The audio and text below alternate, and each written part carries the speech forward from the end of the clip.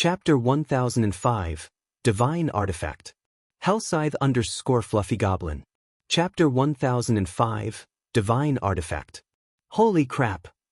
As expected of the commander. Everyone gasped when they saw their team leader's evaluation. Aside from the rarity of a fine gold treasure chest, the secret silver mastery book alone was a treasure that many experts dreamed of. Players usually only obtained 8 mastery points every 5 levels. Meanwhile, if players wished to raise their basic weapon damage, they could only do by increasing their weapon mastery. However, aside from the few points they earned when they leveled, there were very few means to obtain mastery points. Even Wind God Spears members, who frequently accepted all sorts of dangerous quests, could only earn 1 or 2 mastery points from super rare quests or unique quests or by obtaining a bronze mastery book if they were lucky.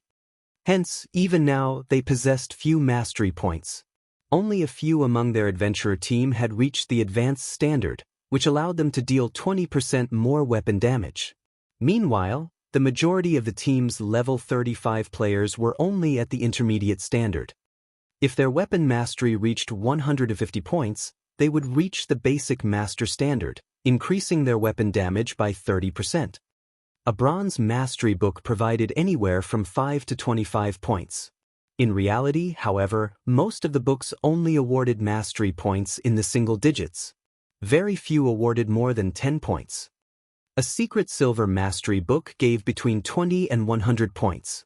Even if Fallen Wind were unlucky, he should earn at least 30 or so points. If he were lucky, he might get enough points to raise his weapon mastery from the advanced standard to the basic master standard, gaining a 10% boost to his damage. Commander, what are the strength fruit's effects? Autumn Goose asked curiously. Seeing as the fruit had been included with a secret silver mastery book and a fine gold treasure chest, it should be roughly as valuable as these 2 items. Let me take a look, Fallen Wind as he opened his bag. Examining the basic strength fruit's introduction, he was shocked. This fruit can actually raise its consumer's strength attribute permanently. Basic strength fruit upon consumption, player permanently gains anywhere from 5 to 20 points in the strength attribute. A maximum of 5 basic strength fruits can be consumed. This reward is so awesome. Everyone's jaws hit the floor when they saw the fruit's introduction. Tier 1 players only gained 8 free attribute points with each level up. Upon consuming the basic strength fruit, a player could gain at least 1 level's worth of attributes. The team's gazes shifted back to the floating tablet, anticipation filling their eyes. Shi Feng was also slightly surprised. He had never imagined that the 7-colored treasure chest rewards would be this abundant. Moreover, that had only been a B rank evaluation. The system's evaluations were not fast. After Fallen Wind's name, evaluation, and reward were displayed, it took quite some time before the next person's name appeared. Death Wind evaluation, C rank reward, 1 mysterious iron mastery book, and 1 secret silver treasure chest. Gunfire evaluation, C rank pass reward, 1 mysterious iron mastery book, and 1 mysterious iron treasure chest. Autumn Goose evaluation, C rank excellent reward, 1 mysterious iron mastery book, and 1 fine gold treasure chest. Thoughtful Rain evaluation, C rank peak reward, 1 basic intelligence fruit, 1 mysterious iron mastery book, and 1 fine gold treasure chest. The system was quite meticulous in its evaluations. The majority of the team's players only received C rank pass evaluations. Among the 20 players who had been evaluated thus far, only 2 had received fruits. Although these players were slightly disappointed by their evaluations, they still watched the stone tablet. Currently, only Shi Feng's evaluation remained unknown. However, even after a long time, the system still evaluated his performance. With his performance, he should get an A-rank evaluation at the very least, right? That is my guess as well. He might get an A-rank excellent or even peak. I wonder what kind of rewards he will get? If the reward for B rank is a fine gold treasure chest, the reward for A rank should be a dark gold treasure chest. Ever since I started playing God's Domain, I've never seen a dark gold treasure chest. I have heard that dark gold treasure chests have a chance of containing epic items. If I had an epic item, I could brag to my friends in the real world for an entire year. Everyone looked forward to seeing Shifeng's evaluation and rewards. Finally, after 5 minutes, the stone tablet displayed the name Yifeng. Yifeng evaluation, S-rank peak reward, 1 rainbow fruit, 1 dark gold mastery book, 1 epic treasure chest, and 1 skill book for the tier 4 sure kill skill, Chilling Field. S peak? What? An epic treasure chest. I actually got to see the rumored epic treasure chest. This is too much for my heart to take. The rewards Shifeng had earned stupefied everyone. In their opinions, an A-rank evaluation was already out of their reach. They had never dreamed that Shifeng's performance would earn an S-rank evaluation. The difference between their strengths was truly massive. Even Shifeng was a little surprised. He had heard of S-rank evaluations before. However, he never imagined he would, one day, obtain such an evaluation. Moreover, his rewards were abundant. The skill book for Chilling Field was already enough to drive countless Tier 4 and Tier 5 players crazy. After all, domain skills could only display their true potential at Tier 4. Meanwhile, the domain skill Fire Dance had learned was not even close to Tier 4. It was only considered a half-baked domain skill. Moreover, Shifeng had personally experienced just how powerful the Chilling Field skill was. If not for the undead commander being a great lord and capable of only displaying the standards of a Tier 3 class, they wouldn't have had any chance of victory. This is the rumored rainbow fruit? Shifeng opened his bag to examine his rewards, his heart pounding furiously. The rainbow fruit was the size of an apple. However, it radiated the dazzling 7-colored light. The fruit was soft like jelly. Just by holding it in his hands, Shifeng could smell an intoxicating scent from the fruit. The rainbow fruit was a divine artifact in God's domain. It was far rarer and more valuable than even the legendary fruit of life. It was one of the fruits that provided the largest boost to a player's attributes. Shifeng had only read about the rainbow fruit in books. He had never actually seen one before. He never considered that he could obtain one in the trial of God. Rainbow fruit, a fruit that has absorbed the power of God. Upon consumption, players can obtain a permanent increase of anywhere between 15 to 40 points to all of their basic attributes and hidden attributes. EXP gain will also increase by 10%, and death penalty will be reduced by 10%. In addition, the rainbow fruit can be given to an NPC. When consumed by NPCs, the fruit will significantly increase their attributes and growth potential. A maximum of 3 rainbow fruits can be consumed. What an intense boost! Shifeng's jaw hung open after he read the introduction. It's no wonder why the books called it a divine artifact. Chapter 1006, Attack Type Domain Skill. Hellscythe _ Fluffy Goblin. Chapter 1006, Attack Type Domain Skill. When Shifeng retrieved the rainbow fruit from his bag, he had not bothered to hide its attributes. The fruit's fragrance immediately drew everyone's attention. After the team members read the rainbow fruit's description, they were rendered speechless. Compared to the rainbow fruit, the fruit's fallen wind and thoughtful rain had obtained were nothing. In God's domain, there were other items capable of permanently increasing a player's basic attributes as well. However, even now, none of them had ever heard of items that could permanently increase a player's hidden attributes. Players could not put points into the 4 main hidden attributes by simply leveling up. Yet, the 4 main hidden attributes happened to be extremely important to expert players. The Wind God Spear had gathered in Lake Heart City because of a dangerous quest that might reward a weapon or piece of equipment that would increase a hidden attribute. I'm afraid that even an above-average epic weapon won't be enough for this rainbow fruit. What are you even saying? If I had a rainbow fruit, I wouldn't trade it for an entire set of epic equipment. Those are hidden attributes we're talking about. Moreover, that fruit can increase anywhere from 15 to 40 points. Who knows how many quests we'd have to complete to get that many? Giving the fruit to a personal guard wouldn't be a bad decision either. NPCs are far more powerful than players of the same level and tier. If you can increase an NPC's growth potential to Dark Gold rank, you'd basically have a boss monster that could grow. Wouldn't that be even more awesome? Promoting your class to the next tier is always going to be more difficult than the last. For the sake of one's future, no matter how I think about it, one should consume the fruit themselves. After all, if you are strong enough, would you ever need to worry about getting good items in the future?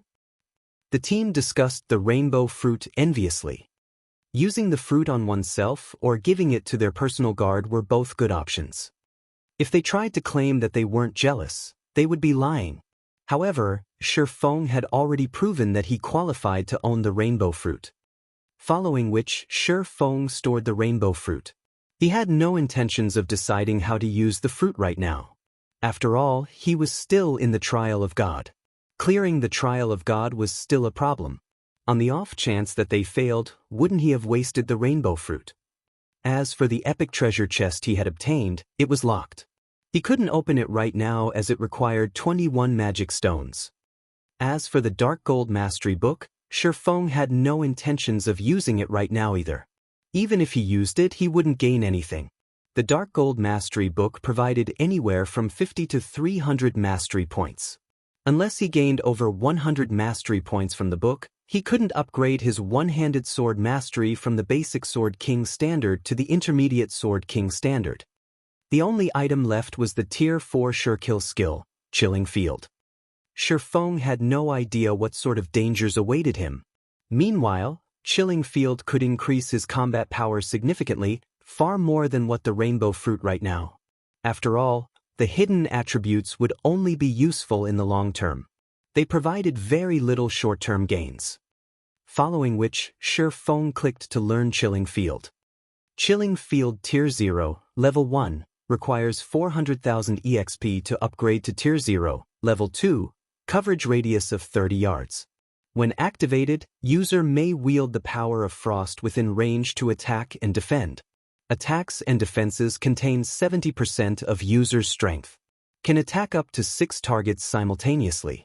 Main target will receive 160% damage, while other targets will receive 100% damage.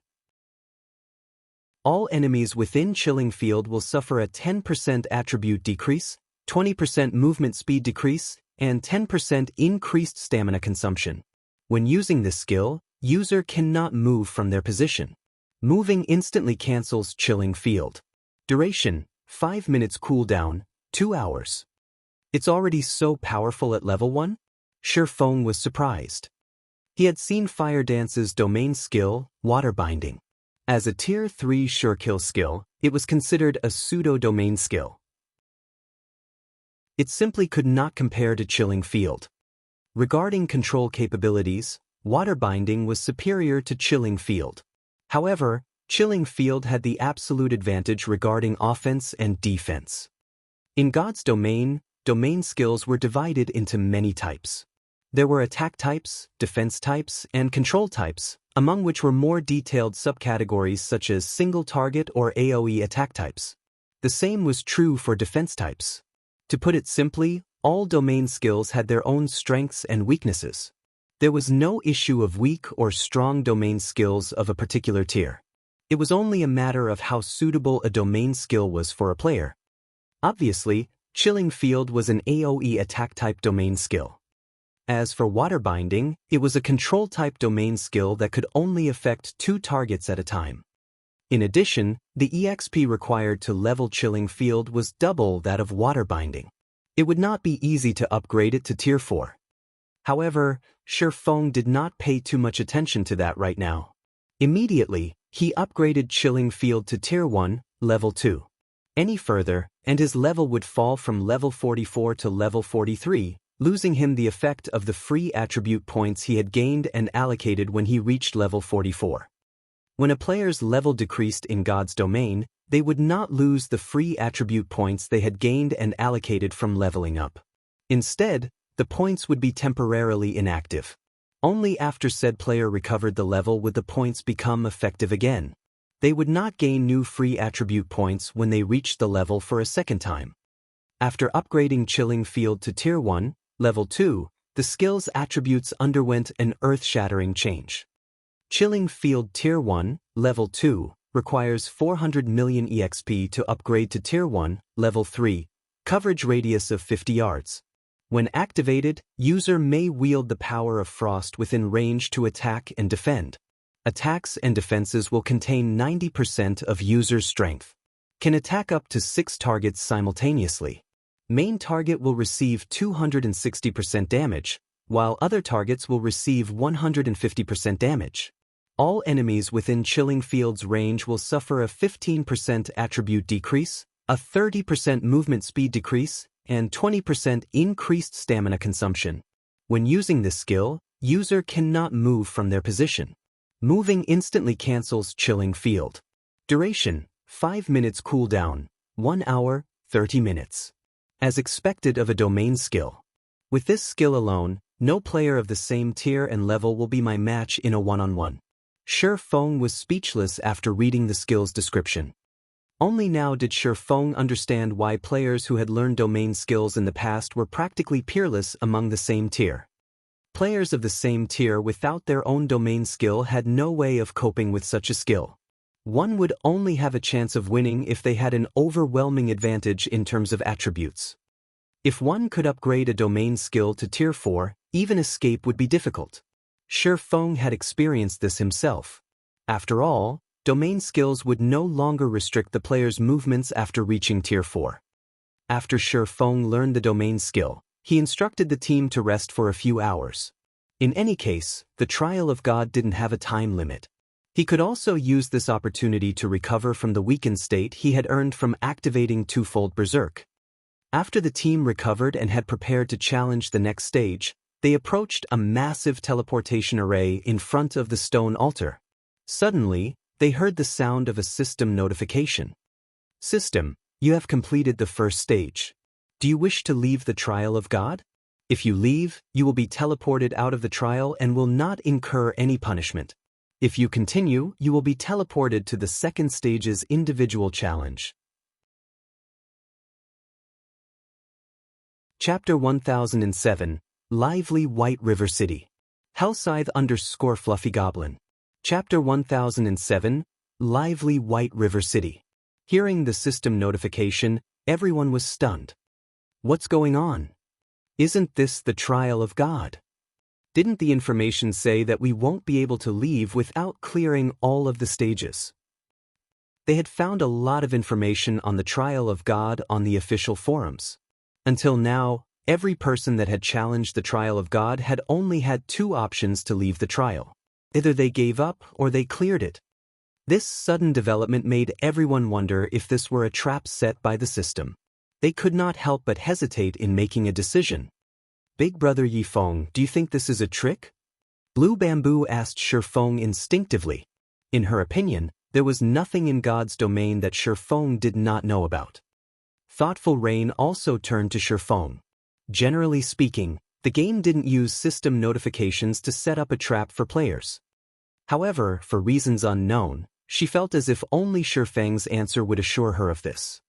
Seeing Thoughtful Rain and Blue Bamboo's hopeful gazes, Shi Feng smiled bitterly as he said, God's domain system notifications will not lie to players.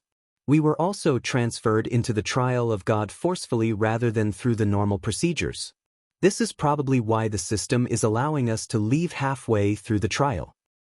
In reality, when Countess Katie Green had teleported them into the Trial of God, Shi Feng had been shocked. The Trial of God was like an otherworld. Moreover, the gods had created this otherworld. Even demigods could not transfer players into the trail forcefully, much less an empire's countess. Normally, players could only enter the Trial of God through a spatial connection point. Moreover, this spatial connection point was unstable. Not only did it appear randomly, but it would also disappear after a certain amount of time, regardless of whether or not players had entered. Only gods could transport a player into the Trial of God by force. How could the Countess of a mere empire achieve such a feat? According to Shi Feng's conjecture, the Countess must have used some kind of item. Take the Bible of Darkness for example. The Bible could activate a Gate of Darkness, allowing players to travel to the Dark Denver. However, such an item should have some flaws. For example, they could leave the Trial of God after completing one stage. Commander, do we leave? Or continue? Autumn Goose asked hesitantly as she looked towards Fallen Wind. The trial of God's rewards were abundant. After obtaining the secret Silver Mastery book, Fallen Wind had finally pushed his shield mastery to the basic master standard, which significantly increased his damage reduction and defense capabilities. If they continued clearing this 6-color trial, they would emerge transformed. At that time, no one within the Dark Knight Empire would be able to afford to underestimate the Wind God Spear. Even those super guilds and super first-rate guilds would have to be cautious when dealing with the adventurer team. "We're leaving," Fallen Wind declared. "If not for Brother Yifeng's help, we wouldn't have even cleared the trial's first stage. We are lucky that it's giving us the chance to leave." Although the trial of God awarded more with each cleared stage, the same was also true for the stage's difficulty. Accurately determining one's strength was one of the basics of being an expert. Moreover, the system had clearly stated that the next stage would be an individual challenge. They would not find any more loopholes to exploit and would have to rely on their own strength. If he had to guess who on his team could clear the second stage, he was sure that only Shifeng was capable of doing so. Everyone else, including himself, had no hope of clearing the trial. Why should they risk suffering the system's severe punishment? The team agreed with Fallen Wind's proposal. They all felt that greed had gotten the better of them and they had forgotten the reason they had come this far. Turning toward Shifeng, Fallen Wind asked in a very friendly tone, "Brother Yifeng, the Wind God's Spear intends to leave. May I know what you plan to do next?" "Me." After giving it some thought, Shifeng said, "I'll leave as well. Although the trial of God's rewards are tempting, I still have many matters that I need to attend to. Since that is the case, let's add each other as friends. If not for Brother Yifeng's help, we wouldn't have left this place in one piece. If you need any help in the future, please don't hesitate to ask. I will give my all to assist you," Fallen Wind said. He then sent Shifeng a friend request, hoping that he could become close friends with this swordsman. It was also thanks to Shifeng's display that he had finally entered the flowing water realm, which he had struggled to reach for many years. Among the many guild experts he had met, none had truly earned his admiration. Shifeng was the first expert he looked up to. He didn't even feel this way about one sword of the 8 sword heroes. Shifeng instantly accepted Fallen Wind's friend request. In the past, the Wind God Spear had been an apex adventurer team in God's domain. Although its fame was not as widespread as adventurer teams like the Midnight Tea Party and Owl, which even super guilds feared, they were still one of the few apex adventurer teams in the game. Gaining an ally like the Wind God Spear would definitely help Zero Wing's development in the future. If those super guilds found out that Zero Wing had formed a deep relationship with 2 of God's domain's future apex adventurer teams, they would most likely try to annihilate Zero Wing at all costs. Although, the fact that Shifeng possessed a city-building order in his hands was already enough of a reason for super guilds to target his guild. Following which, with Shifeng taking the lead, everyone teleported out of the Trial of God. He then returned to White River City with Thoughtful Rain and Blue Bamboo.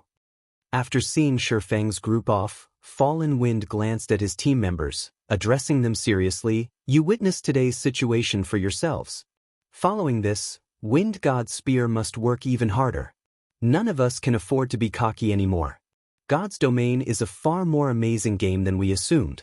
Nobody knows just how many hidden experts are here." Although the Wind God Spear fared relatively well in the Dark Knight Empire, in the end, the Dark Knight Empire was only one of many empires in God's domain. It was truly laughable that they took pride in their current achievements. The adventuring players nodded in response to Fallen Wind's words. Setting Shifeng aside, they could already see how powerful Zero Wing was as a guild based on Thoughtful Rain's strength. Moreover, Zero Wing's core members had the opportunity to learn advanced combat techniques. This was not something their Wind God Spear could hope to compete with. Before this, they had all been proud of their ability to pick fights with large guilds. Star Moon Kingdom, White River City. Ever since Blackwater and Heaven's Burial had declared war on Zero Wing, the atmosphere in White River City had become somewhat tense. Blackwater and Heaven's Burial's members roamed the city. There were also plenty of players hidden under black cloaks. These people had a predator's gaze when they looked at Zero Wings members. If not for the severe consequences of attacking another player within the city, there was no doubt that these people would have already made their move. Zero Wings Guild residents. These red players are getting increasingly brazen. They are bold enough to eye Zero Wings members openly on the streets. What can we do? I don't know what Blackwater did, but it has persuaded many dark guilds to join hands against Zero Wing. Not only do we have to be wary of ambushes from Blackwater's teams, but our elite parties also have to look out for sneak attacks from red players. Those bastards only know how to use cowardly tactics. Once they see us rush at them, they scatter and flee. If I get my hands on them, I'll give them a good beating. A few core members in Zero Wings residence angrily discussed the situation. Chapter 1008, Different Playstyle. Hellscythe _ Fluffy Goblin.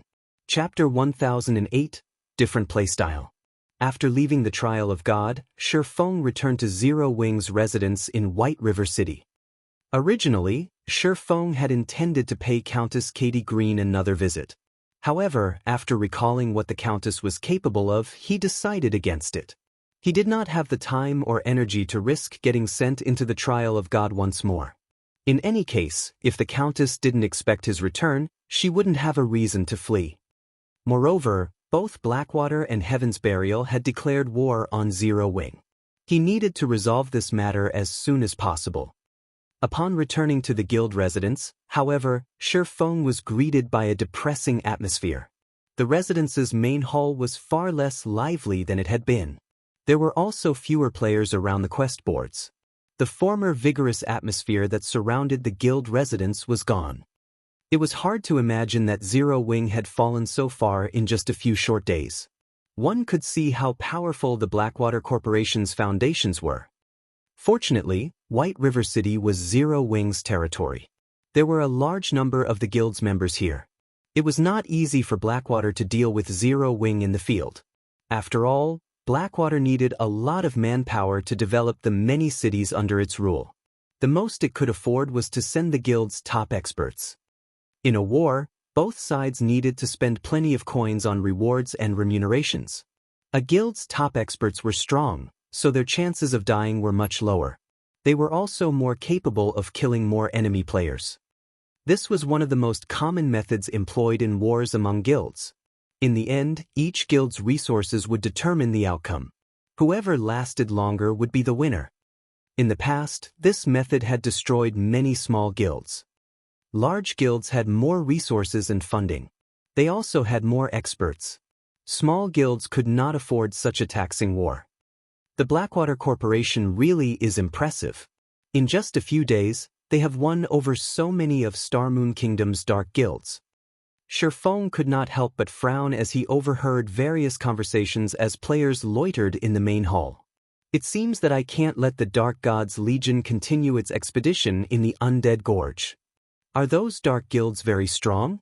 Thoughtful Rain asked curiously. The Dark Gods Legion was Zero Wing's strongest legion. If he recalled the Dark Gods Legion, it would impact the legion's development.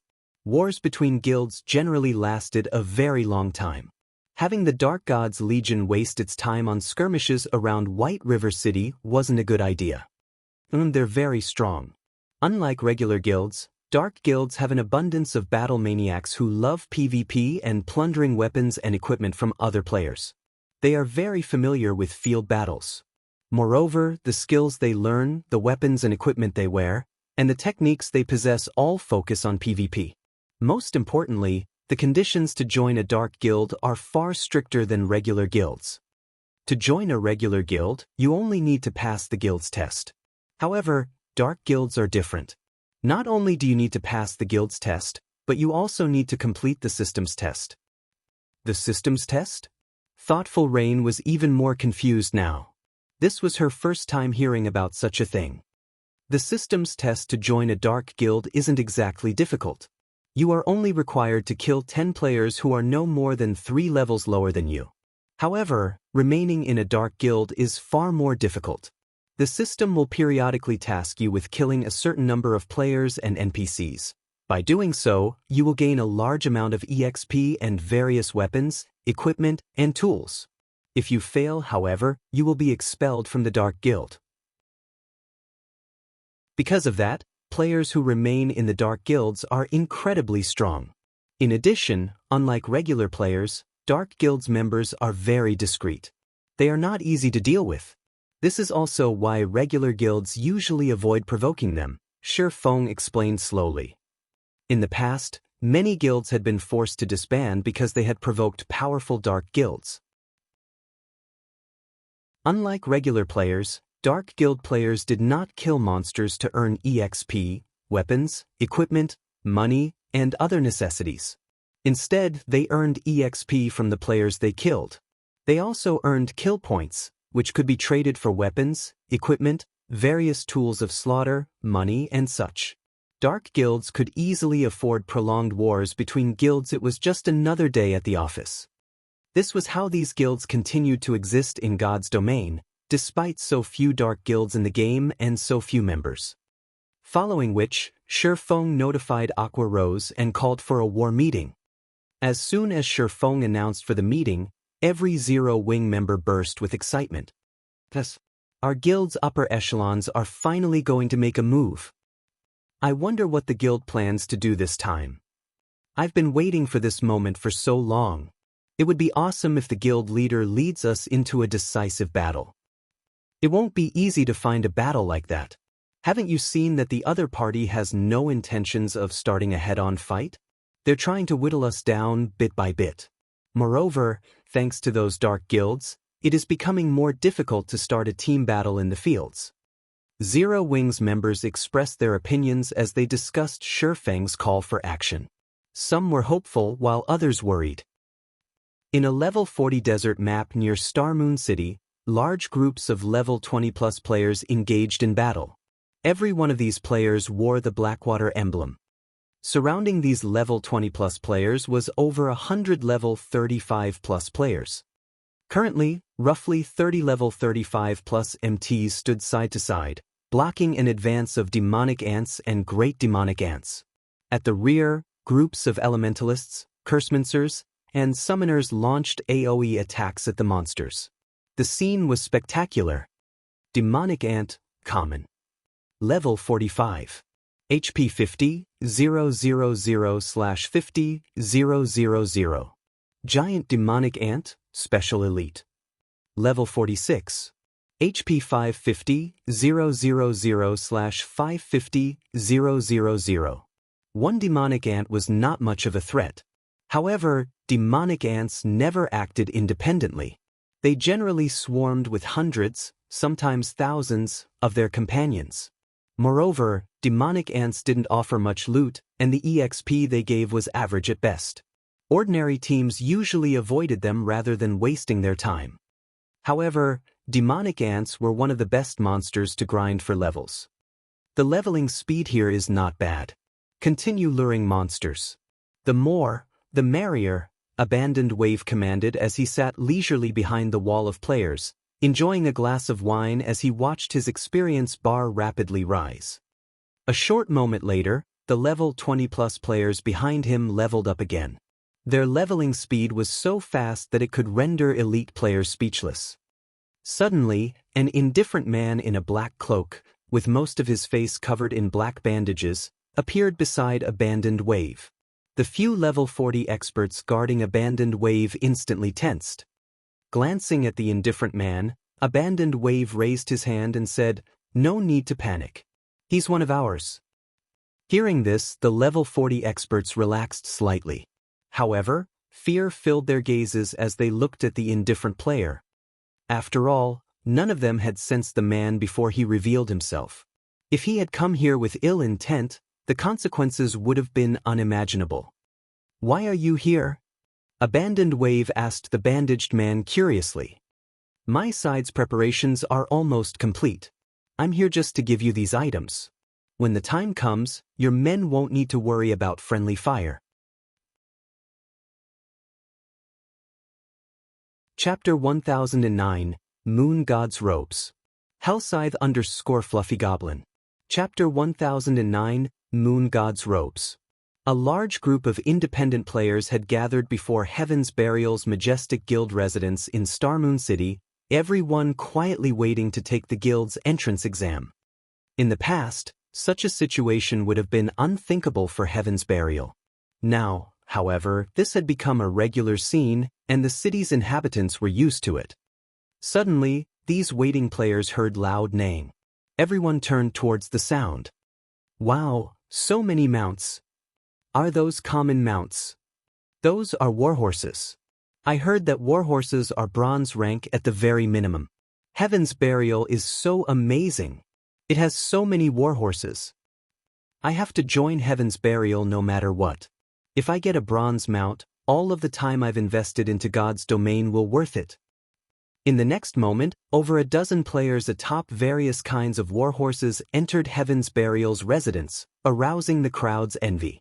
Particularly, the sight of the valiant, heroic beauty leading the group etched itself into everyone's minds. Not only was this beauty fully geared with top-tier equipment, but her white warhorse also wore a set of silver armor. She looked like a war goddess as she rode into the residence. All throughout Starmoon City knew this goddess's name. The Ice Witch, Daybreak Fog. Daybreak Fog had earned this title by defeating one of the Star Alliance's 100-man elite teams in front of a dungeon by herself. The Star Alliance had sent many experts to deal with her, including Red Feather, a player on the God's Domain's experts list. In the end, however, Daybreak Fog had defeated all of these experts single-handedly, even Red Feather. While she killed the Star Alliance's members, she had displayed her exceptional technique with ice-type spells. She had transformed the dungeon's entrance into a winter wonderland with an ice-type, large-scale destruction spell.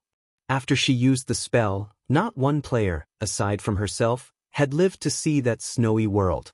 As a result, some players had started calling her the Ice Witch. Over time, as the tale of that battle had been retold, all of Starmoon City's players had begun to refer to her as the Ice Witch. She's too beautiful. If I get into Heaven's Burial, I want to work under my goddess. Keep dreaming. Lady Fog is the commander of Heaven's Burial's Ice Fog Legion. Only the elites among elites are allowed to join that legion. It's not even certain that you'll be accepted into the guild with your standards, much less joining the legion. Among the many independent players crowded before the residence, many only sought to join Heaven's Burial because they had been captivated by Daybreak Fog's charm. Otherwise, they would have joined Blackwater instead. After all, Blackwater's guild was backed by the famous Blackwater Corporation. Upon entering Heaven's Burial's meeting room, Daybreak Fog directed her gaze towards Singular Burial, who sat in the guild leader's seat, and asked curiously, "Guild leader, why have you recalled us so suddenly?" Many of the guild's upper echelons were also present in the meeting room. Aside from the several lifestyle class masters, these members were mostly level 40. If an ordinary player were here, they would tremble with fear. Among the level 40 experts present, everyone was considered a top tier in Starmoon Kingdom. Even the guild leaders of other large guilds had to treat them with respect. "Take a seat. I'll explain soon," Singular Burial said as he pointed towards the vice guild leader's seat. Hearing Singular Burial's words, Daybreak Fog's confusion grew. Practically every upper echelon was here, only a few preoccupied members were missing. Yet, Singular Burial's comments seemed to suggest that they were waiting for someone. What's going on? When Daybreak Fog reached her seat, she noticed an additional, empty seat beside Singular Burial. This seat had been placed parallel to the guild leader's seat. Daybreak Fog wasn't the only person who wondered. The rest of the upper echelons were also curious. In Heaven's Burial, Singular Burial was their one and only leader. He had single-handedly supported the entire guild. No one sat as his equal. That hadn't even changed when Blackwater's guild leader, Abandoned Wave, had visited.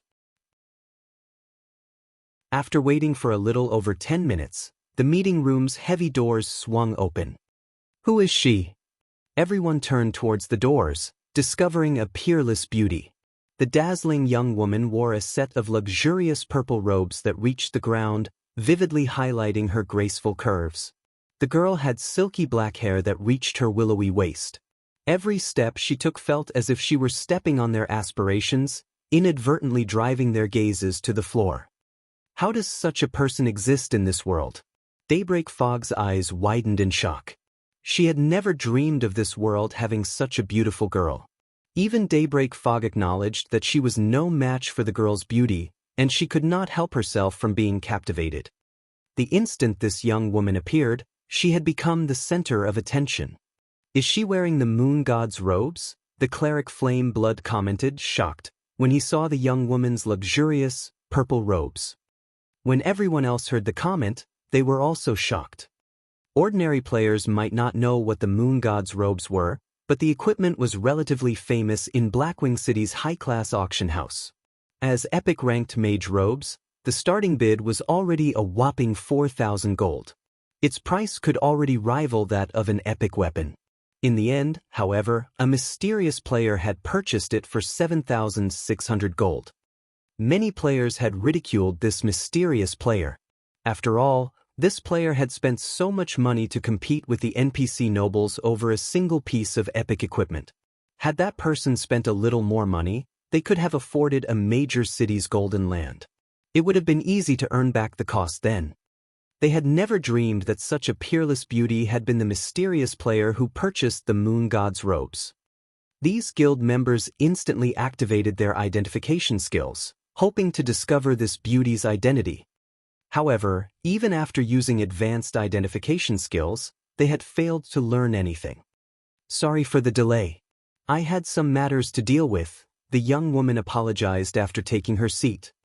"All right, since everyone is here, let me introduce you. This is the Blackwater Corporation's representative, Miss Ling Jingxian.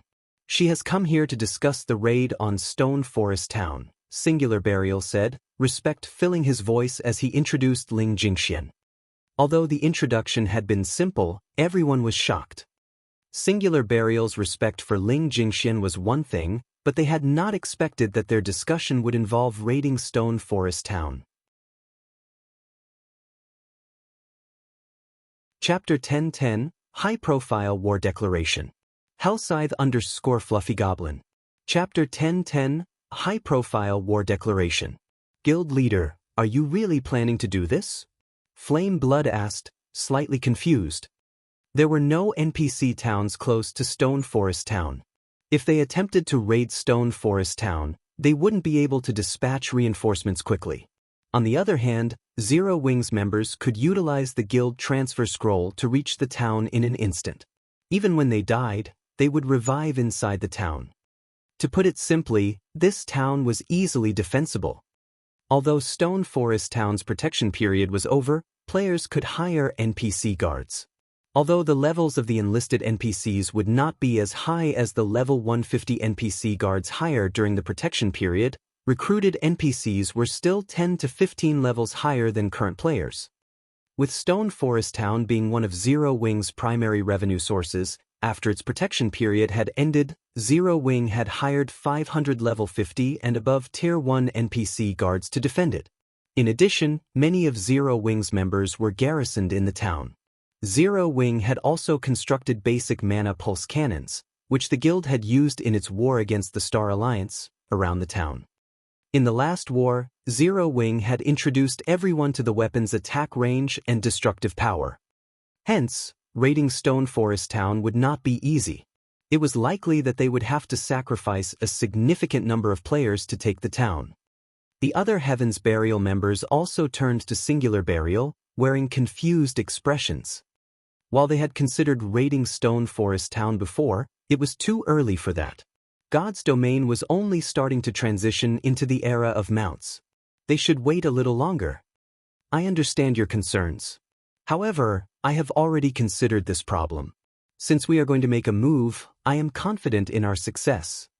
Singular Burial chuckled. However, I would like to invite Miss Ling to elaborate on this point.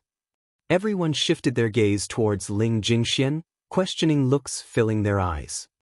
I've received news that Zero Wing has recently contacted several major companies to gain financial support. In addition, The Dragon Phoenix Pavilion has begun to move against Zero Wing and is dealing with Zero Wing's branch guild in Lake Heart City. In response, Zero Wing has dispatched quite a number of their members to the Black Dragon Empire.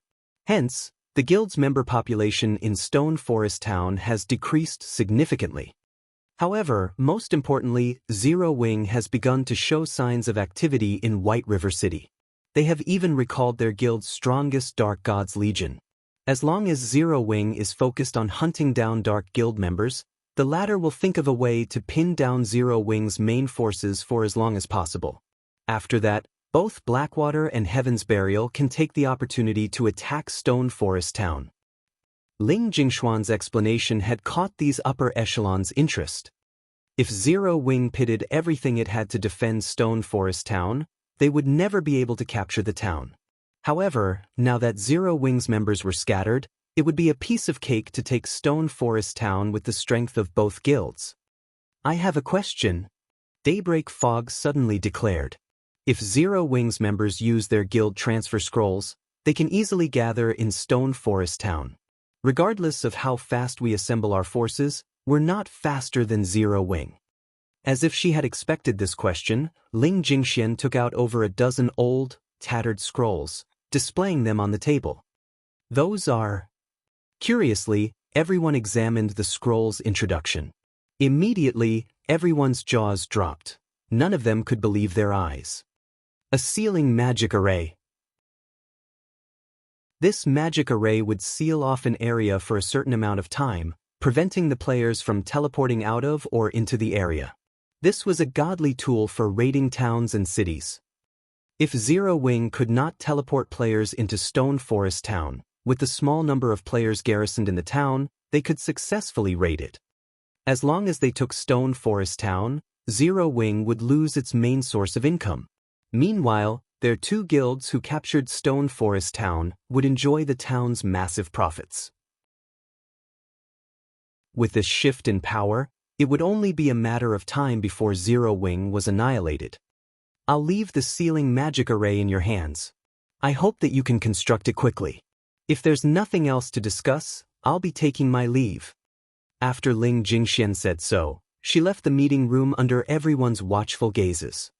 Fog, you and everyone else here, get ready. I've already arranged for the advanced lifestyle players that will be required to construct the sealing magic array. You will protect them until they have finished their work. Do not let anyone disrupt them. Singular Burial commanded sternly.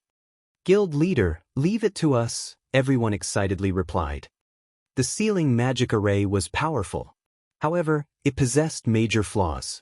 Players needed to construct the magic array's cores in various locations of a map. Moreover, the magic array cores would disturb the surrounding mana, which would, in turn, cause nearby monsters to gather and attack the cores. Hence, players were needed to defend the cores. This was why Singular Burial had called Heaven's Burial's upper echelons back. To seal a map as large as Stone Forest Towns, they needed to construct at least 14 magic array cores. In other words, they needed to defend 14 separate locations. If they mobilized too many players at once, it would attract Zero Wing's attention. Hence, dispatching experts to defend these locations was the best option. When the time came, they simply needed to replace these experts with a large number of elite players. Meanwhile, inside Zero Wing's residence in White River City, after Shifeng recalled the Dark Gods Legion, he had Fire Dance rally the guild's experts and elites, officially announcing their crusade against the dark guilds in Starmoon Kingdom that targeted their guild.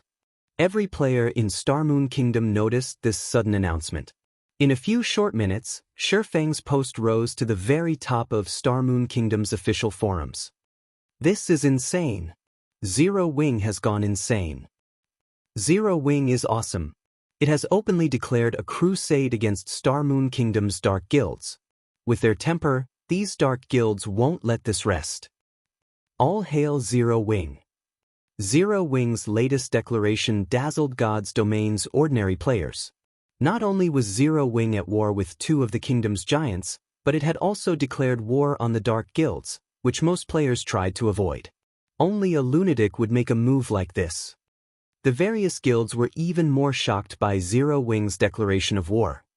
Ordinary players might not realize the truth about dark guilds, but they were perfectly aware.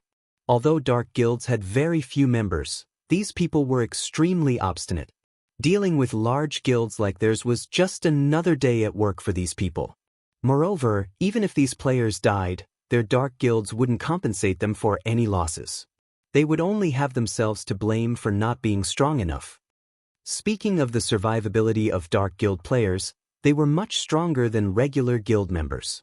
Most importantly, unlike regular guilds, dark guilds did not possess a permanent base of operations such as a guild residence.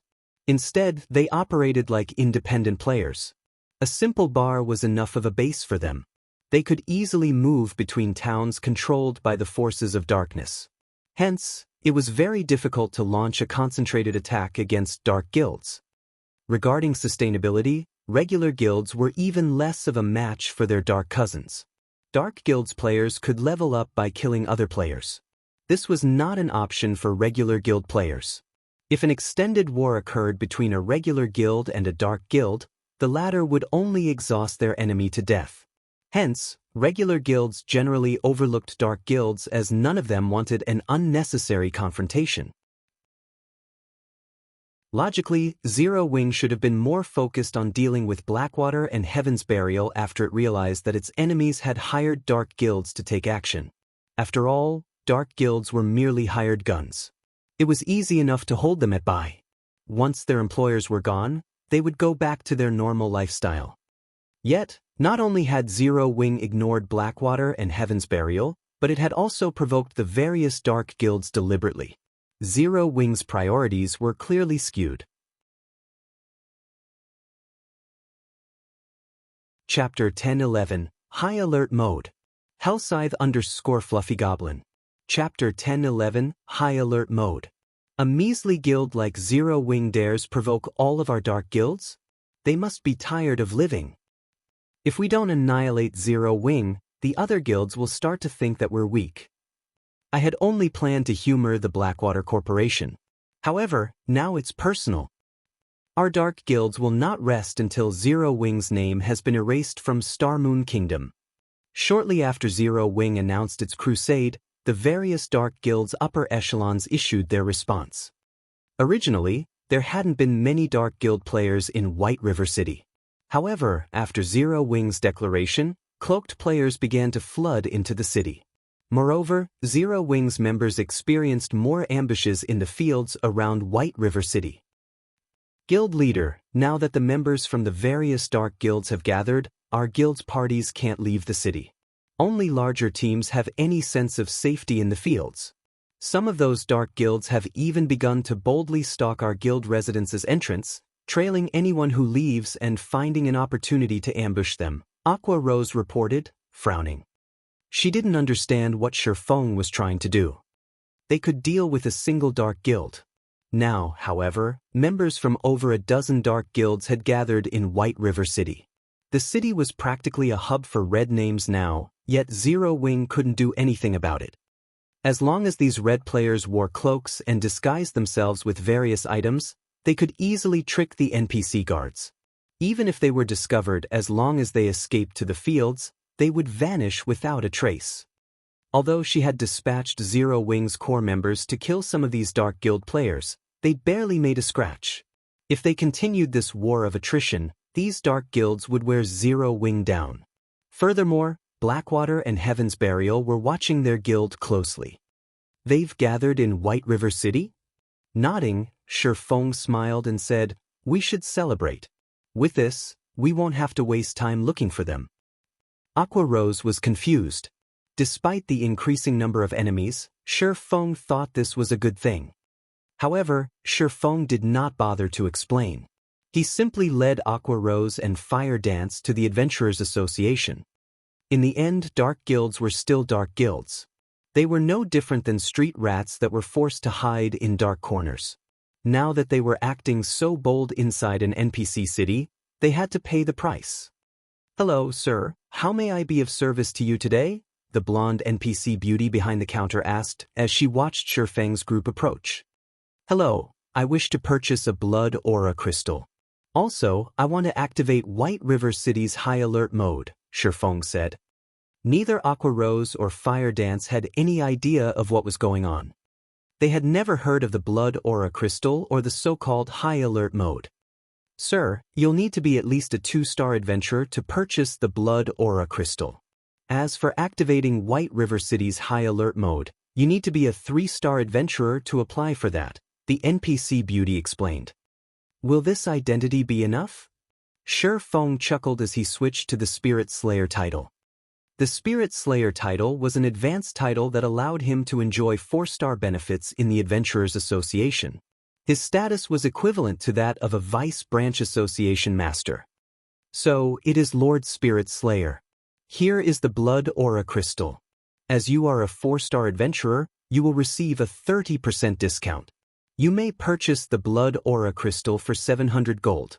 As for applying for the city's high alert mode, you must pay a 1,400 gold application fee.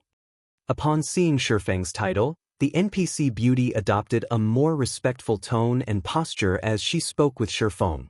All right, Shifeng said. He then handed 2,100 gold to the NPC. Both the Blood Aura Crystal and the city's high alert mode were red players' nemesis. This was why players from the various dark guilds avoided NPC cities. The Blood Aura Crystal could detect players' blood aura within a certain range. Only players who had killed other players or lawful NPCs had a blood aura. It was similar to PvP players' red names. It also took a long time for a player to get rid of their blood aura. In the past, the Blood Aura Crystal had been commonly used to target dark guilds.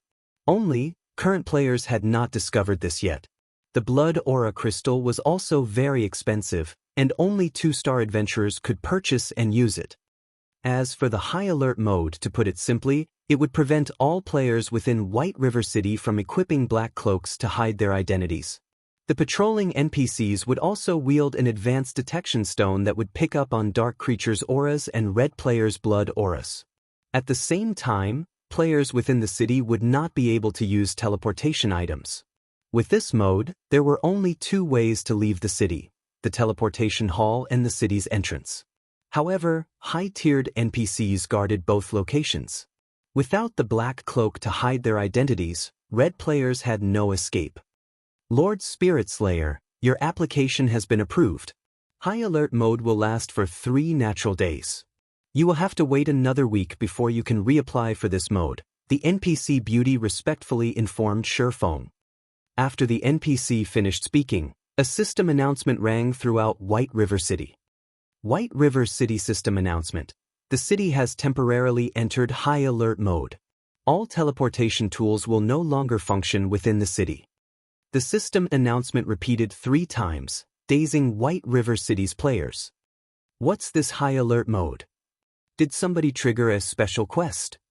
As the city's players wondered about the system announcement, every player wearing a black cloak was revealed. What's going on?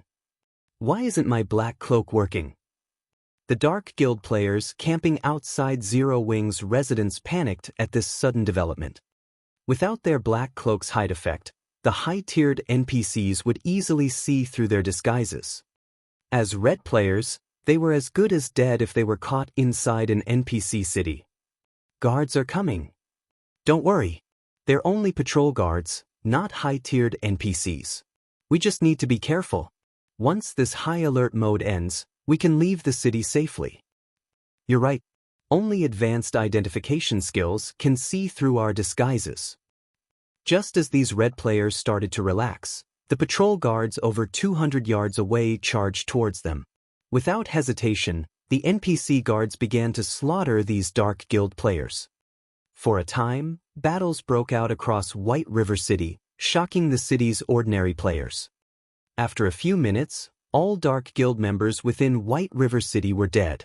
Not one had survived the NPC guards' onslaught. However, this was not the worst part. It was common knowledge that, in White River City, the punishment for attacking another player was quite severe. If the city's NPCs caught these Dark Guild members, who had killed countless players, These players' only real option was to delete their accounts and start all over. Chapter 10-12, Profitable Investment.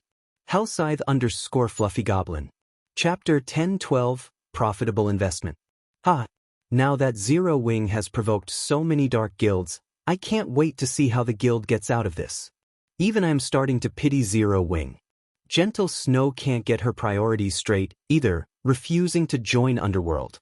I wonder how much she's regretting that decision. Young Master Feng, should we head to White River City and take care of Zero Wing's members too? That's a nice idea. Now that so many guilds are targeting Zero Wing, we can disguise ourselves and use this opportunity to rake in some profit.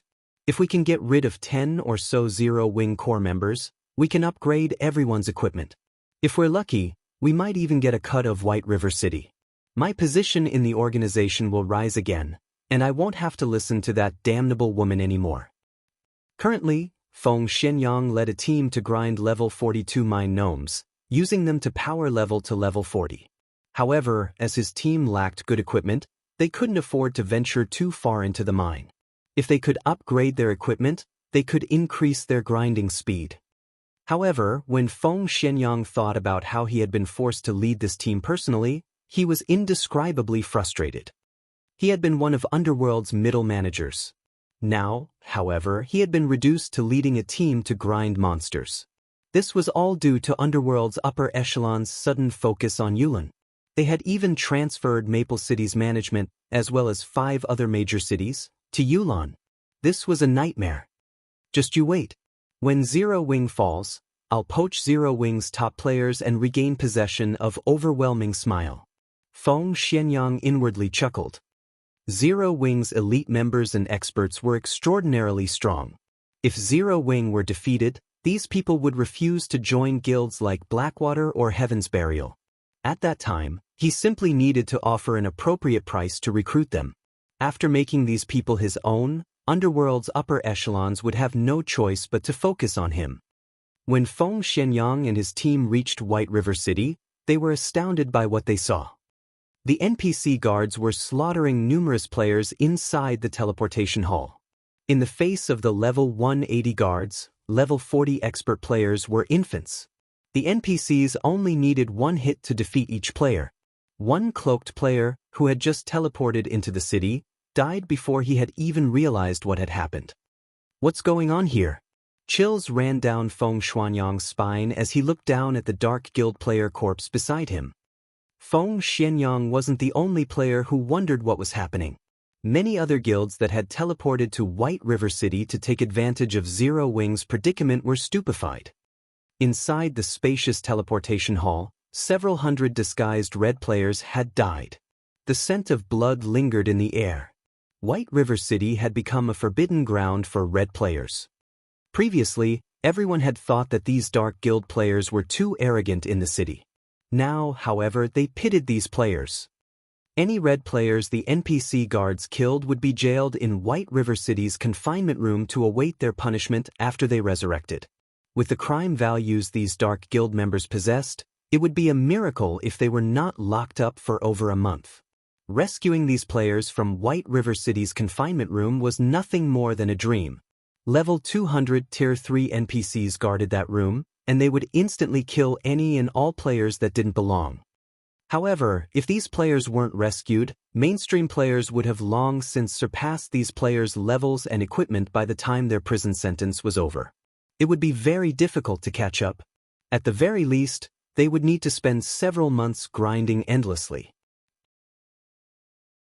As for deleting their accounts and starting all over again, although they could level up quickly if high-level players power-leveled them, they would never catch up to mainstream players in a month without some leveling secret. Of course, regaining their levels was one issue, but what about their reputation?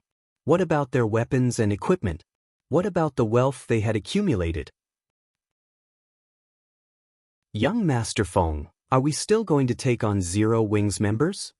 Southwolf, who was currently level 38, asked hesitantly. Zero Wing was definitely involved in White River City's sudden development, and anyone that said otherwise was lying. If Zero Wing was already capable of this, Who knew what else the guild could do? Let's investigate the situation first. Feng Xianyang felt somewhat unsteady at this moment. He could not forget the level 40 expert who had teleported in beside him, dying after a single strike. Elsewhere, the various dark guilds' upper echelons were dumbfounded when they heard the news of this sudden development. Can someone tell me what is going on? Why are White River City's NPCs slaughtering our members like madmen? This was the first time these dark guilds had encountered a situation like this. The NPC city that they had been able to move through freely was now a forbidden land. Over half of the members they had dispatched to White River City were dead. Only a small minority were still active in the fields near White River City.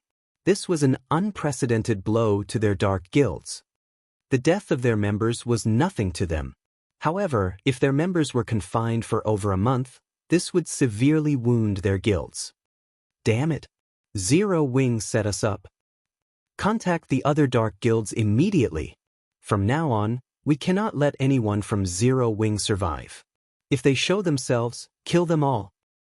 Starmoon Kingdom's various dark guilds swore to fight Zero Wing until the bitter end.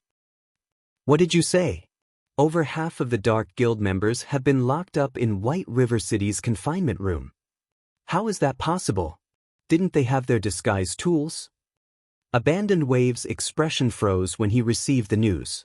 He could not bring himself to believe it. While Dark Guilds were not strong in a head-on battle, their survivability and ambushing capabilities in the fields were top-notch. This was precisely the reason that he had paid a massive price for these dark guilds to whittle down Zero Wing's strength. Yet now, over half of them had been killed and jailed in White River City. With this, it had become far more difficult to deal with Zero Wing's members. Guild leader, what should we do now? Now that over half of the Dark Guild players have been locked up, the threat on Zero Wing has been reduced significantly. Moreover, some of the regular guilds that intended to strike Zero Wing have decided on the wait-and-see approach, the middle-aged bald man asked. After some thought, Abandoned Wave commanded, "This development has affected our plans slightly, but no matter. Contact the Dark Guilds immediately. Tell them that we'll send some of our top players to assist. If they can delay Zero Wing's top players, we'll reward them." Heaven's Burial had already begun to construct the sealing cores around Stone Forest Town. If they could not pin Zero Wing's core members down in White River City, taking Stone Forest Town would become far more troublesome. Understood. After hearing this, the middle-aged man retreated to contact the various dark guilds. Meanwhile, inside White River City, Shi Feng was in a very good mood. He had simply spent some money to exterminate the pests in White River City. He had never expected such a huge windfall. After he had activated the city's high alert mode, over 10,000 red players had died and were captured. This result earned him yet another advanced title. City Protector. Chapter 1013, Epic Personal Guard Quest. Hellscythe_Fluffy Goblin. Chapter 1013, Epic Personal Guard Quest. When Shi Feng heard the system notification, he was dazed for a long moment. He had never thought that he could obtain an advanced title like this. It was already difficult to obtain a basic title, let alone an advanced title. Now, just by spending 1,400 gold, not only had he dealt with the eyesores in the city, but he had also earned himself an advanced title. No one would believe this. In the past, many large guilds had willingly spent over 10,000 gold for an accurate clue that led to an advanced title, not to mention the method of obtaining one. City Protector? While Shi Feng was relatively familiar with the basic titles throughout God's domain, his understanding of advanced titles was quite shallow. After all, advanced titles were extraordinary. Nobody would casually reveal information about them.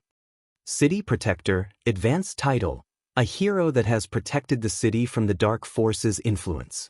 Wielder enjoys the benefits of a major noble in every human city. At the same time, personal guards can accept one epic quest per week. In addition, personal guards receive a 5% increase to quest success rate. As expected of an advanced title, it actually allows my personal guards to pick up one epic quest each week. Shifeng could not help his surprise. Personal guards' development speeds depended on the quests they accepted from the Adventurers Association. The higher the quest's rank was, the better the EXP and items it would award. However, there were not many personal guard quests to choose from in the Adventurers Association. Even Dark Gold quests only appeared about once a week, much less epic quests. One would be extremely lucky if they picked up an epic quest once a month. If his personal guards could complete an epic quest once a week, their improvement speed would be unimaginable. They also had a 5% success rate. Even if he allowed Dark Gold guards like Kite and Anna to challenge a Dark Gold quest, their success rate was only 50%. If they were very well equipped, their success rate could top out at 80%. As Shifeng understood it, even extremely well-equipped Dark Gold guards only had a 30% chance of completing an epic quest. Otherwise, ordinary Dark Gold guards only had a 20% chance for success. As for Fine Gold guards, even with top-tier equipment, they'd be lucky if they had a 10% success rate. Hence, the City Protector title's 5% increase to his guard's quest success rate was amazing. Thinking up to this point, Shifeng immediately replaced his Spirit Slayer title with the City Protector title. He then summoned Kite and Anna to his side. Both Kite and Anna had leveled up significantly after some time away from Shifeng. The last time he saw the two NPCs, both were only level 60. Now, however, both had reached level 65. Meanwhile, Aqua Rose and Fire Dance, who stood beside Shifeng, were shocked upon seeing Kite and Anna. How are they so strong? Aqua Rose asked curiously. She had long since become a Viscount of White River City and could recruit her own personal guard. After mobilizing the guild's strength and Shifeng's guidance, she had managed to recruit a Fine Gold guard. Moreover, this Fine Gold guard was a Guardian Knight, which was an excellent match for her class. She had been overjoyed when she found this personal guard. After that, she had spared no effort to nurture her personal guard, helping the NPC accept all sorts of high-ranking quests. Her personal guard had only recently reached level 60. Who knew how many more quests the NPC had to complete to reach level 65? However, the NPC was already considered very high level. After all, the personal guards that other guilds' upper echelons recruited were usually around level 55 to 58. In terms of strength, those personal guards were nowhere near a match for hers. Yet, right now, not only had both of Shifeng's personal guards reached level 65, but the NPC's auras felt like that of two level 65 Great Lords. Aqua Rose felt as if she were suffocating in their presence. After summoning his two personal guards, he spent 200 gold for both of them to accept an epic quest together. The Adventurers Association's epic personal guard quests could be completed by more than one person. Moreover, by forming a party, the guards' success rates increased. However, only personal guards that belonged to the same player could form a party. Multiple players' personal guards could not form parties together. With both Kite and Anna challenging the epic quest, the displayed success rate had increased substantially. Including the benefits from Shifeng's title, their current success rate was 37%. That percentage was high enough to excite many players, but Shifeng was not satisfied. Although a 37% success rate seemed relatively high, Shifeng knew that Kite and Anna might only succeed one of 5 attempts, rather than the theoretical one of 3. However, these NPCs could only accept one epic quest each week. In other words, it could take 5 weeks for Kite and Anna to complete one epic quest. To Shifeng, who started in God's domain with nothing and had not had the support of any corporation, this efficiency wasn't favorable. It seems that I'll have to use it. Shifeng opened his bag and looked at the rainbow fruit that sat quietly inside. As a divine artifact, the rainbow fruit could increase a player's potential, setting a sturdy foundation for challenging their Tier 4 and Tier 5 promotions. The boost might even help with one's Tier 6 promotion. After all, the 4 major hidden attributes were incredibly important. It was extremely difficult to increase any of those attributes by 1 point, not to mention improving all 4 by 15 points or more. However, using the rainbow fruit to nurture a near-invincible personal guard was also not a bad idea. In the past, despite Kite's growth potential of 92 points, he had been practically invincible among Tier 5 classes. Only Tier 6 God-ranked players could take him down a notch. If Shifeng nurtured a Tier 6 personal guard, he could stroll through God's domain unhindered. However, getting an NPC to Tier 6 was far more difficult than getting a player to Tier 6. It was not a problem that could be solved with money alone. Luck, opportunity, and strength were all necessary to raise a personal guard to Tier 6. Kite's potential is at 94, while Anna's is at 96. Although Anna is no match for Kite in a head-on fight, it will be safer to let Anna use the fruit. After giving it some thought, Shifeng decided to let Anna consume the rainbow fruit. After Anna ate the fruit, the room's mana grew rampant. However, this phenomenon was different from a high-tiered spell. It felt as if someone were deliberately controlling the surrounding mana. Right now, various elemental mana had come together to form a 7-colored mist that rapidly melded with Anna's body. Soon, the 7-colored mist formed a giant cocoon that enveloped Anna. The mist flashed again and again, releasing a 7-colored radiance and a frighteningly powerful aura with each burst. Shifeng paled in the face of this mighty aura, and even moving a finger was difficult. As for Aqua Rose and Fire Dance, they were as stiff as statues. They could not move whatsoever. If not for them being in the VIP hall on the Adventurers Association's second floor with a magic array separating them from the outside world, Shifeng did not doubt that every player in the association would have been thrown to the floor. After a minute passed, a crack formed in the 7-colored cocoon. When the cocoon shattered, Anna slowly emerged from within. However, unlike before, Anna seemed to have dominated elemental mana. The surrounding mana could not help but submit to her. Was it a success? Shifeng anxiously examined Anna's statistics. Chapter 1014, Promotion to Epic Guard. Hellscythe_Fluffy Goblin. Chapter 1014, Promotion to Epic Guard. The frightening mana circulating in the room drove everyone's gazes to Anna. Despite having the same level and items, Anna's aura had undergone an earth-shattering change. What's going on? Guild leader, what did you do? Aqua Rose's eyes widened in shock as she looked between Shifeng and Anna. She had no idea what Shifeng had done to transform his personal guard. Previously, she had felt Anna radiate a powerful pressure. Now, however, she felt nothing from the woman. This was not the first time she had experienced such a situation, so she knew full well what had caused the change. The greatest danger was one that you couldn't sense. To put it simply, Anna's new strength was outside her range of perception. While Aqua Rose and Fire Dance were shocked, Shifeng was extremely anxious. The rainbow fruit was a divine artifact. It was likely that he would never obtain another. If Anna remained a dark gold guard after consuming the fruit, the loss would be tremendous. Shifeng took a deep breath before taking a look at Anna's statistics. Anna, Yifeng's personal guard, level 65 loyalty, 95 growth potential, 105. Epic rank. She reached epic rank. Shifeng was ecstatic. He had never heard of an epic guard. As to whether or not epic guards had existed in the past, he had no idea. He had merely been the guild leader of a second-rate guild back then. He had not been privy to many of God's domain's secrets. However, he was certain of one thing. Even among epic guards, one would be hard-pressed to find one with a growth potential as high as 105 points. In God's domain, the importance of an NPC's growth potential grew as they reached higher levels. At higher levels, even an extra point would result in a massive boost to the guard's attributes with each level up. Hence, even personal guards of the same rank and level could have drastically different attributes. Take Kite for example.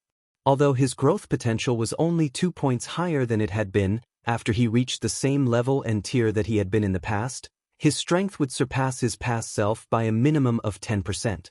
If it came down to a battle, the present Kite could easily suppress and defeat the past Kite within a short time. Moreover, this was only a 2-point difference for Dark Gold rank. There was even less need to mention epic rank. There had not been any clear standards in the past for epic guards. Any NPC whose growth potential exceeded 100 points was considered an epic guard. Currently, Anna's growth potential exceeded Kite's by a whopping 11 points. By the time Anna reached level 70 or 80, he had no doubt that she would defeat Kite even in a melee battle. In terms of combat power, even the current Anna could defeat Kite. As both NPCs continued to level, the gap between them would only grow wider. In the end, even Kite would have to look up to Anna. Amazing! Anna's promotion to epic rank has raised the epic quest's success rate to 67%. I doubt even a full party of Dark Gold guards could achieve such a percentage. Shifeng was speechless. With her promotion, Anna had learned many new skills. She now had 3 Tier 2 curses, one more than before. Most importantly, she had learned a Tier 2 domain skill. With this domain skill, Anna was practically invincible among Tier 2 classes. Unless the other party also possessed a domain skill, even 2 Kites were no match for Anna. Following which, Shifeng had Kite and Anna set out to complete their epic quest. The sooner they completed it, the more they could improve their strength. Guild leader, I've just received news that Blackwater has dispatched many of their top players. From the looks of it, it seems that they were sent to help those dark guilds. Meanwhile, the members of the various dark guilds have joined forces. Not only are they targeting parties, but they've also begun ambushing 100-man teams, Aqua Rose reported once she received this information. In addition, Blackwater has opened another shop in White River City and is selling cast steel armor kits and mana mixtures in large quantities. They've even reduced their prices. They've already lured a lot of players to their shop. They've also started purchasing rare herbs and ores at high prices from all over Star Moon Kingdom. It looks like they're getting serious. Getting serious, huh? Shifeng smiled. Since they want to play this game, then we'll get serious as well. Saying so, Shifeng purchased 100 cloaking scrolls from the Adventurers Association. The cloaking scrolls were unique to the Adventurers Association. Only 3-star adventurers could purchase them, and each scroll cost 20 gold. The cloaking scroll were considerably useful to players adventuring in the fields. When used, the scroll provided a cloaking buff to players within a 20-yard radius, which prevented them from being tracked, searched, and perceived. It also increased these players' movement speeds by 10% for 2 hours. This was a must-have tool for escaping and pursuing enemies. Unfortunately, only the person who purchased items from the Adventurers Association could use them. 2-star adventurers could purchase a scroll similar to the cloaking scroll, but the scroll was only effective on themselves. Following which, Shifeng gathered the Dark Gods Legion's members and Zero Wing's main force in the guild hall. He then used the Blood Aura Crystal and Cloaking Scroll. Everyone immediately obtained a buff. White River City Region, Snowy Forest. The Snowy Forest was a level 40 to level 50 high resource map. Usually, White River City's various large guilds came here to level. Now, however, this had become the main battlefield in the war between Zero Wing and the various dark guilds. Godfire, you really are amazing. You actually defeated that level 39 expert from Zero Wing in 3 moves. A level 39 mighty berserker in spiked armor gushed with admiration as he gazed at a level 40 emaciated youth wearing dark gray mage robes. As their dark guilds had agreed to work together, they no longer operated individually or in small parties. They now moved in large teams. After experiencing several battles together, everyone on this team admired this level 40 elementalist. It's nothing. Zero Wing's experts are noobs. They couldn't dodge my great fire dragon technique. If I were fighting our guild's experts, they would have easily dodged an attack like that rather than succumbing to my chain attacks, the youth named Purgatory Godfire said, laughing. Godfire, you're too humble. I've heard that you are the top 5th elementalist in your guild. Among the elementalists in Star Moon Kingdom, only a handful are as strong as you, another level 40 masked assassin said. Others might not realize Godfire's strength, but he knew. After all, Godfire's dark guild was far from ordinary. The Elementalist was a member of Smiling Angel. It was a top-tier dark guild that operated in multiple kingdoms and empires. The guild was many times stronger than their dark guilds, which only operated in Star Moon Kingdom. While everyone chatted with each other merrily, 5 streaks of blue light swept past the team. In the blink of an eye, 5 of the team's 50 players died, transforming into light particles before vanishing and leaving behind a few pieces of weapons and equipment. Who? The Dark Guild players finally reacted. They turned towards the blue light's origin. They were all experts, yet they had only noticed the ambush after 5 of their team members had died. This was unprecedented. Don't even think that you can escape with your lives after killing Zero Wings members.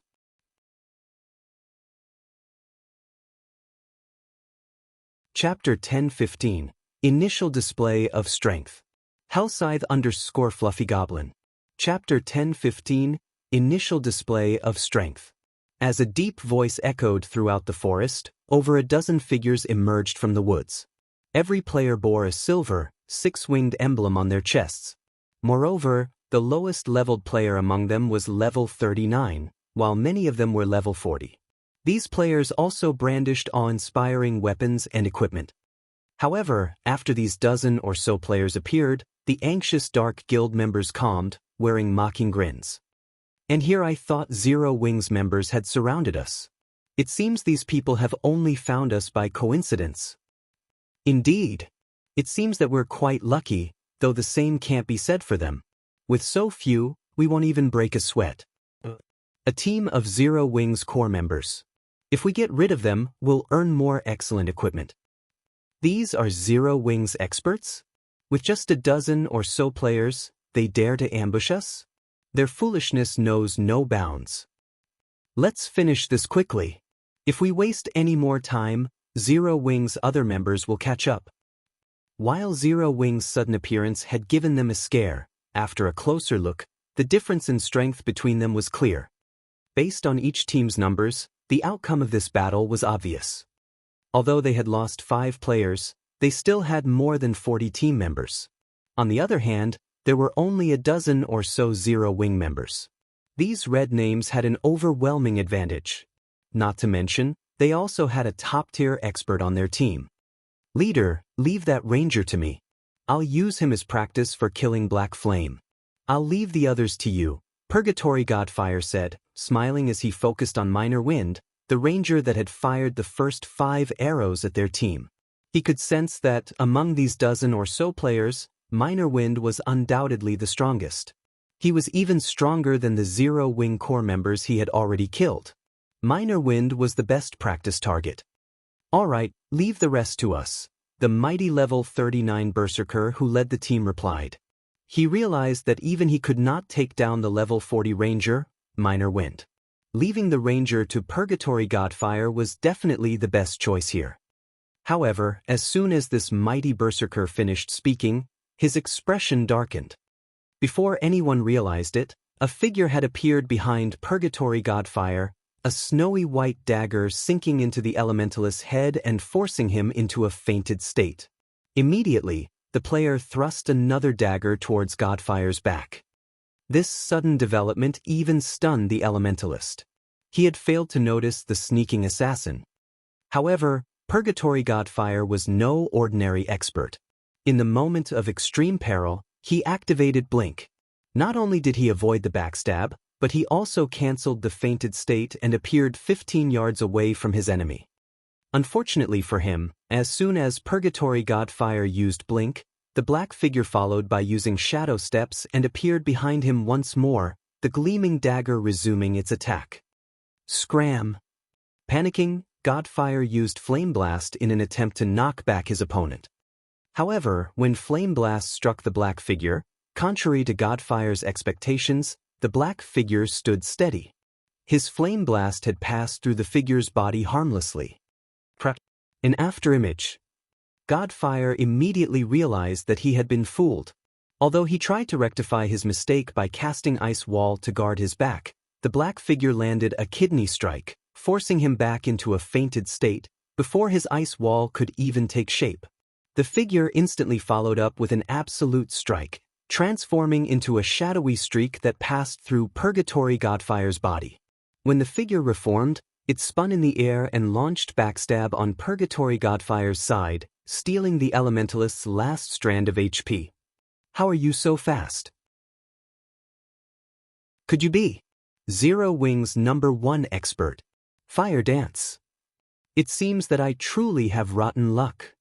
As Godfire's HP was about to reach 0, his eyes focused on the black-robed assassin. As far as he could remember, only Zero Wing's Fire Dance possessed this kind of ability. Smiling Angle, his dark guild, had even labeled Fire Dance as a unique combatant. Should any of the guild members encounter her in battle, they were warned against taking her on alone. They should enlist the help of 3 or more people to deal with her, at the very least. The group must have an expert member as well. Big Sis Fire doesn't need to dirty her hands with the likes of you. I, Flying Shadow, am more than enough. You're 10 years too early to think of fighting Big Sis Fire. The black figure expressed its disdain in response to Purgatory Godfire's words. However, Flying Shadow had not lied. Despite having reached the half-step refinement realm after much difficulty, when he had sparred with Fire Dance, he had not even had a chance to retaliate. Meanwhile, Purgatory Godfire had not even reached the half-step refinement realm. He was nowhere near good enough to be Fire Dance's opponent. Although Godfire wanted to say something, his vision began to gray. In the end, none of his words left his mouth. Godfire is dead. How can he be dead? The other Dark Guild members were stupefied when they watched the expert die. They had all witnessed Purgatory Godfire's strength personally. Even their Dark Guild's top experts were no match for him, yet against Flying Shadow, Godfire had stood like a child before a master. These players even wondered if they were dreaming. Although they had heard rumors of Zero Wing's many powerful experts, Flying Shadow's strength was insane. While these Dark Guild members struggled to recover from their daze, dozens of arrows and spells bombarded them. In the blink of an eye, another 7 died. Damn it! We've encountered some troublesome experts. Retreat! The leading berserker commanded. After examining the situation on the battlefield, he understood the difference between their teams. Although they had a numerical advantage, it was only temporary. If the battle dragged on, more Zero Wing members would arrive. This was an extremely unfavorable situation. However, as soon as he issued his command, Minor Wind fired 9 blue arrows from a distance, sealing his path of retreat. Don't even think about killing me that easily. As one of the Dark Guild's team leaders, he had the strength to earn the position.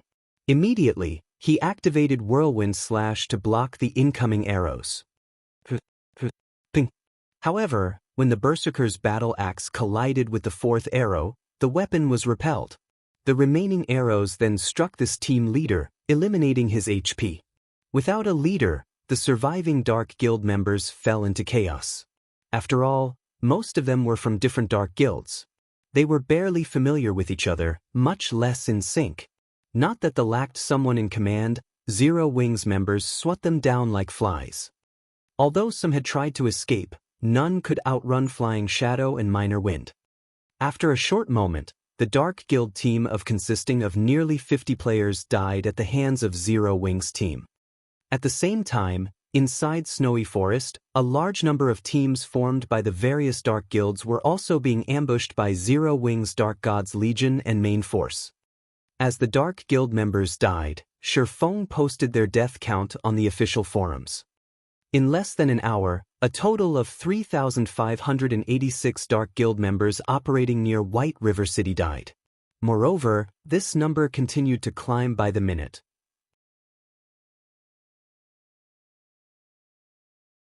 Chapter 1016. Unsealing the Advanced Book of Magic. Hellscythe_Fluffy Goblin. Chapter 1016. Unsealing the Advanced Book of Magic. Shortly after Shifeng publicized the death count on the official forums, players throughout Starmoon Kingdom were in an uproar. The various guilds, who watched from the sidelines and planned to take advantage of Zero Wing's misfortune, were particularly stupefied. Dark guilds were famous for their abstinence and resilience. Although they had few members, Taking down a dark guild in a field battle was extremely difficult for regular guilds unless they wanted to invest far more players and resources into the endeavor. Unfortunately, that was just too costly. Furthermore, on the off chance that the operation failed, the guild would suffer. This was why most regular guilds avoided provoking dark guilds. Yet, not only had Zero Wing lured over half of the dark guild members into a death trap, but the guild had also begun to plow over the remaining members like a bulldozer. These dark guilds were toothless and clawless beasts against Zero Wing. They posed no threat to the guild whatsoever. Zero Wing's methods were truly incredible. Most importantly, until this point, Zero Wing had suffered little to no losses during its hunt for the dark guild members. At the end of the day, strength decided the field battle's victors. If the teams Zero Wing had dispatched were not strong enough, they would never achieve such frightening results. This development inspired the various large guilds to re-evaluate their opinions of the strength of Zero Wing's Dark God's Legion and main force. However, compared to Star Moon Kingdom's various large guilds and players, the Dark Guild's upper echelons were fighting a headache over this situation. They could not understand how this had happened. They were famous for their stealth and evasion techniques in the fields, yet Zero Wing had arbitrarily slaughtered their forces. Moreover, according to the reports they received from their subordinates, Zero Wing's members moved like ghosts, capable of approaching, giving away their presence. Zero Wing must have possessed some sort of tool that could target them. Anyone that said otherwise was lying. If this were the only problem, they could deal with it. The crucial issue was how few members Zero Wing had dispatched. The guild had accomplished this terrifying win with only a fraction of its power. To dark guilds like theirs, who usually won their fights through quality over quantity, this was humiliating. They had become a laughingstock throughout the kingdom. What should we do now? Do we continue fighting Zero Wing? What else can we do? Don't forget our agreement with Blackwater. If we pull back now, everything we've done will be for nothing. Indeed. Our only choice is to continue the operation. However, we don't actually need to fight Zero Wing. Our job is simply to keep them busy. As long as we pin down Zero Wing's Dark God's Legion and main force, we will have fulfilled our part of the bargain. When the time comes, we simply need to watch as Zero Wing loses Stone Forest Town. Without Stone Forest Town, Zero Wing can't afford to sustain its development. We can strike then. I want to see just how they plan to fight our dark guilds. That's right. We'll let Zero Wing maintain its arrogance for now. I want to see their faces when they realize we're only bait. The various dark guilds' upper echelons held a secret meeting to discuss their current predicament. As for facing Zero Wing head-on, that was just a dream. Although Blackwater had dispatched quite a few expert and elite players to assist them, White River City was Zero Wing's territory. A direct confrontation with the guild here was suicidal. Even if the Blackwater Guild were willing to pay the price for such a confrontation, it would only result in heavy damage to Zero Wing's strength and reputation. If Zero Wing wanted to stage a comeback, it had everything it needed. However, if Blackwater captured Stone Forest Town and severed Zero Wing's main source of income, Blackwater would only need to suppress Zero Wing financially, and it would eventually collapse into itself. When the Dark Guild representatives concluded their meeting, the various Dark Guild members around White River City split up, acting independently. With this, Zero Wing would have a harder time dealing with them. After the Dark Guild's weak behavior, the various large guilds that had watched the situation began to withdraw to their own territories, afraid that they would suffer the same circumstances as these dark guilds. Despite Blackwater clearly being the mastermind behind all of this, Zero Wing had deliberately chosen not to target Blackwater's members. Rather, it had decided to teach the assisting dark guilds a vicious lesson. After realizing this, they had no desire to take that risk. Guild leader, your plan is brilliant. The guilds that have been watching from the shadows are too afraid of becoming our next target and have withdrawn, Aqua Rose said. She hadn't been able to hide her smile when she received the report. The players from the various large guilds have split up. Although they are somewhat more bothersome to deal with now, if we invest a little more time, we'll eradicate them sooner or later. Even if the Dark Guilds intend to oppose us, I'm afraid they won't be able to. Not only had the Dark Guild's defeat increased Zero Wing's morale, but it had also improved the world's evaluation of Zero Wing. Some major companies, which had been pessimistic about Zero Wing's chances, had begun to express their interest in cooperation. Only, Shifeng rejected all of these offers. However, he had not done so because he no longer lacked money. Rather, these corporations demanded a cut of Zero Wing's shares in exchange for their cooperation. Shifeng would not tolerate that. Crap. Zero Wing is too arrogant.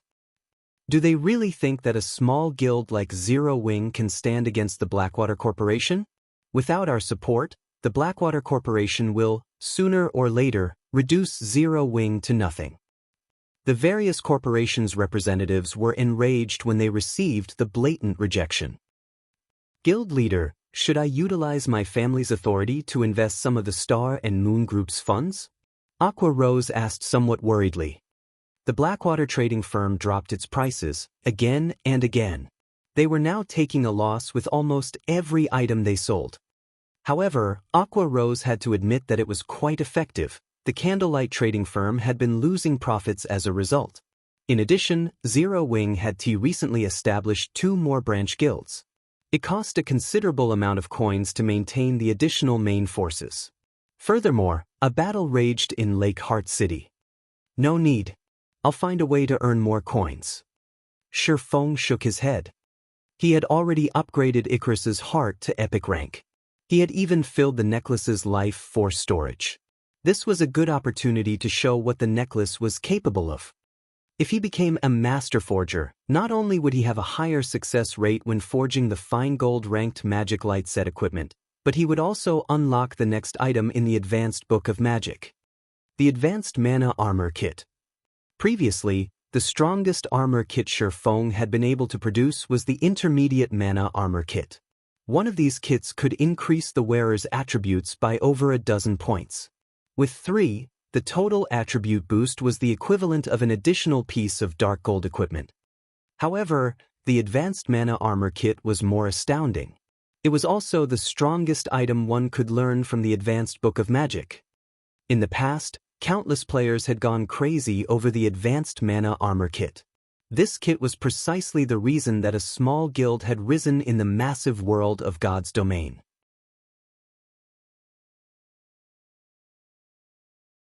Chapter 1017, Advanced Mana Armor Kit. Hellscythe_Fluffy Goblin.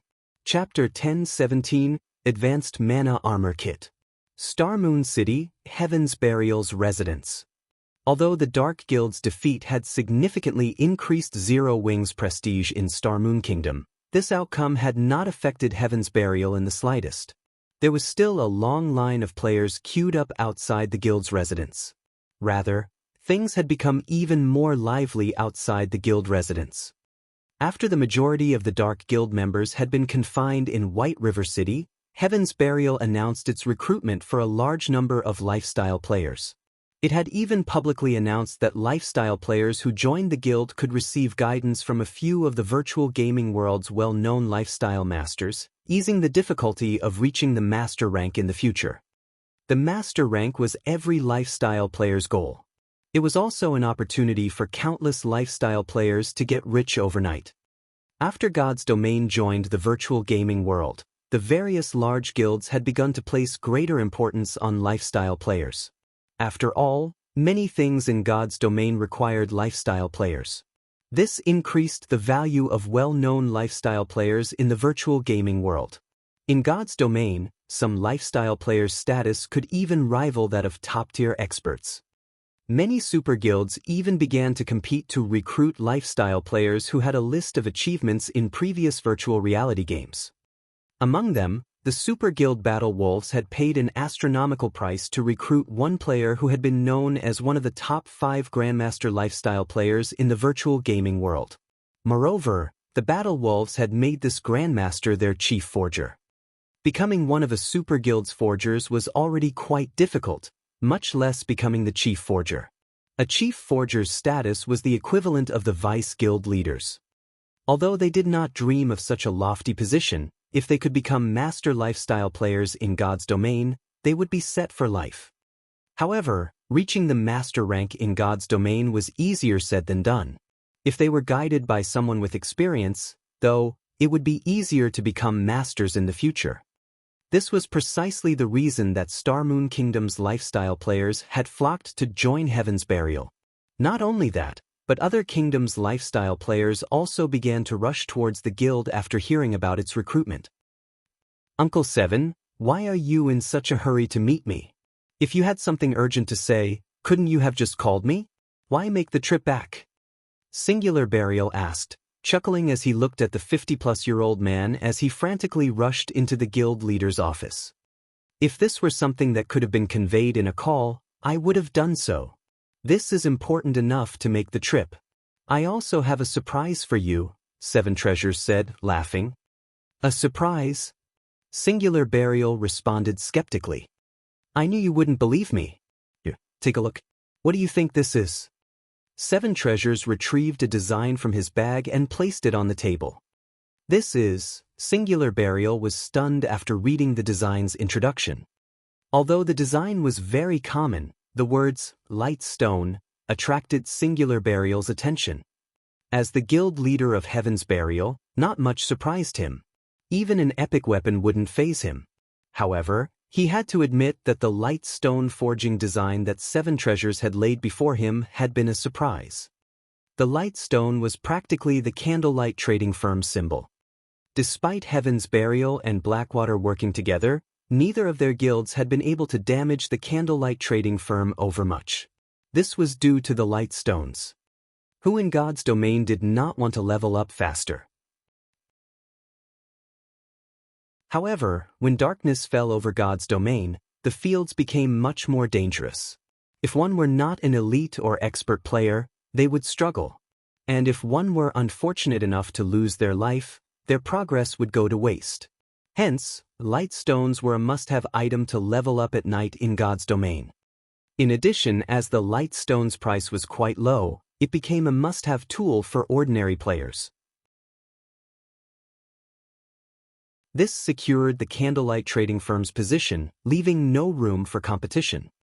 However, now that Heaven's Burial had the light stone forging design, the Candlelight trading firm would no longer hold the monopoly over the light stones. Uncle Seven, where did you find these? Singular Burial asked. Only one forging player could learn from a single forging design, and the number of light stones one person could produce was limited. The Heavenly Trading Firm still wasn't a threat to the Candlelight Trading Firm. This would barely impact Candlelight's business. In the Towers of Death, one of our guild's teams obtained one by accident while grinding monsters there, Seven Treasures said, laughing merrily. After obtaining this design, I immediately notified the guild's elite teams to grind in the Towers of Death. Soon, we'll have far more light stone forging designs. Wonderful! This is simply wonderful. Uncle Seven, I'll leave the rest for you. If you lack manpower, just say the word. Singular Burial was ecstatic. As long as they knew which monsters dropped the design, with Heaven's Burial's strength, it would only be a matter of time before they had a stockpile. Once we have enough designs, we will extinguish Candlelight. Without the financial support from both the Candlelight trading firm and Stone Forest Town, Zero Wing will be finished. Isn't that why I'm here, trying to borrow some of the Funeral Legion's members? The monsters are too high-leveled. Our ordinary elite's grinding speed is too slow. They need experts to lead them, Seven Treasures explained, nodding. The Funeral Legion was Heaven's Burial's strongest player force. It was similar to Zero Wing's Dark God's Legion. Heaven's Burial had invested the majority of its resources into nurturing this legion, and every member was extremely powerful. In the eyes of ordinary players, they were definitely experts. However, only the guild leader could command the Funeral Legion. They would ignore anyone else's orders. Sure, no problem. I'll give you command of 400 members. Without hesitation, Singular Burial notified the Funeral Legion's commander, instructing him to dispatch 400 members to the Towers of Death immediately. Inside one of the Candlelight trading firm's special forging rooms in White River City, After sacrificing 500 units of life force to activate Icarus's Heart's God's Blessing skill, Shifeng began forging advanced mana armor kits, one after another. Not only had Shifeng forcefully raised his forging standard to master rank, but the effect also lasted 3 full hours. Meanwhile, God's Blessing's cooldown was only 4 hours. With this buff, he was practically a bona fide master lifestyle player. The only downside was that God's Blessing cost too much life force to sustain. Regardless, Shifeng was satisfied with this result. As a master forger, he could learn the advanced mana armor kit's production method. By utilizing various tools, he also increased his success rate with the advanced mana armor kits to 41%, which allowed him to succeed 1 out of 3 tries. In 3 short hours, Shifeng had successfully forged 31 advanced mana armor kits. Although the production volume could not compare to the intermediate mana armor kits, the advanced version's attributes trampled over the intermediate versions.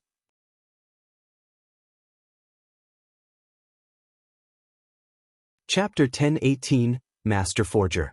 Hellscythe_Fluffy Goblin. Chapter 1018, Master Forger. There were many kinds of armor kits in God's domain. However, few armor kits were suitable for high-tiered players. The advanced mana armor kit was one. Armor kit suited for high-tiered players also had another name: extraordinary armor kits.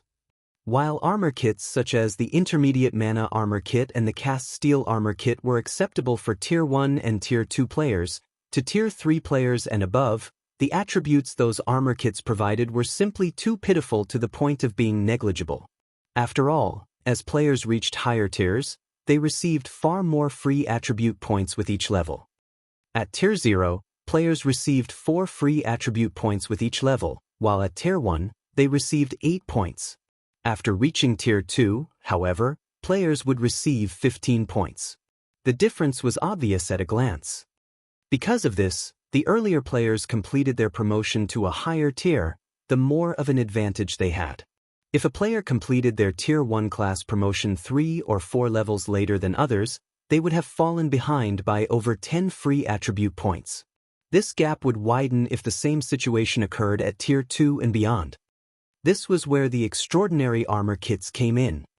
Even among extraordinary armor kits, the basic attributes, the advanced mana armor kit's basic attributes, were on the higher end of the spectrum. Hence, many high-tiered players preferred these. It seems my luck is quite good. The attribute increases are all above the standard. Shifeng was very satisfied with the advanced mana armor kits he had forged. Advanced mana armor kit: when physical armor kit is equipped, defense plus 600, strength increased by 3%, endurance increased by 4%, agility increased by 3%. Maximum binding limit per character: 3, cannot be bound to level 40 equipment or below. When magical armor kit is equipped, defense plus 240, intelligence increased by 3%, endurance increased by 4%, vitality increased by 3%. Maximum binding limit per character: 3, cannot be bound to level 40 equipment or below. When 3 kits were equipped, they would increase each of a player's basic attributes by roughly 10%. This was a considerable increase for ordinary players, not to mention expert players, who wore full sets of excellent equipment. A 10% increase to a player's basic attributes could increase one's combat power by roughly 20% to 30%. With such a huge boost to combat power, a player with 3 advanced mana armor kits could easily defeat a player possessing the same combat standards, weapons, and equipment who did not have any armor kits equipped. Hence, many high-tiered players would flock to purchase the advanced mana armor kits. What a pity! Shifeng felt a twinge of sadness as he looked at the advanced mana armor kits he had produced. Although the advanced mana armor kit was very good, its flaws were obvious. These armor kits took significantly longer to produce than the intermediate mana armor kits. Moreover, only he could produce them. Its production volume was fated to be low. He'd be lucky to produce enough for Zero Wing's core members. At most, he could use the advanced mana armor kits to attract players to the Candlelight trading firm. These kits were not profitable products right now. Following which, Shi Feng waited for an hour to pass before he used another 500 units of life force to activate God's blessing, continuing to craft the advanced mana armor kits. Once Shi Feng had made 100 armor kits, he switched to forging the Magic Light set equipment. While the advanced mana armor kit provided a powerful increase to a player's attributes, its true purpose was to help high-tiered players. To current players, its increase was extremely limited. After all, current players' basic attributes were still relatively low. Compared to the armor kits, the Magic Light set equipment was far more valuable to current players. As a level 50 fine gold set equipment, the attributes it provided were far superior to a level 45 dark gold equipment. The set's total attributes could even put a tier 1 set equipment to shame. Although Shi Feng had obtained the Magic Light set equipment forging design, he had been an advanced forger. He hadn't been confident of successfully forging the level 50 fine gold set equipment. Only after reaching the master rank was he confident of succeeding. If a player could equip the fine gold ranked Magic Light set as soon as they reached level 50, aside from players who owned multiple epic items, they would surpass every player of the same level. If the Magic Light set were dark gold rank, even a player with multiple epic items would be no match. Moreover, players were not necessarily required to reach level 50 to equip the Magic Light set. As long as they possessed weapons or equipment that reduced level requirements, they could equip the set below level 50. This was one of the benefits of owning epic or growth-type equipment. Shi Feng possessed the 7 Luminaries Ring and the even more powerful Heavenly Dragon's Breath, which decreased items' level requirement by 5 and 10 levels, respectively. Shi Feng was currently level 44. He was fully capable of equipping the level 50 Magic Light set right now. There were also a few players within the guild that possessed weapons, equipment, or tools that lowered level requirements. Although none of those items were as impressive as the Heavenly Dragon's Breath, they still enabled their owners to equip the Magic Light set before reaching level 50, gaining overwhelming attributes. Shi Feng was incredibly pleased. Following which, Shi Feng went into action. While he had been in the Trial of God, the Candlelight trading firm had purchased plenty of emeralds in Emerald City. He had more than enough to make numerous Magic Light sets. Aside from the emerald requirement, which was a powerful mana conductor, the Magic Light set also required mana stones. Hence, Shi Feng took out a pile of magic crystals and began his alchemical synthesis. After the 1-hour cooldown of God's blessing ended, Shi Feng stood before a large mound of mana stones. He then activated God's blessing once more and began to forge the Magic Light set equipment. Compared to the advanced mana armor kit, forging the Magic Light set was significantly more difficult. Even with his various tools, Shi Feng barely managed a 45% success rate. He needed roughly 3 attempts to produce a complete set. However, Shi Feng was satisfied with this result. If any other master forger attempted to craft the set, they'd be lucky if they achieved a 35% success rate. Rather than producing 1 set out of 3 tries, they should thank the high heavens if they produced 1 set out of 5 tries. Forging 1 complete fine gold ranked Magic Light set required 18 mana stones. Meanwhile, 50 magic crystals were needed to synthesize 1 mana stone. According to Magic Crystal's current market price, each Magic Light set would need 225 gold's worth of magic crystals. With the other materials, crafting the Magic Light set was abhorrently costly. If an ordinary master forger tried to forge the set, their production cost would be well over 1,000 gold. There were not many guilds throughout God's domain who could afford such a steep price. Fortunately, Shi Feng had a sufficiently high success rate.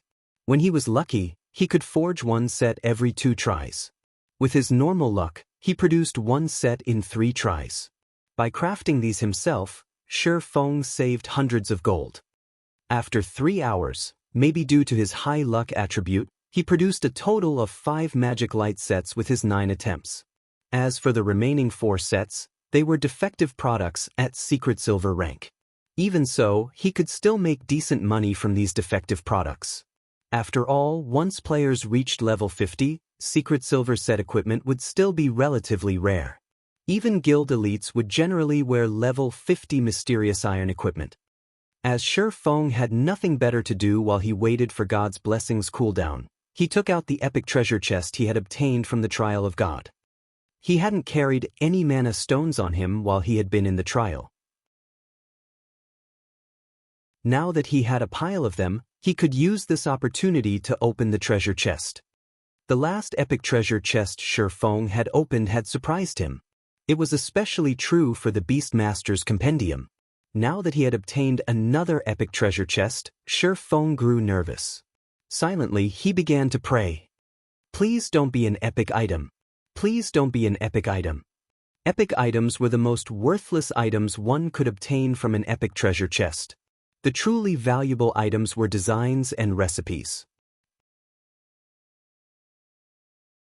Following which, Shi Feng sacrificed 200 units of life force and activated Divine Providence, instantly increasing his luck by 70 points. He then activated the epic treasure chest.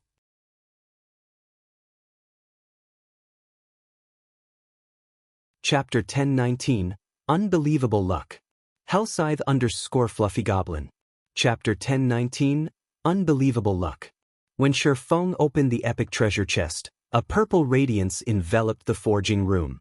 Had he opened the chest in the middle of White River City, he would have attracted everyone's attention. As the purple light faded, the room's mana density increased significantly and remained that way for quite some time. There were a total of 3 items in the epic treasure chest. One item was luxurious red armor fashioned with white detailing. The armor was encrusted with 7 gemstones, neatly arranged to form a miniature magic array. The surrounding mana gathered around this magic array, condensing into a thin layer of 7-colored mist, which made the armor extraordinarily eye-catching. When he saw the finished product, even Shi Feng was shocked. This was definitely the most visually appealing armor he had ever seen. What kind of armor is this? Shi Feng wondered. This was the first time he had seen equipment that could increase the surrounding mana density. Despite not wearing the armor, his mind felt much clearer than before. The special forging room's mana was even denser than the basic meditation room. If a player's mind could be this clear all the time, it would massively help their training and battles. Following which, Shi Feng clicked to check the armor's introduction. 7 Luminaries Battle Armor, Chest Plate, Fragmented Legendary Rank, Equipment Requirement, Strength 1000 Class Requirement, Berserker when equipped, Defense increased by 100 * player's level.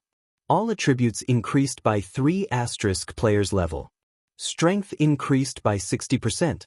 Agility increased by 40%. Endurance increased by 60%. Magic resistance increased by 30%. Ignore levels plus 20. All Berserker skills plus 5 levels. All item level requirements reduced by 10 levels. Additional passive skill 1, 7 Luminaries Protection. Decreases incoming damage from players of a lower tier by 70%, players of the same tier by 40%, and players of a higher tier by 20%. Grants immunity to control skills. Additional passive skill 2, Magic Reinforcement. Increases the strength of wearer's attacks by 50% and improves wielder's physique by 30%. Additional active skill 1, Sky God's Glory. Grants immunity to all magical damage, decreases physical damage received by 80%, and increases movement speed and attack speed by 100% for 10 seconds. Cooldown, 1 hour. Additional active skill 2, 7 Luminaries Domain. Effective radius of 50 yards. Decreases all enemies' reaction speed within affected area by 30%, movement speed by 40%, and attack speed by 40%. Wearer can also control up to 3 7 Luminary Spears. Each spear contains 200% of wearer's strength and causes 500% holy damage. Duration, 2 minutes cooldown, 5 hours, skill is currently tier 1. Skills tier will increase with player's tier. The 7 Luminaries Battle Armor was a legendary item created by the blacksmith god, Soros. During the Great Ancient War, it had been greatly damaged by the Lord of the Abyss. However, as the battle armor's core remained intact, Its repair only requires 10 God crystals. Current number of absorbed God crystals, 0/10. Shifeng was dazed for a long moment after reading the armor's introduction. He had never thought that it was possible to obtain a fragmented legendary item from an epic treasure chest. It was even a considerably powerful fragmented legendary item. Whoever equipped the 7 Luminaries battle armor would watch their combat power soar. Unfortunately, only berserkers could equip this armor. If he could equip it, it was very likely that he wouldn't find a single player throughout God's domain that could match him. After all, if he had 2 fragmented legendary items equipped, not only would he have an overwhelming advantage in terms of attributes, but he would also possess absurdly powerful skills. If his opponent didn't have a similar lineup of equipment, he would be invincible. Although the battle armor had its own glaring flaws, repairing it would be easier than repairing other fragmented legendary items. There was a much higher chance that he could repair it and transform it into a true legendary item. Aside from the battle armor, 2 plain, old books lay within the epic treasure chest. As Shifeng was already satisfied with the 7 Luminaries battle armor, he hadn't paid much attention to the 2 old books. However, when Shifeng read their introductory texts, he was shocked once more. Icarus's heart's effects are unbelievable. Shifeng was speechless as he held the 2 books. Of the 2 books, one was an alchemy secret journal, while the other was the design for the magic tower. In God's domain, both books were treasures that could only be obtained with luck. Among the 2 books, the alchemy secret journal recorded the recipe for an exotic potion. However, only a maximum of 10 alchemists could learn the recipe. There were many types of potion in God's domain.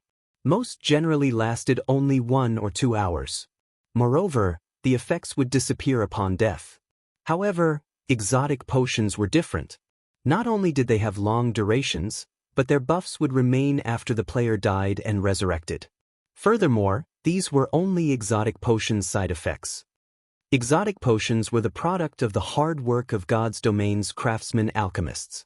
Every exotic potion was extremely powerful. The secret journal Shifeng held contained the recipe to produce an exotic potion named Exotic Stamina Potion. When consumed, the potion increased players' maximum stamina by 10% and stamina recovery rate by 80% for 10 hours.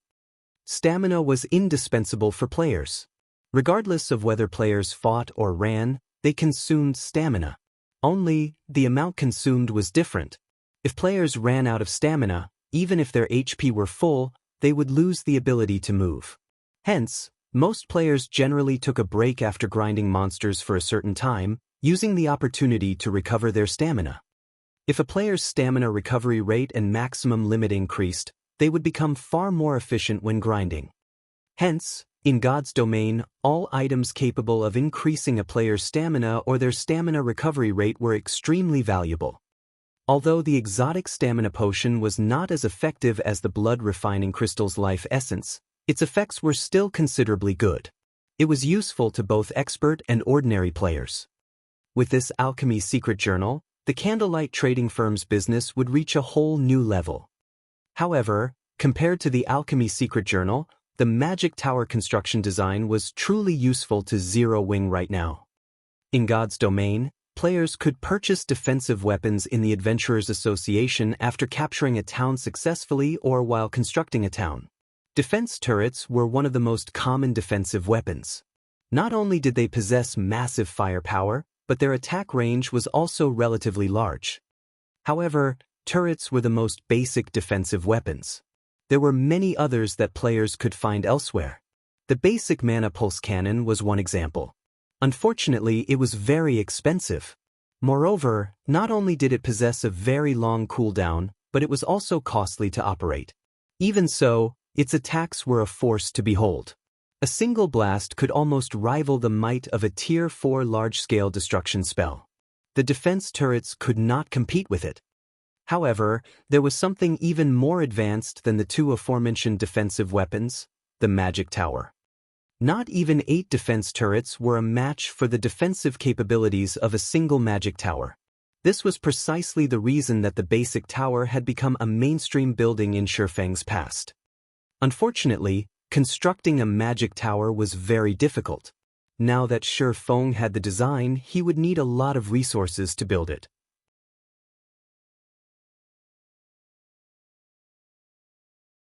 Chapter 1020, Soaring Attributes. Hellscythe _ Fluffy Chapter 1020, Soaring Attributes.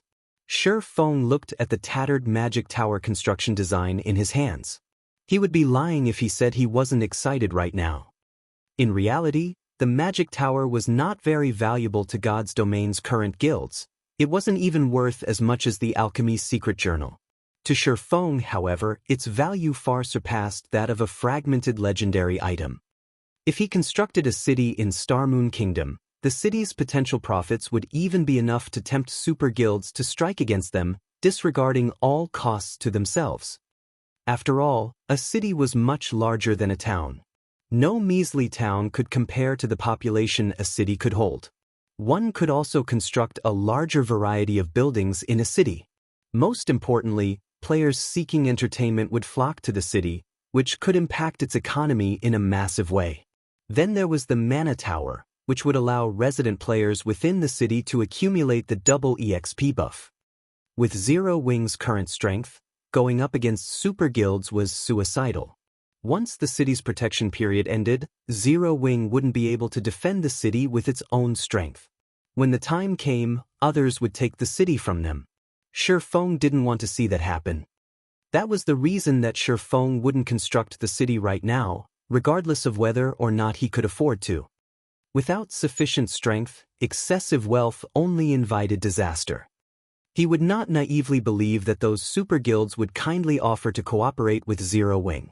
To begin with, these existences were playing virtual reality games to earn money, not to have fun. If they were fully capable of reaping the benefits by themselves, why would they share? If Zero Wing wanted to cooperate with super guilds, there was a precondition: the guild needed to be able to protect the city it constructed. Otherwise, there was no point. It was similar to the encounter with the Dragon Phoenix Pavilion. Shifeng had been worried about his city's defense. Acquiring the magic tower design was undoubtedly good news. Once he constructed his city, he simply needed to construct a few magic towers to protect it. At that time, with Zero Wing's constantly rising strength, defending a single city should not be a problem. However, like a teleportation magic array forging design, the magic tower design had limited uses. Up to 5 magic towers could be constructed with one design. This was enough for Shifeng. I had planned to add several more turrets to stabilize Stone Forest Town's safety. It seems that won't be necessary now. Shifeng smiled. He then contacted Aqua Rose, instructing her to collect the necessary materials and lifestyle players to construct the magic tower in Stone Forest Town. Unlike other items production, the magic tower's construction did not require specific lifestyle classes. In fact, any player could construct the magic tower. It was only a matter of speed and efficiency. However, to construct the magic tower's core, players needed to be capable of drawing an intermediate magic array. After all, the tower's most important components were the magic array and the mana circuit. For Shifeng, who was capable of manufacturing intermediate magic arrays, constructing the magic tower's mana circuit would be a piece of cake. As for the magic light set equipment, Shifeng put the project on a temporary hold. In any case, no one else in the guild could equip the set right now. The number of sets he had already produced was more than enough for the moment. Shifeng then replaced his Tier 1 set equipment with the fine gold ranked magic light set equipment. Following which, he replaced all 3 of his intermediate mana armor kits with the advanced versions. Immediately, his basic attributes soared to a new level. His strength instantly broke past the 1,200-point threshold. He was significantly stronger than a lord of the same level. His HP also soared to 32,550, while his defense could probably render even Zero Wing's number 1 MT, Cola, speechless. With this set of equipment, I can likely solo an ordinary level 50 lord without any berserk skills. When Shifeng clenched his fist, he could feel that his combat power had reached a new realm. He had to admit that there was a massive difference between level 50 and level 45 equipment in terms of attributes. After Shifeng switched into his new equipment, he used the demon mask to alter the magic light set's appearance, using his previous appearance. This way, outsiders would not notice any changes to his weapons or equipment, and they would not be able to gauge his strength without fighting him. As Shifeng arrived downstairs and was about to rearrange the counters in the Candlelight trading firm's first-floor hall, he noticed that the number of players in the hall had decreased significantly. Moreover, a few of the players here scoffed at the trading firm's products. The Candlelight trading firm is unreasonable. Both the Heavenly trading firm and the Blackwater trading firm are selling their light stones for 80 copper each, yet Candlelight is still selling them for a silver each. I think I'll be better off shopping at the other two trading firms. Isn't the light stone supposed to be the Candlelight's specialty product? What? You don't know? Not long ago, both the Heavenly trading firm and the Blackwater trading firm announced that they are selling light stones. Moreover, they're selling each stone for only 80 copper and have declared that they will never raise its price, unlike a certain Blackheart trading firm who only wants to wring us dry. What? They're so cheap. If I had known, I wouldn't have purchased so many light stones from Candlelight.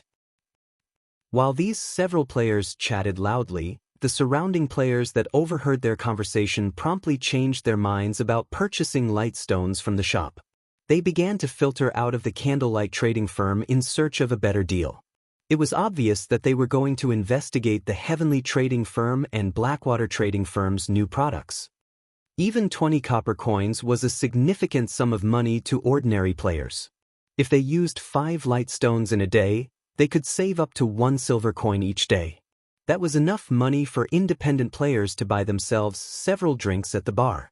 If they saved up for a few days, they could also afford a nice piece of bronze or mysterious iron equipment. They sure are quick to extend their hands. Shifeng glanced at the several independent players who conversed with each other. He then called up the shop's system interface and teleported these players out of the shop. He banned them permanently from all of Candlelight's shops. It was very obvious that these people had no intentions of purchasing anything from Candlelight. They were either hired by Heaven's Burial or Blackwater to come here and steal customers. Otherwise, why would these people bother coming to Candlelight if they knew that the Heavenly trading firm and Blackwater trading firm sold light stones? Instead of blabbering on in the shop, showing no signs of leaving, anyone who heard the news would likely rush out of the shop as the previous customers had. Crap, why can't I enter the shop? What kind of trading firm is this? They dare to chase away their customers. I'm never coming back. After Shifeng banished several independent players from the Candlelight trading firm, those players stood outside the shop, cursing in indignation. Very quickly, they attracted passers-by's attention. The Candlelight trading firm is outrageous. How can they randomly kick people out of their shop? Isn't there some saying stating that customers are akin to God? They dare to kick God out of their shop. They must want to go out of business. In my opinion, Candlelight is no longer a friend to players. Hearing those words, the crowd on the street began to discuss the Candlelight trading firm, their discontent rising as the discussion stretched on. However, Shifeng didn't pay any attention to the situation outside of the shop. Instead, he opened a new counter in the first-floor hall. He then placed 10 advanced mana armor kits on display inside the counter's cabinet.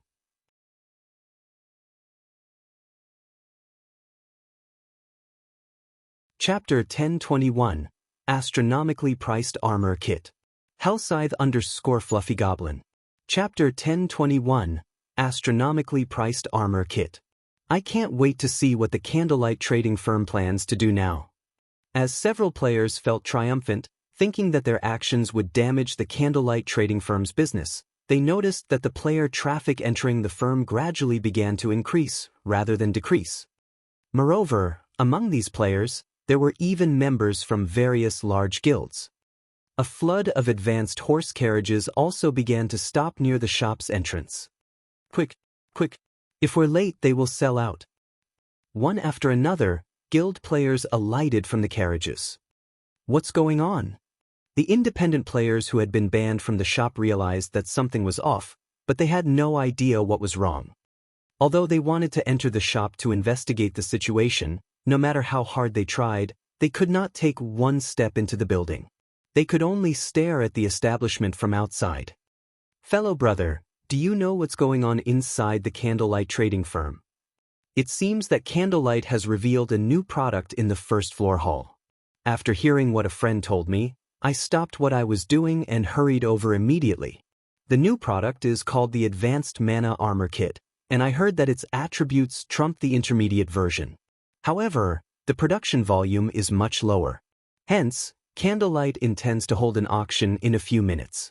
If I can get my hands on one, I'll definitely make a fortune by reselling it later. Advanced Mana Armor Kit. The several players that Shifeng had chased out were stupefied. They had been tasked to observe the Candlelight trading firm and to cause some trouble while they were at it. Yet, as soon as they had been kicked out of the shop, the Candlelight trading firm began to sell the Advanced Mana Armor Kit. Everyone in Starmoon Kingdom and the several surrounding countries knew about the Mana Armor Kits. However, due to their rarity, very few players could actually get their hands on them.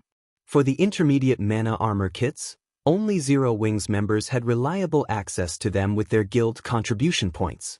Even then, elite members were only allowed to purchase one kit, while only core members were allowed to purchase 3. Because of this, the various large guilds were forced to purchase the intermediate Mana Armor Kits from Zero Wings members secretly and at a high price. Moreover, only their guild's top-tier experts qualified to use the kits.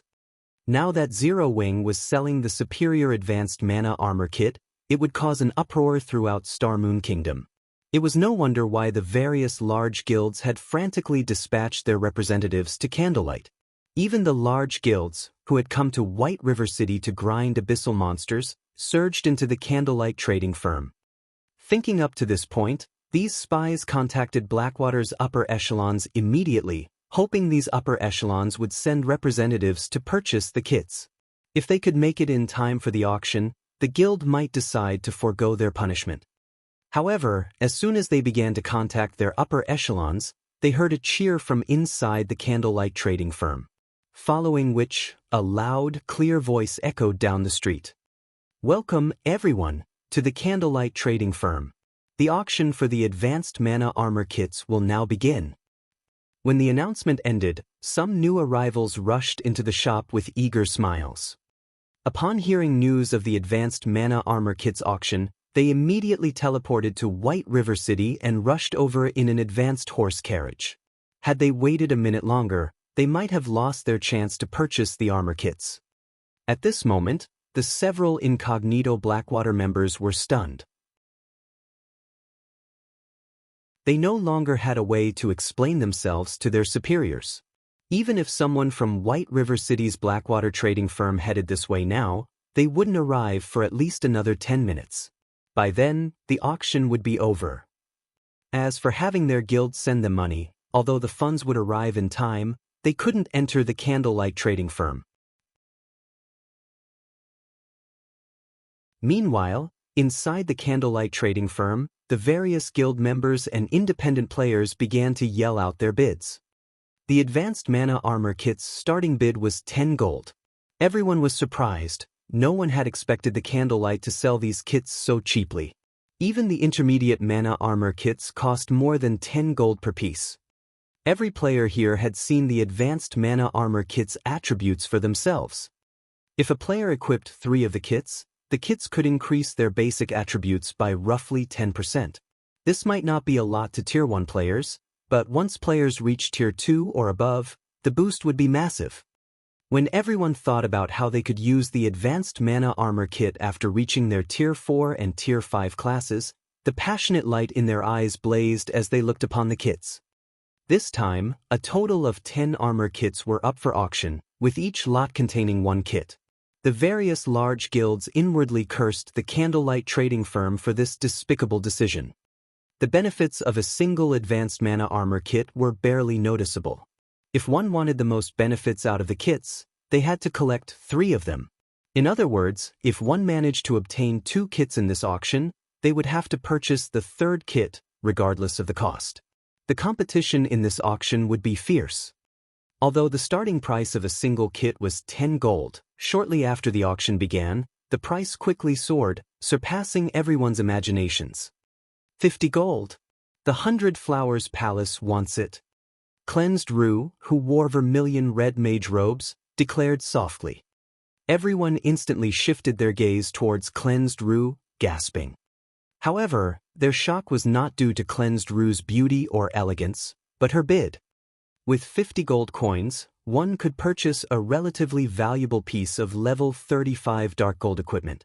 Suddenly, an indifferent youth emerged from the crowd and said, "What arrogance from the 100 Flowers Palace. Isn't your offer just a measly 50 gold? The secret pavilion bids 100 gold. This youth was none other than the secret pavilion's genius newcomer, Cold Autumn. The youth had already reached level 40 and was fully geared in level 40 dark gold equipment. Many guild members were stunned when they saw Cold Autumn. 110 gold. Cleansed Rue unhurriedly announced. She must obtain the advanced mana armor kit. If Zero Wing had only held the auction after some promotion, the 100 Flowers Palace might not have had a chance to purchase the armor kit. This auction was too sudden. As a result, not many guilds had made it in time. She, on the other hand, just happened to be in White River City to purchase land for a guild residence. Hence, she had plenty of coins on hand. She definitely had what it took to compete with the secret pavilion. However, Cold Autumn did not give up as he shouted his next bid. Within a short moment, the advanced mana armor kit's price rose to 150 gold, causing most players to give up on the item. Although the advanced mana armor kit was impressive, one would only have around a 10% increase to their basic attributes after gathering 3 kits. It was not worth that much money. Just as everyone thought that the advanced mana armor kit would go to the 100 Flowers Palace, a woman wearing green mage robes raised her hand and called out, "I bid 200 gold.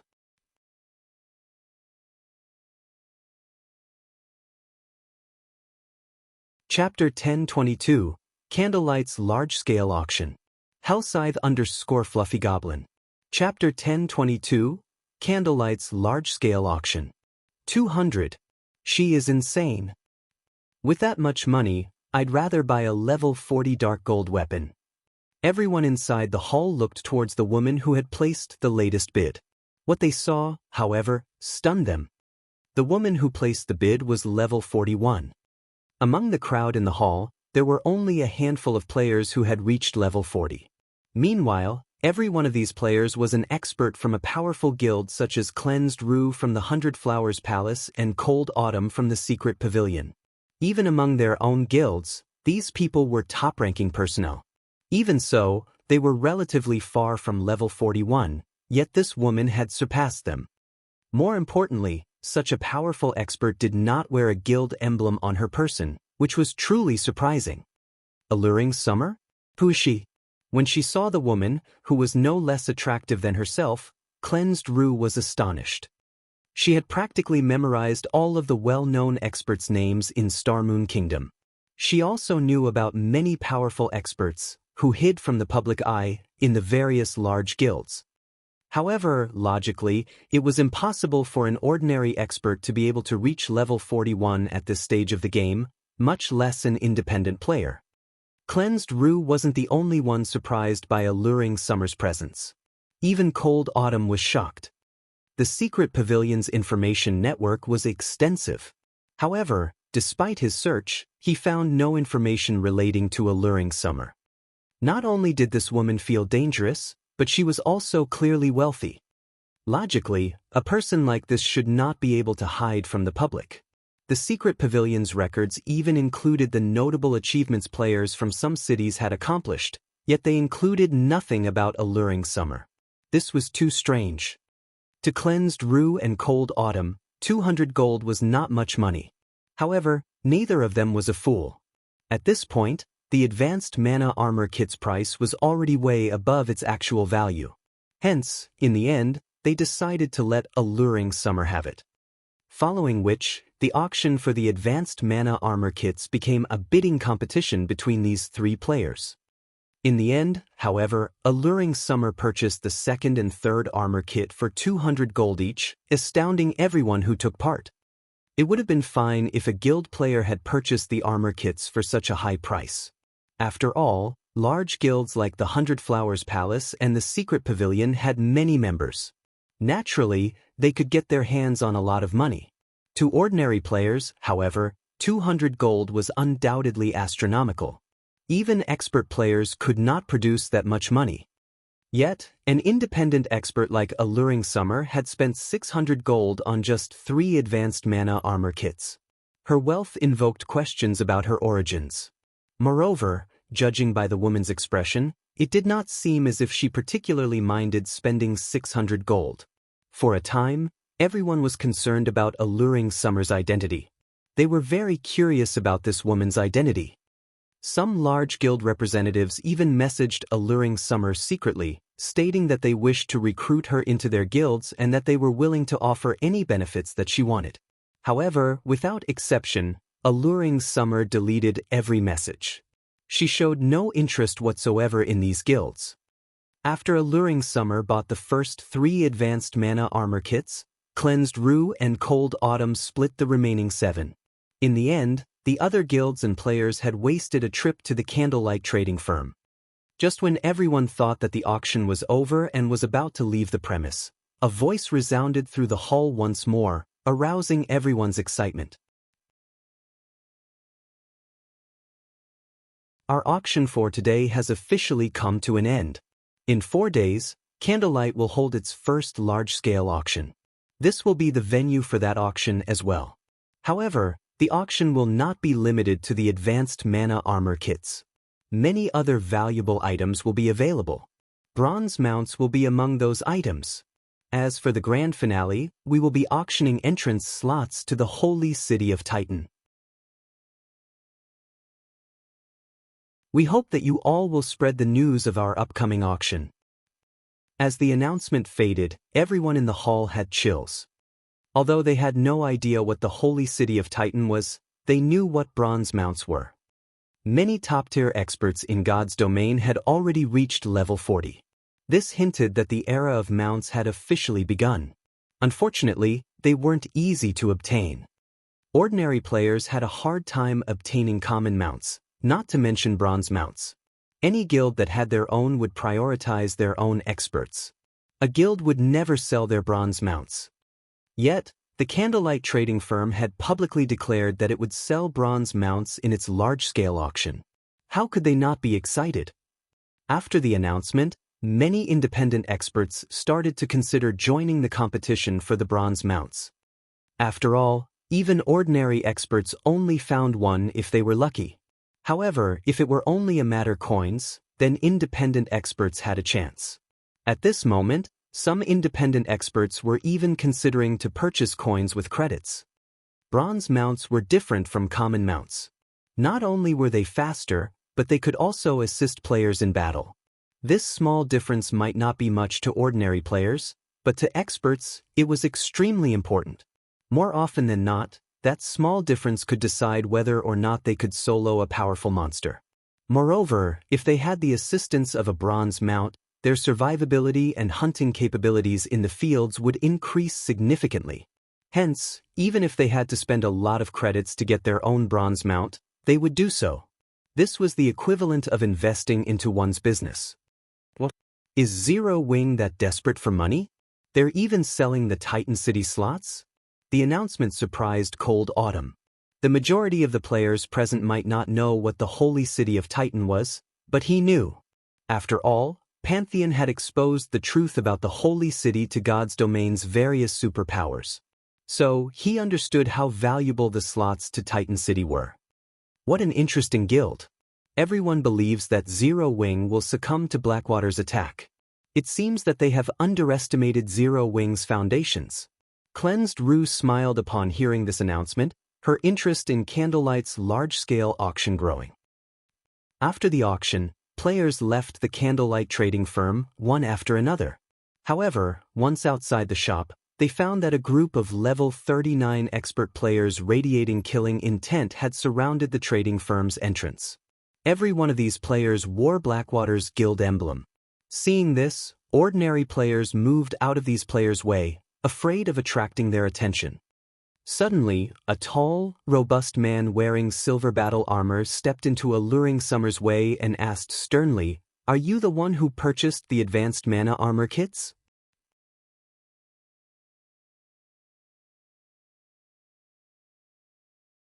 Chapter 1023, Intense Battle at the Entrance. Hellscythe_Fluffy Goblin. Chapter 1023, Intense Battle at the Entrance. When Blackwater's members blocked Alluring Summer's path, the people on the street turned to watch what was happening. Setting aside Alluring Summer's great beauty, her level 41 drew everyone's admiration. Between that and Blackwater's menacing players, this group had no difficulty attracting attention. "So, he's Laughing Drunkard of Blackwater." Cold Autumn's gaze chilled when he saw the leading silver-armored man. Laughing Drunkard was one of the few experts who had risen to prominence in the Blackwater Guild. Although his battle record was limited, he had, single-handedly, defeated the Star Alliance's Purple Eye and a dozen or so experts, wounding the first-rate guild. He already ranked within the top 1,000 on the God's Domain experts list. Moreover, it was obvious that Laughing Drunkard had not used his full strength in his last battle. Due to this, the secret pavilion had investigated this man thoroughly. Even now, Cold Autumn could remember Yuan Tiexin's words, warning him that, should he encounter Laughing Drunkard in the fields, caution would be best. His safest option was to step aside and take a long way around. Now, after observing Laughing Drunkard in detail, Cold Autumn discovered that the man radiated quite a pressure. Laughing Drunkard wore a full set of excellent level 40 dark gold equipment. The man also carried a snow-white spear across his back. Overall, the man looked like a daunting general on a battlefield. However, with his current strength, he shouldn't need to fear Laughing Drunkard to the point of avoiding contact. This left Cold Autumn confused about Yuan Tiexin's warning. While Cold Autumn watched Laughing Drunkard, the man shot the youth a look, revealing a sneer, as if he had sensed Cold Autumn's gaze. He then ignored Cold Autumn and returned his attention to the woman before him.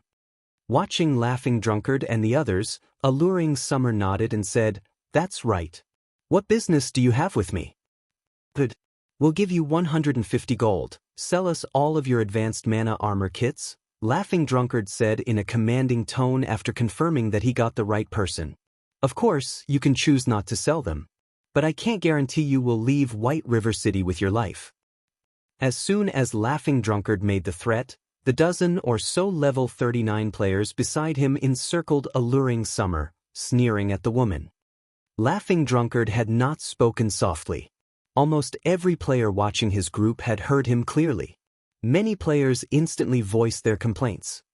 That woman spent 600 gold to buy those 3 kits, yet he wants to buy them all for 150 gold? Blackwater's members are too much. Has Blackwater lost its mind? They dare extort others in broad daylight. Are they not afraid of the guards? Sure enough, independent players shouldn't stand out. I've heard that Blackwater members even dared to attack Ouroboros's guild leader, Gentle Snow, in the middle of the city. That beauty has no choice but to concede. Many players began to pity Alluring Summer. Everyone understood that, rather than targeting Alluring Summer specifically, Blackwater's true intention was to demonstrate its might in White River City. Blackwater was currently engaged in an all-out war against Zero Wing. Now that Zero Wing had declared its large-scale auction in 4 days, Blackwater had to do something to suppress Zero Wing, preventing the guild from making a comeback. An independent player like Alluring Summer, who had purchased the Candlelight trading firm's items and wasn't particularly strong, would undoubtedly be Blackwater's best target for a demonstration. Whether Alluring Summer handed over the items willingly or they took the items by force, the act would send a message that anyone who purchased items from Candlelight would suffer the consequences. "You're going to attack me if I refuse?" Narrowing her eyes, Alluring Summer smiled as she said, "I want to see if your Blackwater is strong enough to do so, then." You must want to die. A level 39 black-robed assassin suddenly appeared behind Alluring Summer, his eyes containing bloodlust. The assassin thrust his dagger towards the back of Alluring Summer's head, giving the woman no room to dodge or counter. Despicable! Cleansed Rue, who stood by the side, inwardly cursed this sight.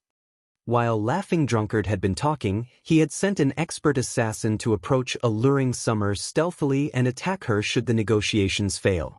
This was truly despicable behavior. As everyone thought that Alluring Summer was done for, they watched the level 39 assassin's dagger pass through the woman's body harmlessly. Rather than finding its target, the assassin's attack struck Alluring Smile's afterimage. Her reaction time is so fast. Cold Autumn's eyes widened, shocked at Alluring Summer's speed. If he faced such a sneak attack, he would likely lose his life, then and there, yet Alluring Summer had dodged the attack as if she had predicted it. However, these players from Blackwater weren't ordinary players either. Everyone was an expert. After realizing that his attack had failed, that assassin turned to where Alluring Summer had aimed her blink. After discovering the woman, he used shadow steps.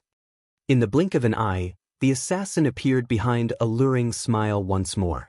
With a backhand swing, he sent a backstab at Alluring Smile, the fluidity of his movements impressing many of the guild experts who watched the fight. Ping! Before anyone realized it, an ice wall had appeared behind Alluring Summer.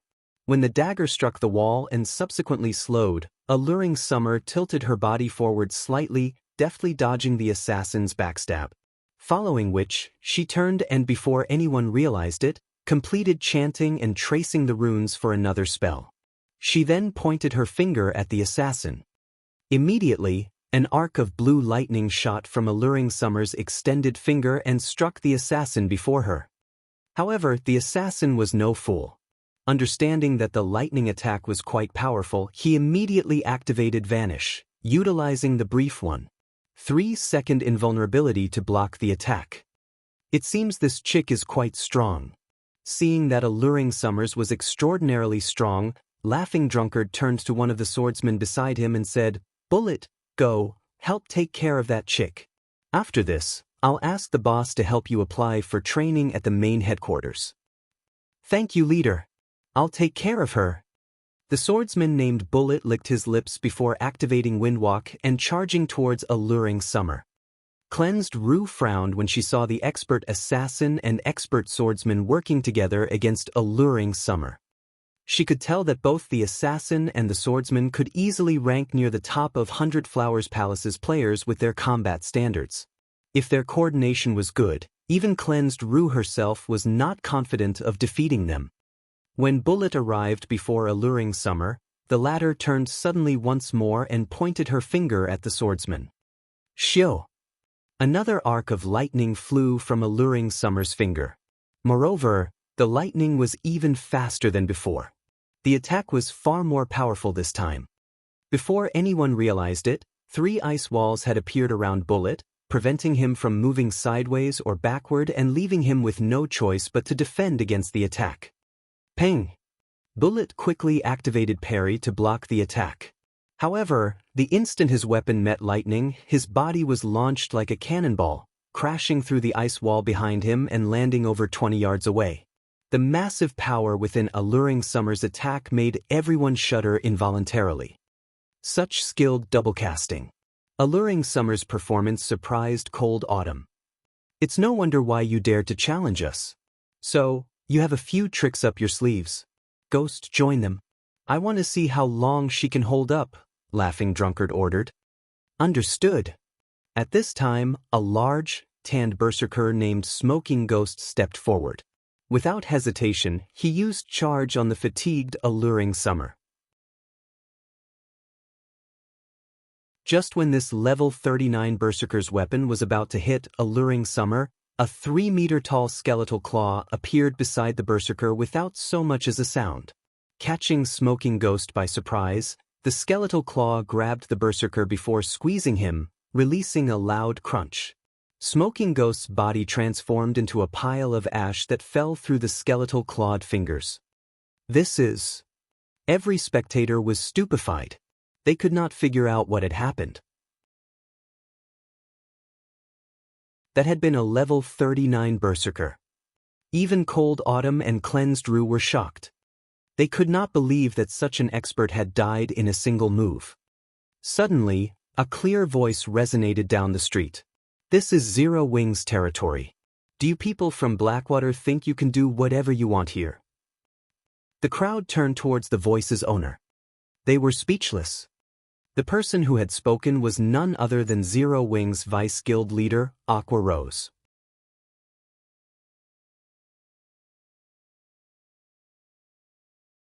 Chapter 1024, Mage God. Hellscythe _ Fluffy Chapter 1024, Mage God. So strong. As expected of Zero Wings Goddess. Aqua Rose's Tier 1 curse, Soul Annihilation, shocked every player on the street. Many female players were even mesmerized. She's Zero Wings Vice Guild leader? Cleansed Rue's eyes widened in shock as she saw Aqua Rose. Although she had been in White River City for a time and had seen photos of Aqua Rose and watched many of the woman's videos, this was the first time she had seen her in person. However, the Aqua Rose she stared at was different from her guild's reports. Based on the information her guild had provided, although Aqua Rose was very strong, the woman's combat power was only slightly stronger than the Star Alliance's Red Feather.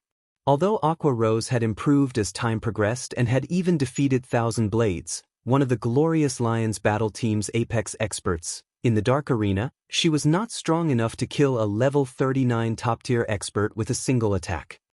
Ordinary players might not realize how strong that level 39 berserker was, but as the vice guild leader of a first-rate guild, Cleansed Rue did. This level 39 berserker's timing was even better than the assassin and swordsman who had attacked first. He was definitely a half-step refinement realm expert. Moreover, based on Laughing Drunkard's tone, it was obvious that he was relatively confident in this berserker's strength. A half-step refinement realm expert was no noob. In a first-rate guild, said expert would rank near the top of the guild. Said expert might even become the guild's strongest player. Yet, Aqua Rose had killed such an expert instantly. Cleansed Rue began to wonder if Zero Wing had bribed her information department. It had only been a short time since she had received the report on Aqua Rose. How could one person improve so quickly? Suddenly, the masked level 40 female assassin beside Laughing Drunkard asked, "Drunkard, why don't we gang up on Aqua Rose? If we kill her, it will deal quite a blow to Zero Wing. Guild leader and the others will have less resistance when they strike." "Forget it. We should save some of our cards for later." Lethal Gale suffered precisely because he grossly underestimated Zero Wing, Laughing Drunkard said, shaking his head as he glanced at Aqua Rose. He then said in the team chat, "Bullet, you two go all out and deal with Aqua Rose. I want to see how strong this vice guild leader is." Laughing Drunkard had planned to put on a dominant show in front of the Candlelight trading firm to suppress Zero Wing's recently rising prestige. Now, however, it seemed as if that were no longer possible. Now that Bullet and the level 39 assassin had actively attacked someone inside the city, the NPC guards would kill and jail them upon arrival. It was also obvious that the two were not capable of killing the woman named Alluring Summer. Rather than lose their lives pointlessly, they might as well use this opportunity to test Aqua Rose's strength. No matter what was said or done, Aqua Rose was Zero Wing's vice guild leader, a VIP. If they could collect some information on Aqua Rose now, it would be easier to deal with the woman in the future. This war between guilds would not be determined with just one or two big battles or several dozen minor skirmishes. Aside from an economic war, information gathering was extremely important. Information could determine a war's outcome if used during a crucial moment. Understood. After Bullet and the assassin received their command, they activated their berserk skills before turning and dashing towards Aqua Rose. Like machines, there wasn't a shred of hesitation in their eyes. Both players' attributes rose significantly, and their dangerous auras resembled that of wild beasts. The surrounding players instantly felt death loom over them, and they started to back away from these two players. After the two activated their berserk skills, each temporarily gained the combat power of a lord of the same level. Yet, as if the pressure these two players radiated were a spring breeze, Aqua Rose remained unfazed as she stood before the Candlelight trading firm's entrance. Watching the two players charge at her, Aqua Rose simply waved her staff. The ground beneath her feet turned pitch black, and as if this black shadow were contagious, it spread quickly, covering the ground around her. The shadow then enveloped the assassin and swordsman, and they instinctively jumped into the air to avoid the attack. Begone! Aqua Rose did not even bother to look at her assailants as she swiped her right index finger across the air.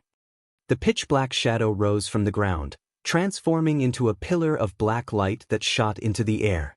Even players several streets away saw the pillar of black light.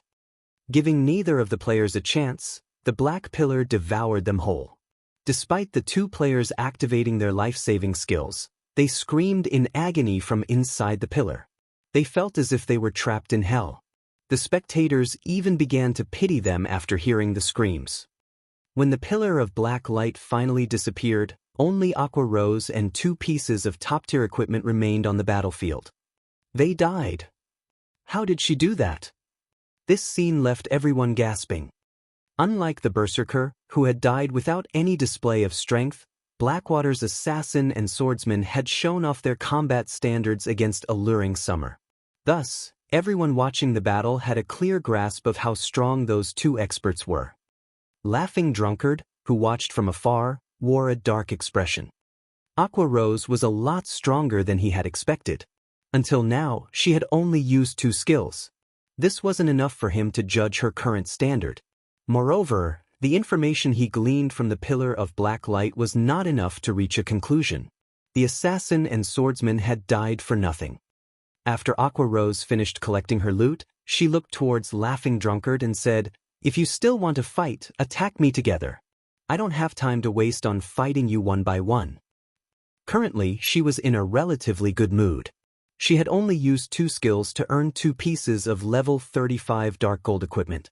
She could probably make close to 100 gold if she sold these 2 items. Unfortunately, Blackwater's members had swiftly retrieved the equipment the Berserker had dropped. Otherwise, she could have earned more money. You! When Blackwater's players heard Aqua Rose's provocation, they all wanted to jump into action. Although Aqua Rose's skills were indeed powerful, skills like those generally had very long cooldowns. If they charged at her now, they would be more than capable of defeating the Cursemancer. "We're leaving." Laughing Drunkard extended a hand to stop his teammates. "Now is not the time to fight them. We will have plenty of opportunities in the future." Saying so, Laughing Drunkard led his team away from the Candlelight trading firm's entrance, earning jeers and mocking gazes from the surrounding players for his trouble. At the same time, the bystanders began to admire Zero Wing even more than before. White River City's native players cheered. In their eyes, Zero Wing was a local guild, while Blackwater was the enemy. Naturally, they would celebrate when Zero Wing suppressed Blackwater. "Aqua, isn't your transformation a little too intense? It's only been some time since we've seen each other, yet I nearly failed to recognize you."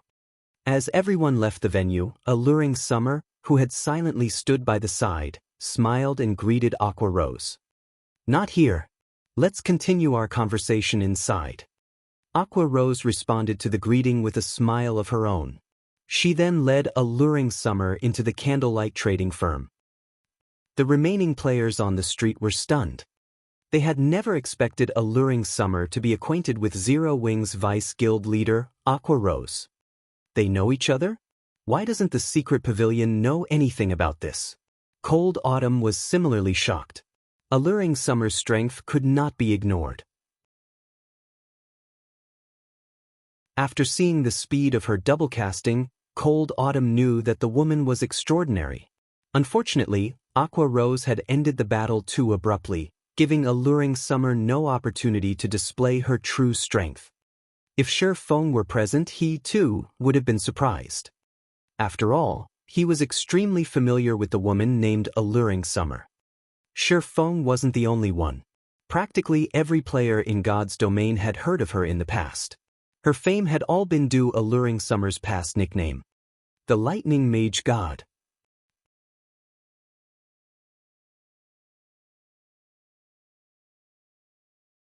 Chapter 1025, Recruiting the Mage God. Hellscythe_Fluffy Goblin. Chapter 1025, Recruiting the Mage God. After the auction for the Advanced Mana Armor Kit ended, news of the Candlelight trading firm's plans to hold a large-scale auction spread like wildfire. It quickly became the hot topic throughout Starmoon Kingdom. Zero Wing is so amazing. I never thought that it would even sell bronze mounts. I have to collect enough money to join the auction myself. Stop dreaming. Those are bronze mounts we are talking about. Even large guilds only have a few. If Zero Wing really intends to sell them, independent players like us won't be able to afford their price. Even if I can't afford it, visiting the auction is still be a good idea. I heard that, aside from the bronze mounts, they'll be selling rare items. The majority of the players eagerly anticipated the Candlelight auction in 4 days. Even if they could not buy themselves a bronze mount, they would be more than satisfied with a good weapon or piece of equipment. As the public disregarded this as just another normal auction, God's domain's various large guilds immediately took action, secretly gathering funds. To ordinary players, the most attractive item up for auction was the bronze mount. To large guilds, however, the entrance slots to the Holy City of Titan and the Advanced Mana Armor Kits were far more important. The entrance slots were particularly valuable to super guilds. After all, they had the master lifestyle players that other guilds did not. Only, these lifestyle players had yet to familiarize themselves with God's domain's lifestyle system. As long as these players had enough resources, they would easily become true master lifestyle players. With Super Guild's expansive network of connections, they could easily earn a ton of coins with these master lifestyle players' advanced products. Hence, when the various Super Guilds and Super First-Rate Guilds heard the news of Zero Wing selling the Holy City's entrance slots, they immediately began to gather funds. As I expected of the number 1 guild of Starmoon Kingdom, to think Zero Wing still had such a move. Singular Burial could not help but laugh when he read the report his subordinate had sent. Others might only see Zero Wing holding a simple auction, but he knew the true value of the Holy City's entrance slots. Those slots would attract a large number of super first-rate guilds and super guilds. There was also the Advanced Mana Armor Kit to consider. A 10% increase to one's basic attributes was no trifling matter. If one could equip a 100-man expert team with the Advanced Mana Armor Kits, raiding large-scale team dungeons would be much easier. This was especially true for level 50 large-scale team dungeons. As the saying went, once ahead, always ahead. Level 50 was a major turning point for God's Domain's players.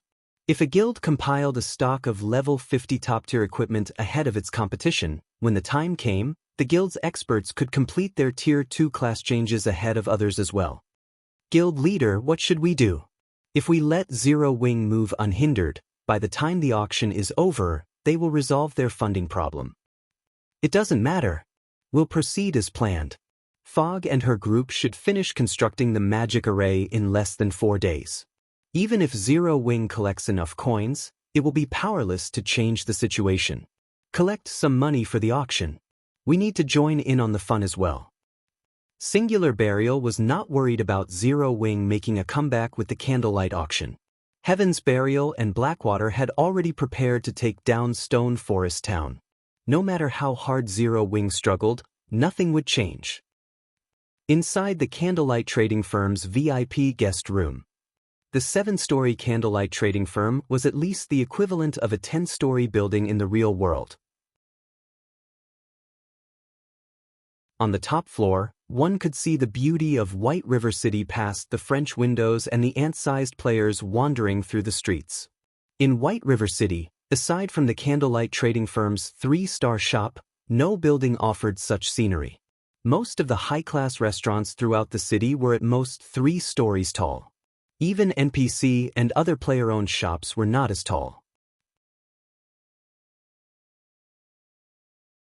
Alluring Summer, who currently sat by the French windows, glanced at the city before turning back to Aqua Rose and saying enviously, "Aqua, you really are getting by a lot better than I am. After not seeing each other for some time, your strength has improved so much. What have you been doing recently? You couldn't be training deep in the mountains, right?" Aqua Rose had hidden her level during the scuffle on the street. After entering the VIP lounge, however, she had no reason to. Level 44. When Alluring Summer saw this, her eyes nearly fell out of their sockets.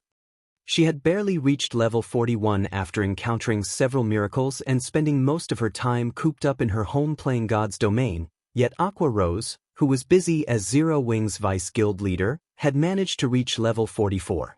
It was truly inconceivable. Alluring Summer could clearly remember that, when Aqua Rose had resided in the Storm Empire and one of Twilight Echo's honorary elders, the woman's level and equipment had been on par with hers. If she had lost to her friend only in levels and equipment, she wouldn't have minded.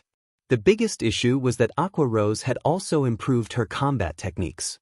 Coupled with the woman's equipment, she was not confident that she could defeat Aqua Rose right now. "What are you talking about?" Aqua Rose covered her mouth and grinned. She had known Alluring Summer since she was young, as their families were friends. However, Alluring Summer was a far more talented gamer than herself. Due to that, this woman had always bullied her. Now that Alluring Summer had said such a thing, the little vanity inside her was quite satisfied.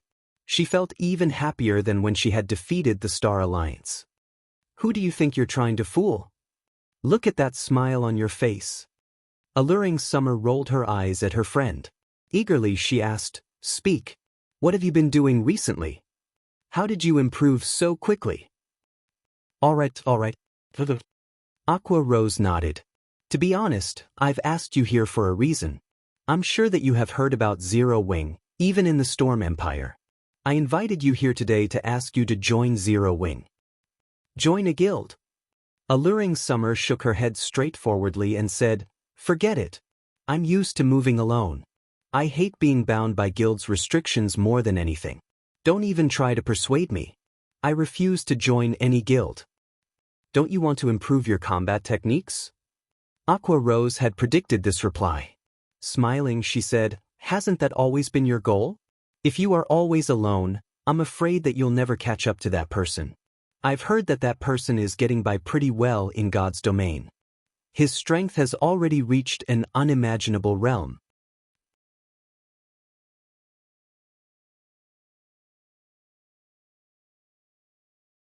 Chapter 1026, Top 10. Hellscythe _ Fluffy Goblin. Chapter 1026, Top 10. Alluring Summer fell silent at Aqua Rose's words. Others might not know why she had started playing virtual reality games, but Aqua Rose knew her end goal. "I know how that person is doing. I'm still nowhere near his strength. However, I recently accepted a hidden class quest. If I can complete the quest and obtain a hidden class, I might have a chance of catching up in the future," Alluring Summer said seriously. "I believe that you are familiar with his standards. Can you say with certainty that I can surpass that person by joining Zero Wing?" Before she arrived in Star Moon Kingdom, she had researched Aqua Rose's guild thoroughly. She had to admit that it was miraculous that a small, unknown guild had grown to become Star Moon Kingdom's #1 guild in such a short time. However, Star Moon Kingdom wasn't much when compared to the whole of God's domain. There were hundreds of kingdoms. Star Moon Kingdom was only slightly above average kingdom. Meanwhile, empires stood far above kingdoms. Based on what she knew, there were other small, unknown guilds that had taken control of entire kingdoms. There was even a third-rate guild that dominated an empire, though said third-rate guild possessed an extraordinary background. On the other hand, Zero Wing had yet to take control over Star Moon Kingdom fully. Among the many rising small guilds in the game, it merely ranked among the top. It did not rank #1. Furthermore, the recently established Blackwater Guild was an extremely tough opponent for Zero Wing. In the real world, the Blackwater Corporation had begun to gather all sorts of resources. It was clear that the corporation planned a major move in God's domain to seize some of the shares in God's domain's market. As an international corporation, The amount of resources the Blackwater Corporation wielded was beyond imagination. Even without any tricks, it could easily defeat first-rate guilds. To put it bluntly, Zero Wing was having a hard time staying afloat right now. How could the guild possibly help her improve? When Alluring Summer had expected Aqua Rose to hesitate and fail to answer her question confidently, Aqua Rose revealed a dauntless smile and responded, "If you work hard enough after joining Zero Wing, I assure you that you will achieve your goal." If Alluring Summer had asked this question in the past, she wouldn't have been so certain. After all, she knew full well how powerful Alluring Summer's target was. It was not just a matter of being strong. That person was on an entirely different level. Only someone as talented as Alluring Summer could dream of surpassing such a person. As for herself, she had only been able to look up to him. However, things were different now. In the past, she had been barred from that person's world.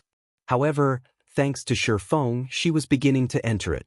With Alluring Summer's frightening talent, it was incredibly likely that she would surpass that person in the future. Hearing Aqua Rose's resolute answer, Alluring Summer was stunned.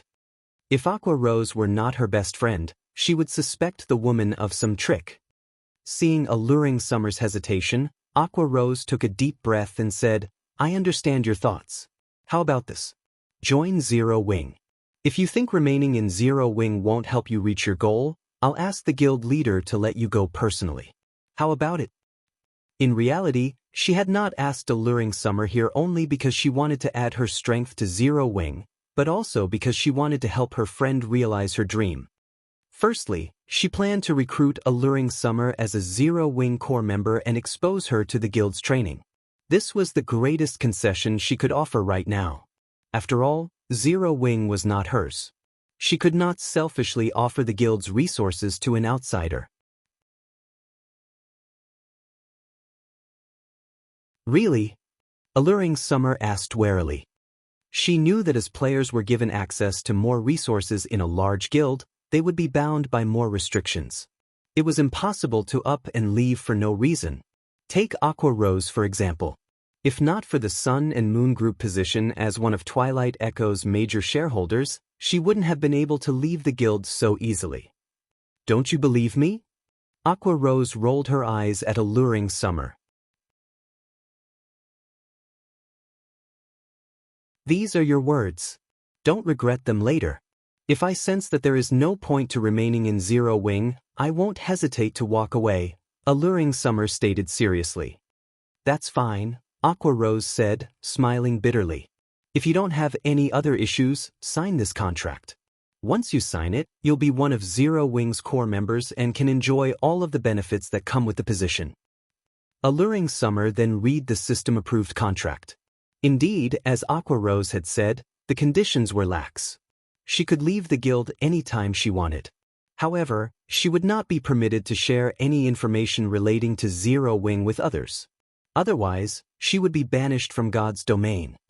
Alluring Summer understood the clause. After all, every guild had its secrets. After finding no faults with the contract, she signed at the bottom.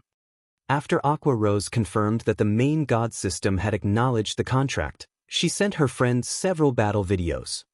Since you're a core member, you are allowed to learn from these. As for how much you learn, that depends on you. If you wish to enhance your learning speed, you can fight for the 100-berry wine. If you want to improve your strength quickly, you can also apply to join Zero Wing's training grounds in the real world. There are dedicated experts there to offer pointers. If you rank within the top 10 in Zero Wing's rank matches, you may apply for the black card. With that, you can train in the simulation training system. Black card? What's that? Alluring Summer could not help but ask. I'm not allowed to offer any concrete information. You can only learn more if you rank among the top 10 in the matches, Aqua Rose said, chuckling. She had been using the black card Shifeng had sent her. She had never dreamed that Shifeng would get his hands on something so valuable. Before this, she had not realized how frightening super guilds were. Despite her previous participation in a super guild's training camp, she felt like she was learning about super guilds for the first time. During the several days she had spent in the secret pavilion's training system, she had improved significantly. Don't be so stingy. Do you think that I can't rank among the top 10 with my strength? Alluring Summer curled up her lips into a sneer. I believe that you can in the future. However, you won't make it in the upcoming rank matches, Aqua Rose said, shaking her head. Aqua, do you think that I used my full strength against those bastards on the street? I'm not trying to brag, but if I used my full strength, very few people in Zero Wing could stand against me, Alluring Summer said, annoyed. She had experienced many hardships in the Storm Empire. She had even disguised herself and defeated many well-known experts. Among them, some were even top-tier experts ranked on the God's Domain's experts list. With her standards, aside from super guilds and super first-rate guilds, she would easily rank at the top of any large guild. I knew you would say that. However, take a look at these videos. Once you're done, you'll understand what I mean, Aqua Rose said, not bothering to explain further. If you still think that you're strong enough, I will find someone to spar with you. If you can defeat that person, I'll help you apply for a black card immediately. What do you think? These are your words, not mine. Don't regret them. Seeing Aqua Rose's resolution, Alluring Summer decided to humor her friend, and she started to watch one of the videos she had been given.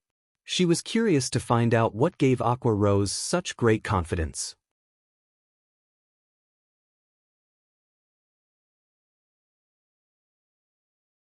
Chapter 1027, Overwhelming Strength. Hellscythe_Fluffy Goblin. Chapter 1027, Overwhelming Strength. Only Zero Wing's core members could view the battle videos Aqua Rose had sent to Alluring Summer.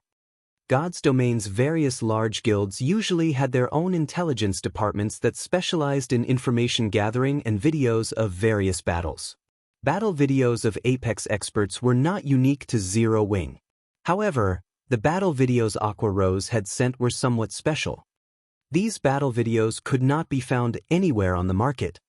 The majority of these videos were of Shi Feng fighting other Apex experts. Moreover, they had been recorded from Shi Feng's point of view, not from a third party's.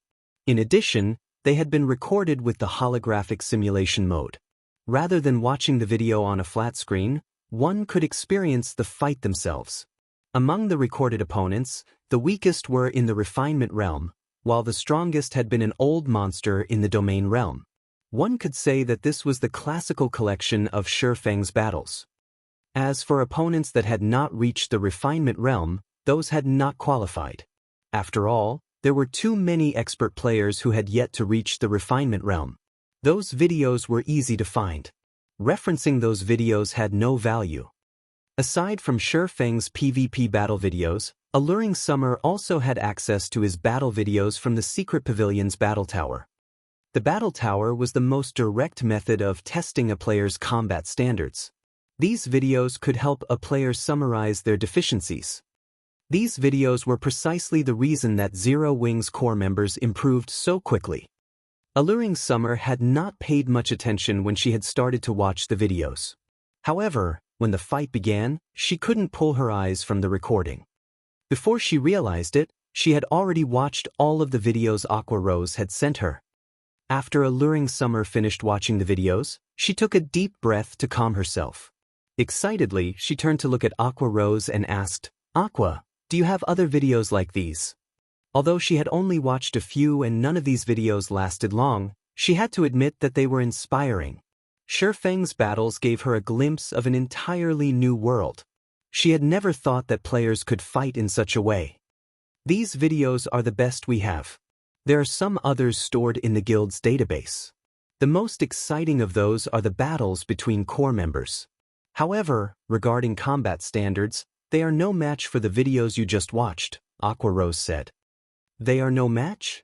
Alluring Summer was disappointed. Although she had only watched the videos for a short time, she already felt that she had improved in a way. If she could watch more recordings of such high combat standards, she could improve faster than relying on trial and error. Are you disappointed? Aqua Rose asked, giggling. Of course, I usually collect battle videos of God's Domain's experts too. However, compared what you have given me, those experts are no more than children playing house. At this moment, Alluring Summer still couldn't get enough of those videos. To be honest, you don't need to feel so disappointed. If you fight your way into the top 10 in the rank matches and obtain a black card, you'll develop even faster. Aqua Rose chuckled. One could fight all sorts of experts in the simulation training system. Experience would help one grow stronger much faster than watching videos. Really? Alluring Summer's excitement was immediate. Didn't you say that if I defeat a particular person, I can apply for a black card immediately? Call them here. I want to find out what this black card is. After watching the battle videos, while she admitted that she was absolutely no match for Shifeng, she did not believe that, with her current strength, she could lose to anyone else in Zero Wing. After all, she had secretly defeated the 766th ranked expert on the God's Domain's experts list. Furthermore, although she acknowledged that Aqua Rose had grown stronger after watching her friend fight, she believed that she had roughly a 40% chance of defeating the Vice Guild leader.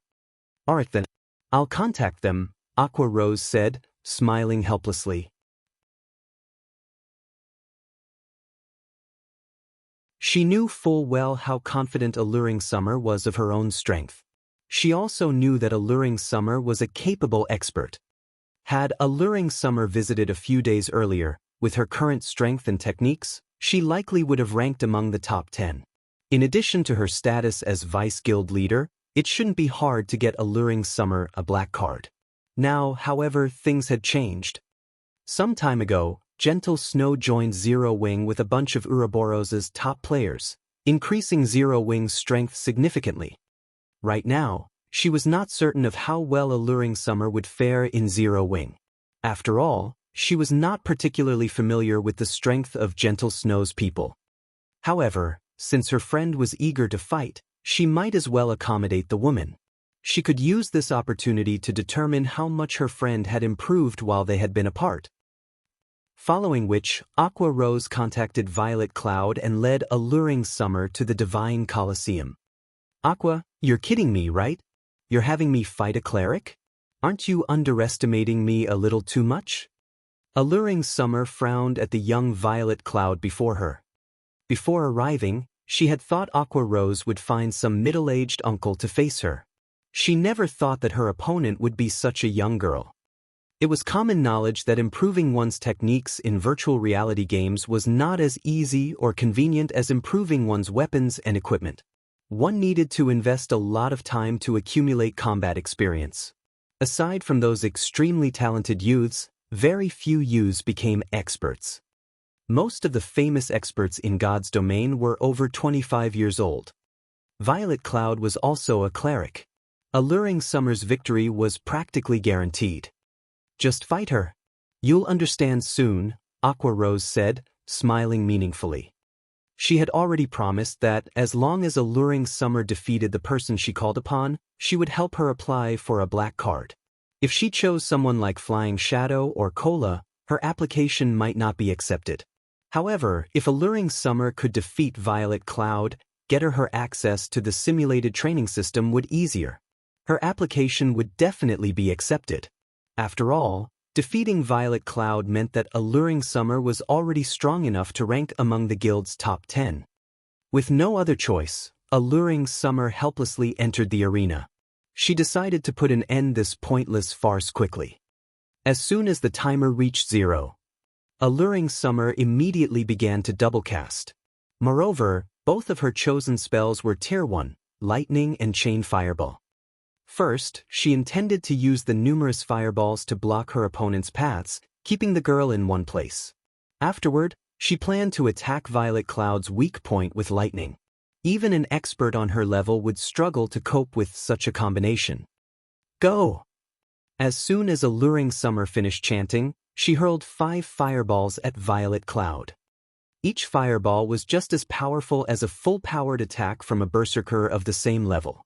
Moreover, the fireballs were extremely fast. Even an assassin of the same level would find them difficult to dodge. This spell should kill a cleric instantly.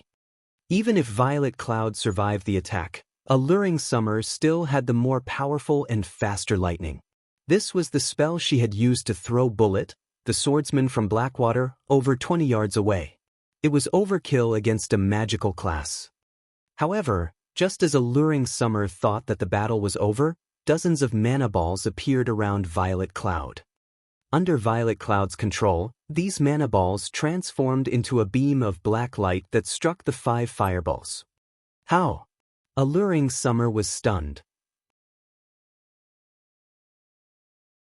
The instant the 5 fireballs encountered those mana balls, not only had they been destroyed, but over a dozen more mana balls continued towards Alluring Summer.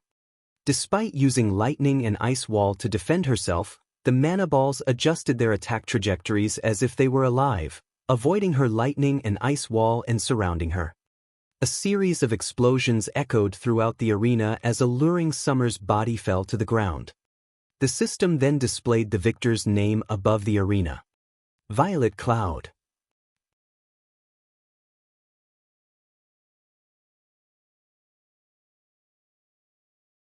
Chapter 1028, Royal Guard. Hellscythe_Vampire. Chapter 1028, Royal Guard. As soon as Alluring Summer resurrected outside the arena, she turned to look at the young girl walking out of it, her face filled with shock. Of all the experts she had encountered before, not one had ever managed to instantly kill her in a single move. She also had not believed that such a person existed. Not to mention, said person was a little girl. Why is there such a huge gap? Alluring Summer was baffled by this outcome. Standing to one side, Aqua Rose could not help but reminisce when she saw the stunned look on her friend's face. Back when she had seen the strength Shifeng displayed, she had been thoroughly stupefied. Now, Alluring Summer was experiencing a similar situation. The outcome of this match came as no surprise whatsoever to Aqua Rose. Although they were all playing the same game, the disparity in strength had made her wonder whether they were truly playing the same game.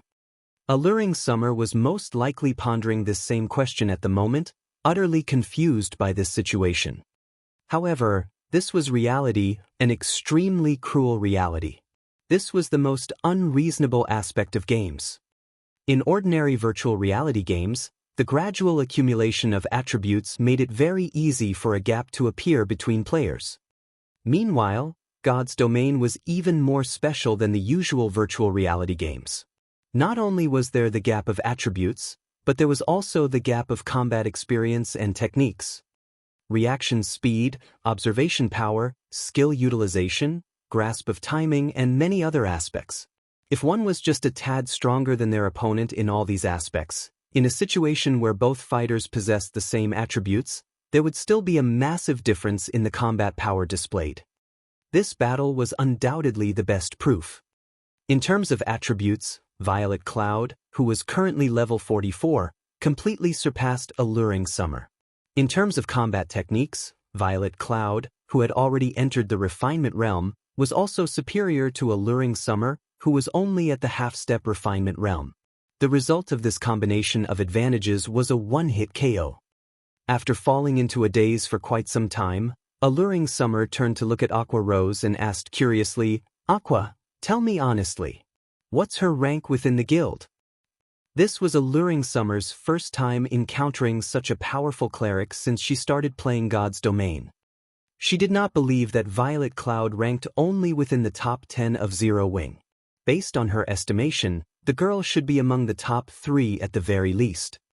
If a guild could have 3 of such experts, it was no wonder Zero Wing was considered Star Moon Kingdom's #1 guild. Probably within the top 5? Aqua Rose could not say for sure. As far as she knew, Shifeng had not held back in nurturing Gentle Snow and the others after they joined Zero Wing.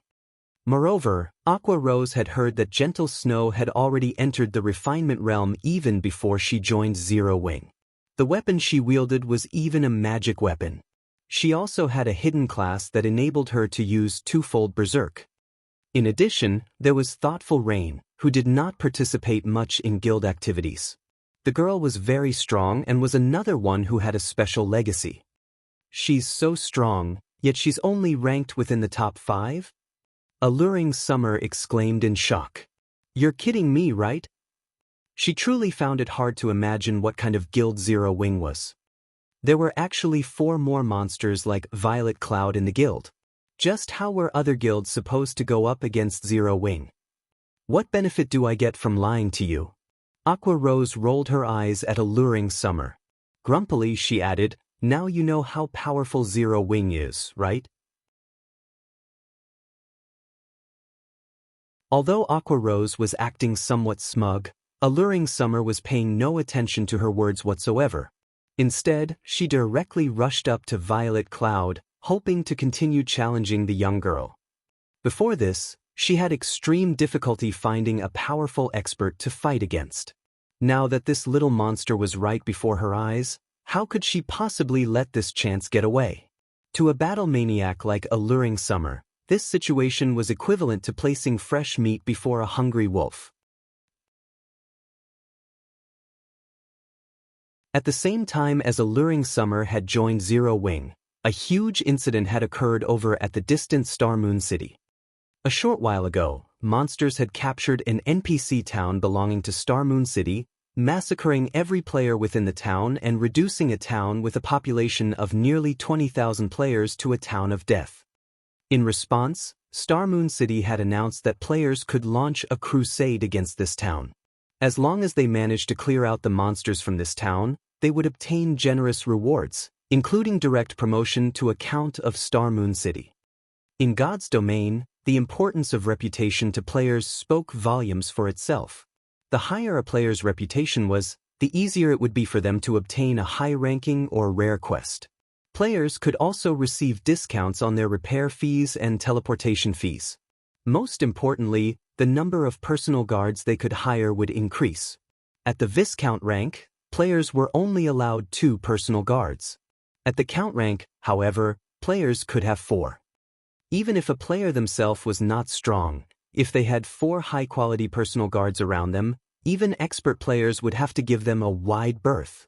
Moreover, grinding field bosses would also become a very simple task. Only, it was extremely difficult to find high-quality personal guards.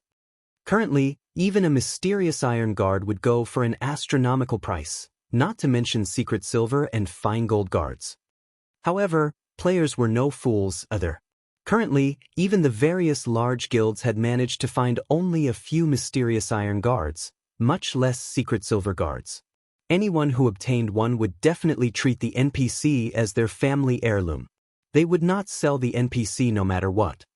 Meanwhile, one of the rewards for the town crusade just so happened to be an opportunity to select a personal guard from the King's Royal Guard. The King's Royal Guard. That was the gathering place of Star Moon Kingdom's elites. Only the most outstanding guards could join the Royal Guard. Their growth potential would naturally be significantly better than that of the NPCs players could find on the streets. Even if an ordinary player managed to obtain only a mysterious iron guard, they could immediately resign from their jobs in the real world and rely solely on God's domain to sustain themselves.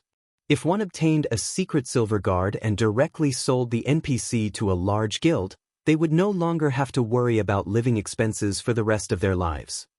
Hence, the moment news of this was released, the entire Star Moon City went into an uproar.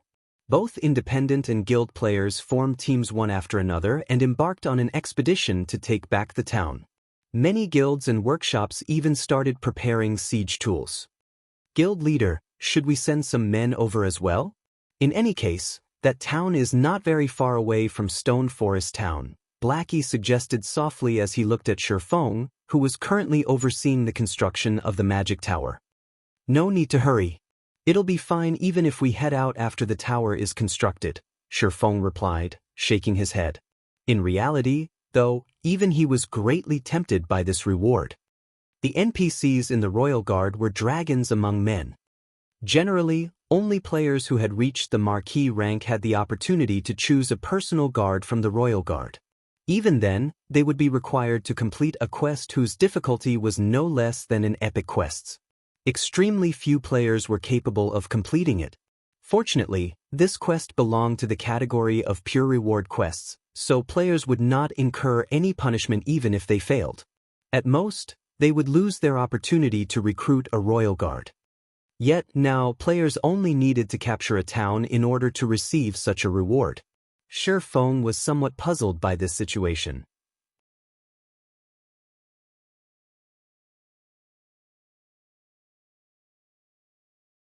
Chapter 1029, Mythic Monster.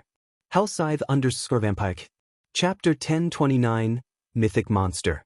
Upon hearing Shifeng saying so, Blackie had no choice but to give up on taking a look at the monster town.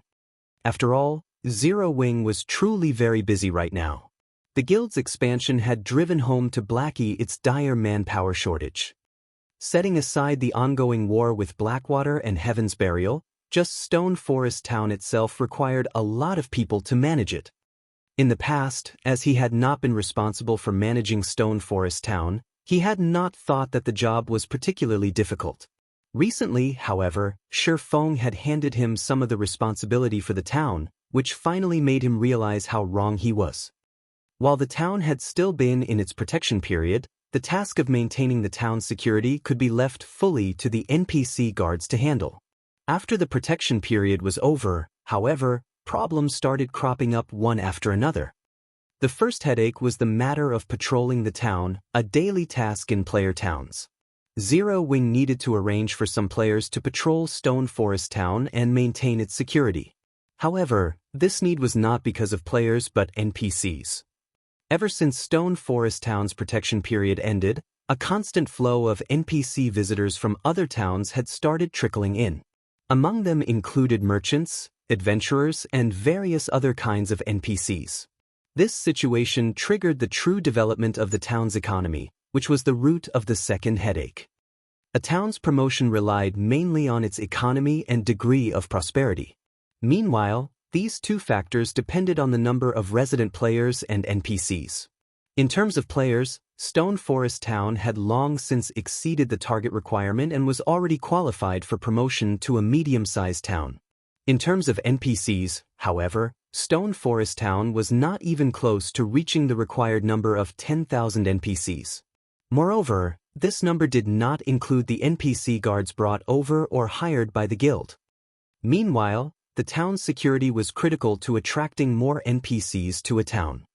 Hence, guilds needed to dispatch players every day to maintain the security within their town and inspect the NPCs in town to prevent the spies of dark forces from creating local mischief. In addition, guilds had to dispatch a lot of members to maintain the security of the trade routes between towns, which faced threats from players, as well as from hostile NPCs and monsters. If the security of a town's trade routes was not maintained, then merchant NPCs would not dare to visit said town to develop at all. Hence, managing a town was not as easy as Blackie had imagined it to be. Fortunately, these security tasks were considered guild quests, which also provided relatively good rewards, so quite a number of guild members were fighting over these quests every day. Only, these quests were a little costly to the guild. While the system supplied the EXP rewards these quests provided, the monetary rewards came from the guild itself. Moreover, the longer the trade route that needed coverage, the more players that had to be dispatched, which would, in turn, raise the expenditures. Just a single day's maintenance fees already cost the guild 300 gold. Moreover, this was only the beginning. As the protection period of the town had just recently ended, there was only a single trade route leading to Stone Forest Town right now.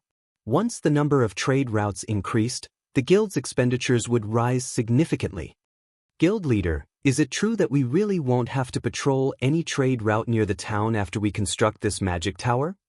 Blackie asked curiously as he looked at Shifeng, who was continuously manipulating magical runes at the moment. Of course.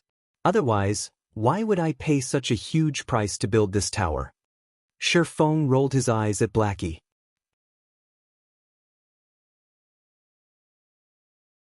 The magic tower was the mainstream defensive building used in the later stages of God's domain.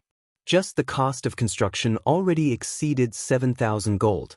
If one included the many materials wasted due to production errors, the total cost could exceed 10,000 gold. Reducing wastage was also the reason why guilds would usually have master lifestyle players construct the magic tower.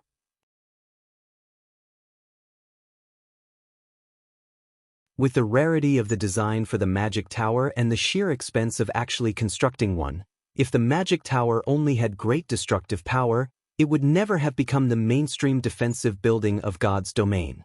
The key point that made the magic tower valuable was its defensive range. The tower had a detection range of 10,000 yards. Hence, after constructing a magic tower in the town, there would be no need to worry about hostile NPCs intruding upon the trade routes within 10,000 yards of the tower, as these NPCs would know that they would be discovered very quickly. The construction of a second magic tower would extend the defensive range of the towers by an additional 5,000 yards. This range was extendable to a maximum of 30,000 yards. In other words, the magic towers would reach maximum efficiency when there were 5 of them in a town or city. However, Stone Forest Town was not a commercial town. It would not have many trade routes that needed guarding. Hence, having a single magic tower was sufficient. Any more would just be a waste of resources. After all, its construction design was available in limited quantities. If he weren't limited by the designs, though, Shifeng would not mind building a few more towers and turning Stone Forest Town into an iron fortress. The current Stone Forest Town was no longer the same as it was in the past when the majority of its residents were guild players. On the contrary, independent players currently outnumbered the guild players within the town. This was because the various large guilds had all shifted their focus to the Undead Gorge, as not only was the map there massive, but the monsters there were available in greater numbers as well. Whether one was trying to grind for levels or magic crystals, the Undead Gorge was an excellent choice. Most importantly, guilds wouldn't have to submit to Zero Wings exploitation by grinding at the Undead Gorge. If they grinded at the Stoneclaw Mountains, they would have to contribute a significant share of the magic crystals they earned to the repair fees and accommodation fees at Stone Forest Town. However, there would be no need to do so if they grinded at the Undead Gorge. Although it took more time to travel to the Undead Gorge as mounts became more commonplace, going from the nearest NPC town to the Undead Gorge would get whittled down to only around 2 hours. Hence, the various large guilds had placed all their focus on the Undead Gorge. However, independent players were different. Firstly, their levels were not comparable to those of elite members of guilds. Secondly, they would suffer at the hands of the guilds grinding at the Undead Gorge. Hence, the Stoneclaw Mountains had become the best option for them.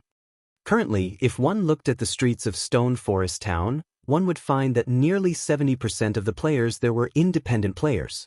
The town was even more prosperous than it was in the past. During the time Shifeng was completing the runes for the Magic Tower, news regarding the various large guilds' crusade against the monster town had spread all over the official forums. A level 60 mythic monster had actually appeared in Black Ridge Town. All guilds participating in the crusade were defeated. What? Aren't mythic monsters tier 4 monsters? If only you had seen how powerful that monster was for yourself. With just a single move, it instantly annihilated over 10,000 of the players that had gone to recapture the town. Nobody could defend against that monster's attack. Even magic barriers were useless against it. That's only the tip of the iceberg. I've heard that the monsters in that town all possess extremely high combat standards. Even ordinary players might not be able to defeat the common monsters there in a one-on-one. Most importantly, I've heard that players killed by those monsters aren't able to log into God's domain for some time. Moreover, those monsters would also grow in strength after killing players.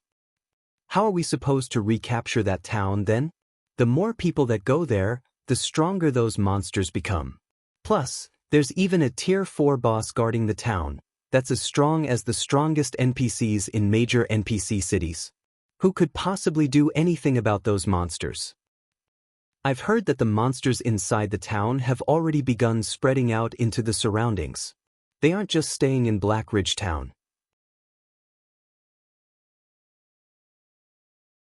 They've even ambushed many players grinding in that map. Now, no player dares to approach that map anymore. It's no wonder the system is offering such generous rewards. The difficulty of this quest is simply ridiculous. Luckily, I didn't go there. Do you think those monsters will continue taking over the nearby towns? That might actually be possible. I think Stone Forest Town is in one of the maps closest to Black Ridge Town. If those monsters head over to Stone Forest Town, we'll have an interesting show to watch. Many players were merrily discussing the monster town on the forums. At the same time, the various large guilds also suddenly realized that something joyous was going to happen. If those monsters really continued extending their reach into the vicinity, it was only a matter of time before Stone Forest Town encountered trouble.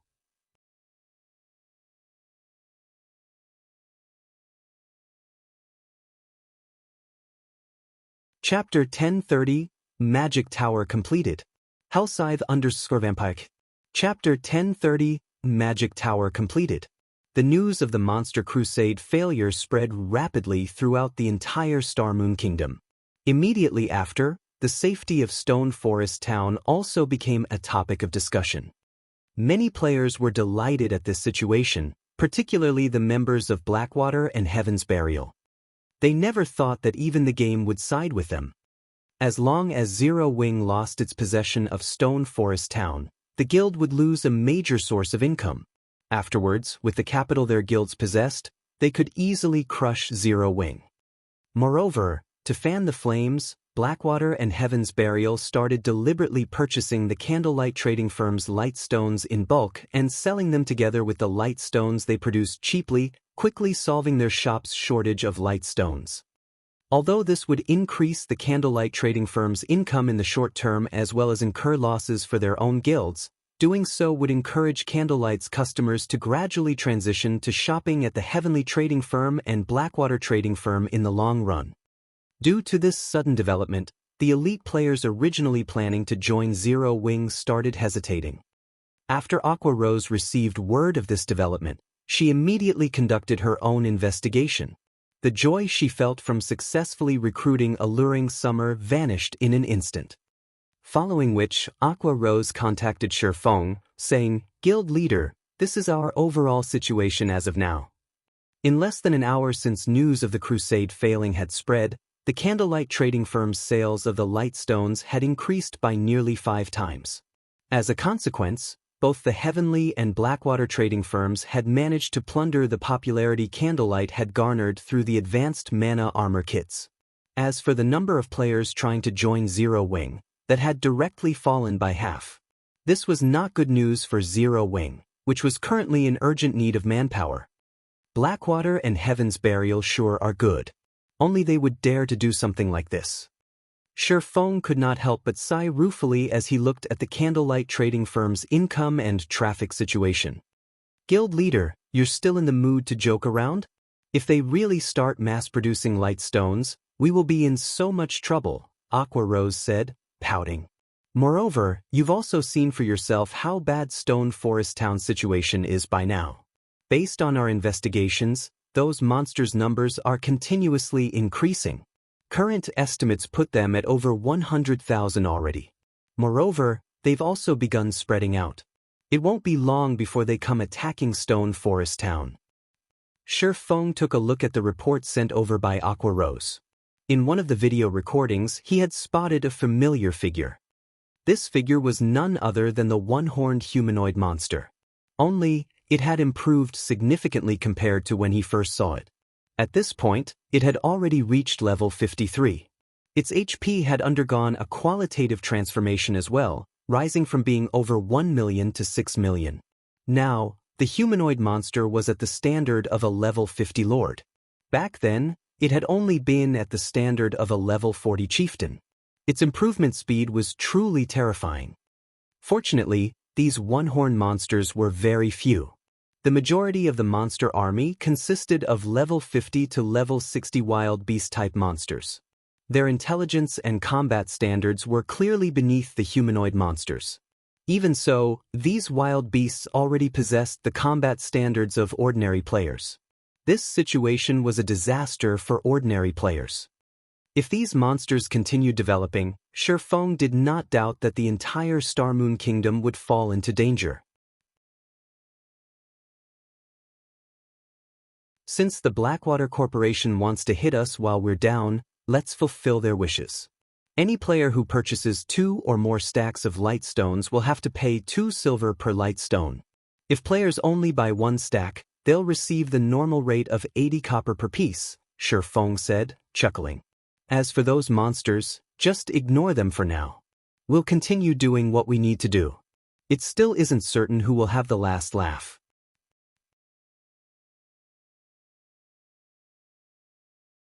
If this situation had happened before he had obtained the magic tower design, he really would have worried about those monsters, which were nurtured by the evil god's temple. Now, however, things were different. As long as Stone Forest Town's magic tower got constructed, aside from NPC cities and some of the more fortified NPC towns, Stone Forest Town would definitely be the safest place in Star Moon Kingdom. If the monsters from the evil god's temple were to spread throughout the entire Star Moon City region, the one crying tears of regret at that time definitely would not be him.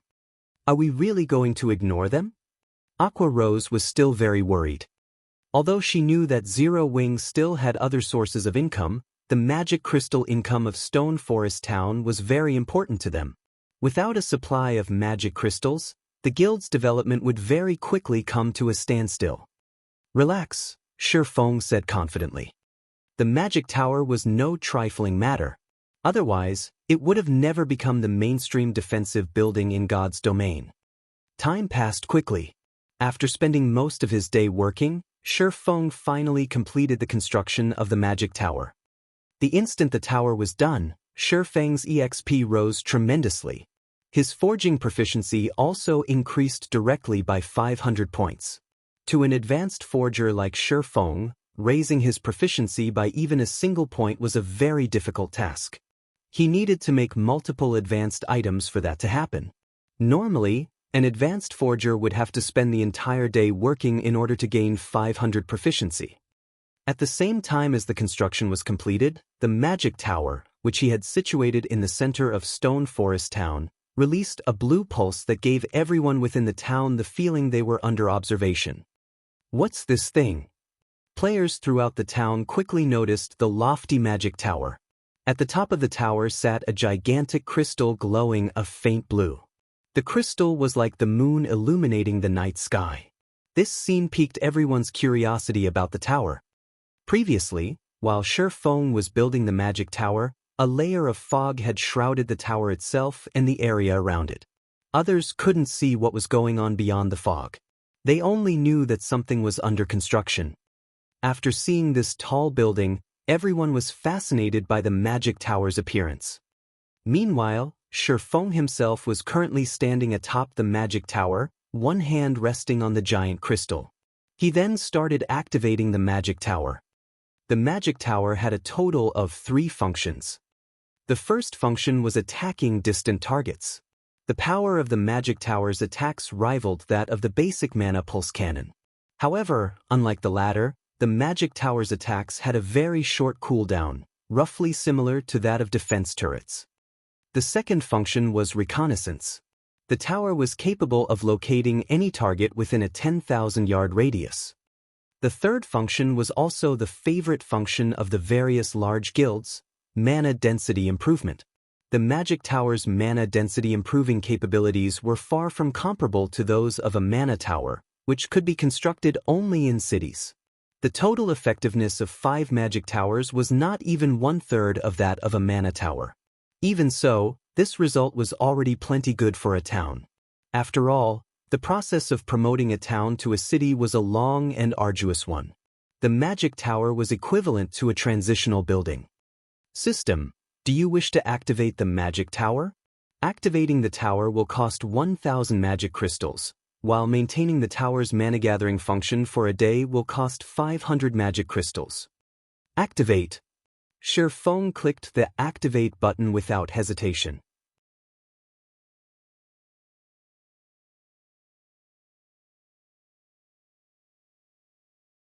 Chapter 1031.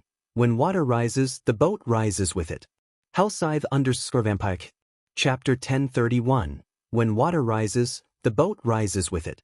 After Shi Feng tapped on the semi-transparent light blue screen before him, 1,500 magic crystals instantly disappeared from his bag. Immediately, the gigantic crystal atop the magic tower released a dazzling light blue beam that shot 400 yards into the air before bursting apart and spreading over the entire Stone Forest town like an opened umbrella. This spectacular sight stunned all the players within the town. What's going on? Is Zero Wing setting up a magic barrier? Everyone could not help but start discussing the magic tower. However, while most people were chatting, a few expert players with sharp senses suddenly discovered that the density of the ambient mana was actually rising gradually. Are you guys feeling it? The mana density in the town seems to be rising. Yeah, now that you mention it, my mind does feel a lot clearer than before. Wait, take a look at your status windows. There's an extra buff in mine. As experts voiced their findings in surprise one after another, more and more players also noticed the changes that had occurred to the town. When someone mentioned the appearance of a buff in their status window, everyone promptly called out their status windows as well. Ample mana state stamina and concentration recovery improved significantly. Player will be able to maintain a clear state of mind at all times while in this state. This buff is too amazing. Hooray, Zero Wing. Ha! This is too awesome. My current recovery rate already rivals the recovery rate inside a hotel. With this, I won't have to rest in a hotel anymore. What a fool. I just came out from a hotel. Resting in one is way better. Not only is the recovery rate there faster, but as long as you rest for 5 hours, once you exit from the ample mana state, your EXP acquisition rate will be 30% higher for 2 hours. If you rest for 10 hours, you get 4 hours worth of 30% bonus EXP. What? That amazing! You'll know once you go test it out. I have to work during the day, so I'll definitely have to rest over 10 hours in a hotel. With this, I won't have to worry about falling behind in levels. After the players in the town realized the effects of the magic tower, many of them couldn't hold back their excitement and started cheering loudly in the streets. The majority of the players in Stone Forest Town were independent players. Unlike guild players who had guild residences, they did not have the opportunity to accumulate the double EXP buff. Hence, independent players generally lagged behind guild players in levels. However, as many independent players disliked the restrictive rules of guilds, they would rather level up at a slower pace than join a guild. That way, they could enjoy a free and comfortable lifestyle as well as the exciting adventures God's domain had to offer. However, now that they could also enjoy an EXP increase buff by resting in hotels, how could they not get excited? With this, they could have their freedom and level up quickly at the same time. The originally bustling hotels suddenly became jammed with players. Every independent player in town had rushed to the nearest hotel in the hopes of renting a room for themselves. Previously, everyone had angrily cursed that the hotel rates of Stone Forest Town were daylight robbery, as the town was charging nearly triple that of other places, and only by paying with magic crystals would they receive the normal rate. Now, however, everyone thought nothing of it. Instead, they felt that this price was a bargain. After all, after resting for 10 hours, one would have a 30% increased EXP acquisition rate for 4 hours. Crap, this is a scam. I'm already using magic crystals to pay, so why are the rates still triple the normal hotel rates? If you can't afford it, get lost. Can't you see that there's still a bunch of people waiting to rent a room? Ha! Luckily, I was smart enough to rent a room for 10 days before this situation happened. I've saved a fortune this time. Currently, every hotel within Stone Forest Town was packed with independent players. Although many were disgruntled at the price markup, the 30% EXP buff was just too important.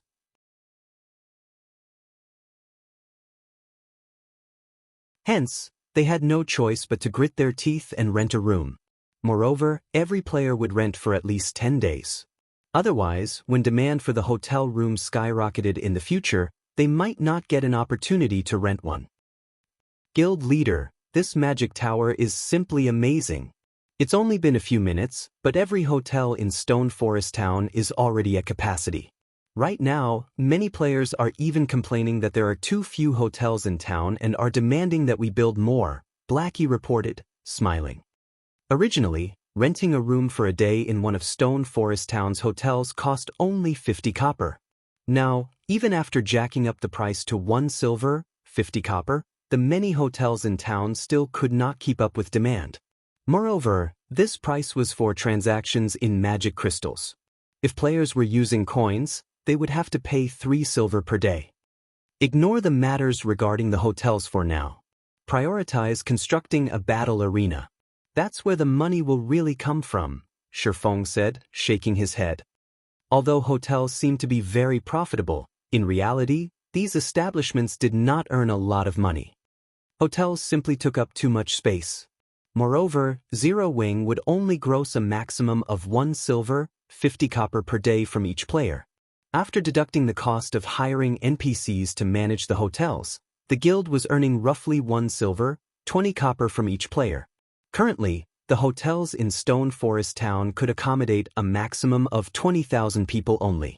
In other words, Zero Wing could earn 240 gold per day at most through the hotels, a large sum of money to ordinary large guilds, but to Zero Wing, this was a drop in the bucket. Moreover, 20,000 players were not even 1/10 of Stone Forest Town's population. Even so, the current number of hotels occupied over half of the town's lands. Originally, the reason why Shifeng had constructed so many cheap hotels was to earn magic crystals. However, now that he had the magic tower, there was another building that could earn him even more money, the battle arena. The battle arena was a place where players could fight against each other. Due to the magic tower, the mana density in the entire town had increased. This situation would be of great assistance to players, just like in the trial tower of the Divine Colosseum. Under the effects of Stone Forest Town's environment, players could maintain a very clear state of mind. Fighting under such a state would be of great help in improving their strength. However, inside a player-constructed town, PvP was prohibited. The only place players could fight against each other in a town was at a battle arena. When the time came, the 200,000 or so players residing in Stone Forest Town would definitely head to the battle arena to improve themselves through PvP. At that time, the money Zero Wing could earn through the battle arena would no doubt far surpass the income they were currently making from the hotels. I'll get it done right away. Blackie's eyes glowed when he heard Shifeng's explanation. At the same time, the matter regarding Stone Forest Town gradually spread throughout the entire Starmoon Kingdom. As a result, independent players who were tempted to head to the Undead Gorge started having second thoughts. Getting 4 hours of 30% increased EXP acquisition rate was no laughing matter, particularly for independent elite and expert players. This was a rare opportunity to level up quicker. If utilized properly, even if they could not completely catch up to guild players, at the very least, they wouldn't be left too far behind. Starmoon City, Blackwater's residence. Damn it. To think Zero Wing would still have such a move. Abandoned Wave's expression turned very ugly when he received the news regarding Stone Forest Town. At this rate, the more time they wasted, the more troublesome Zero Wing would become. At the same time, his heart was also filled with sheer envy, and he grew even more impatient to obtain Stone Forest Town. Following which, he looked at the subordinate standing beside him and commanded, "Immediately notify Singular Burial's side. Tell them that there's a change of plans. We're going to take action ahead of time."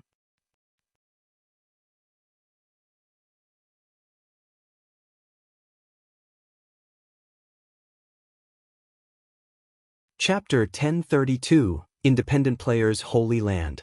Hellscythe_Fluffy Goblin. Chapter 1032, Independent Players Holy Land. The several upper echelons inside Blackwater's guild leader's office were shocked when they heard Abandoned Wave's command. Though, they could understand Abandoned Wave's train of thought. Stone Forest Town's latest transformation made it all the more tempting.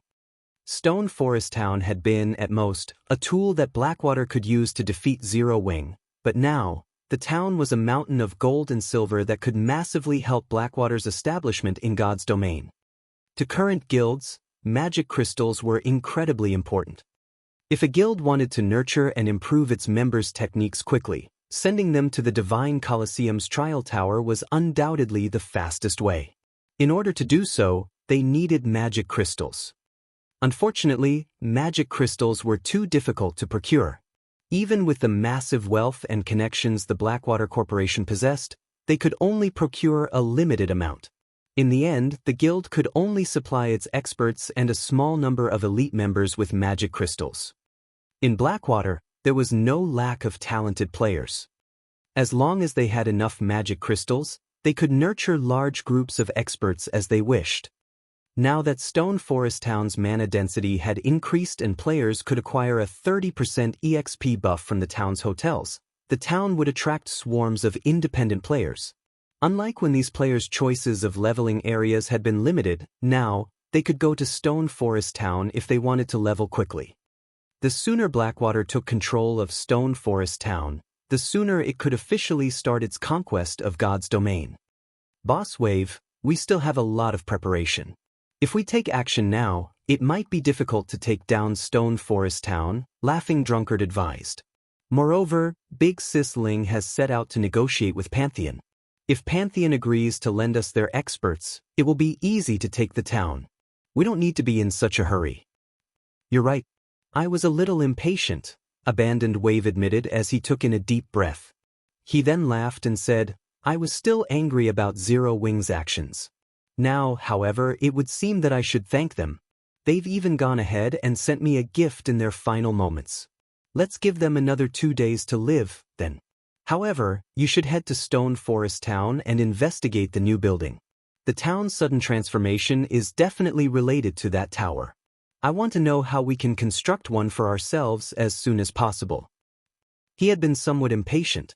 The sealing magic array in the Stoneclaw Mountains was still incomplete. Without it, capturing Stone Forest Town would be quite difficult.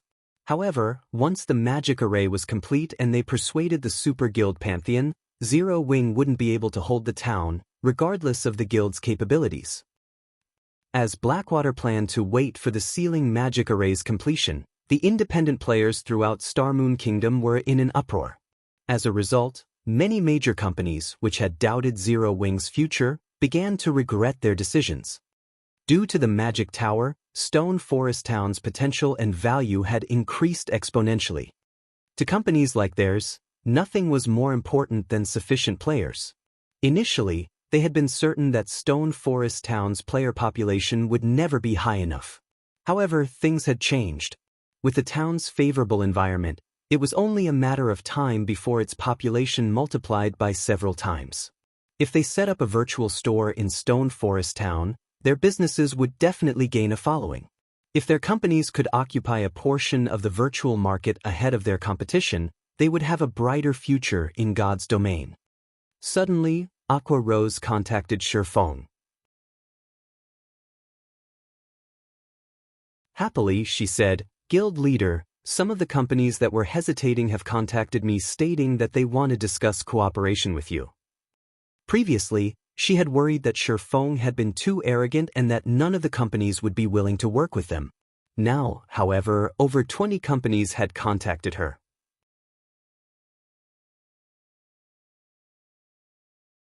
Moreover, every one of these companies was far more powerful than the few that had tried to take advantage of their predicament. Oh, they sure are quick to decide.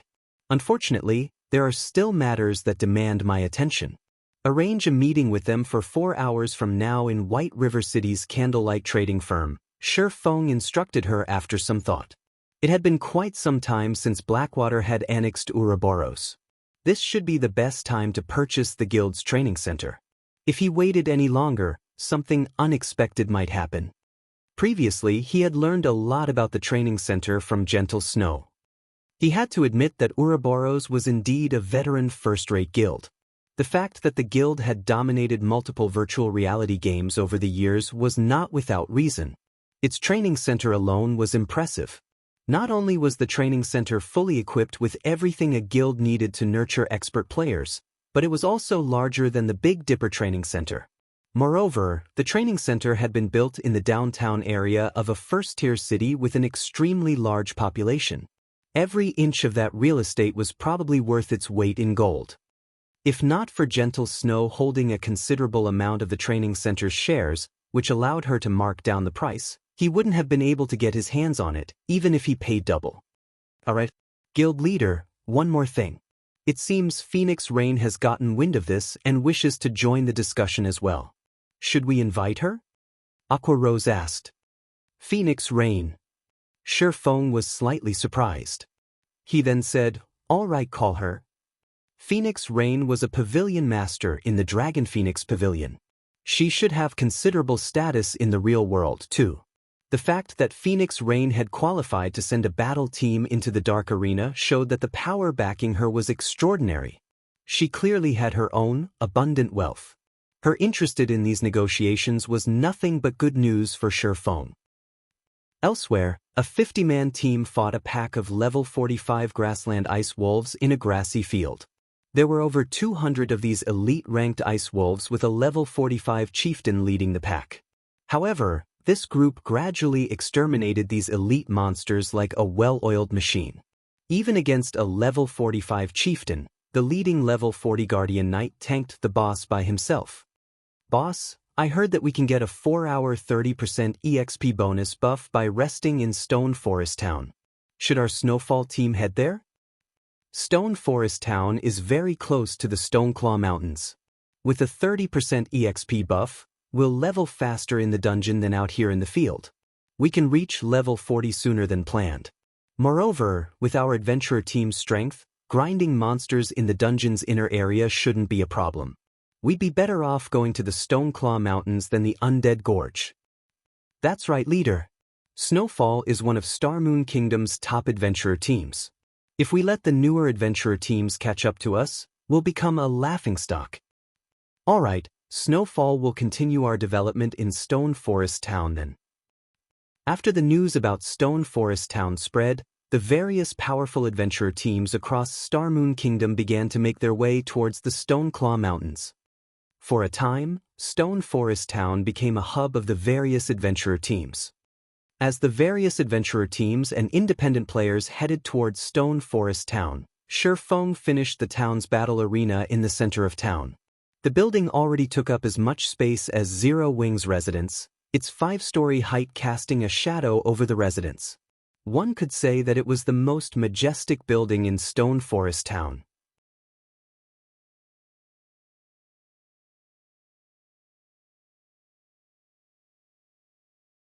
Chapter 1033, Rise of Stone Forest Town. Hellscythe_Fluffy Goblin. Chapter 1033, Rise of Stone Forest Town. Shi Feng was satisfied with the finished battle arena. The battle arena had a total of 5 floors. This was Stone Forest Town's current limit. If he wished to construct it higher, it would have to occupy a larger area. However, Stone Forest Town was only a small town. There wasn't much room. Even so, the 5-story battle arena had been considerably costly to build. A single floor already cost 1,000 gold, and this did not include all the cost of the various decorations and props. With the money he had spent on this 5-story building, he could have easily purchased a high-potential plot of land in a major city.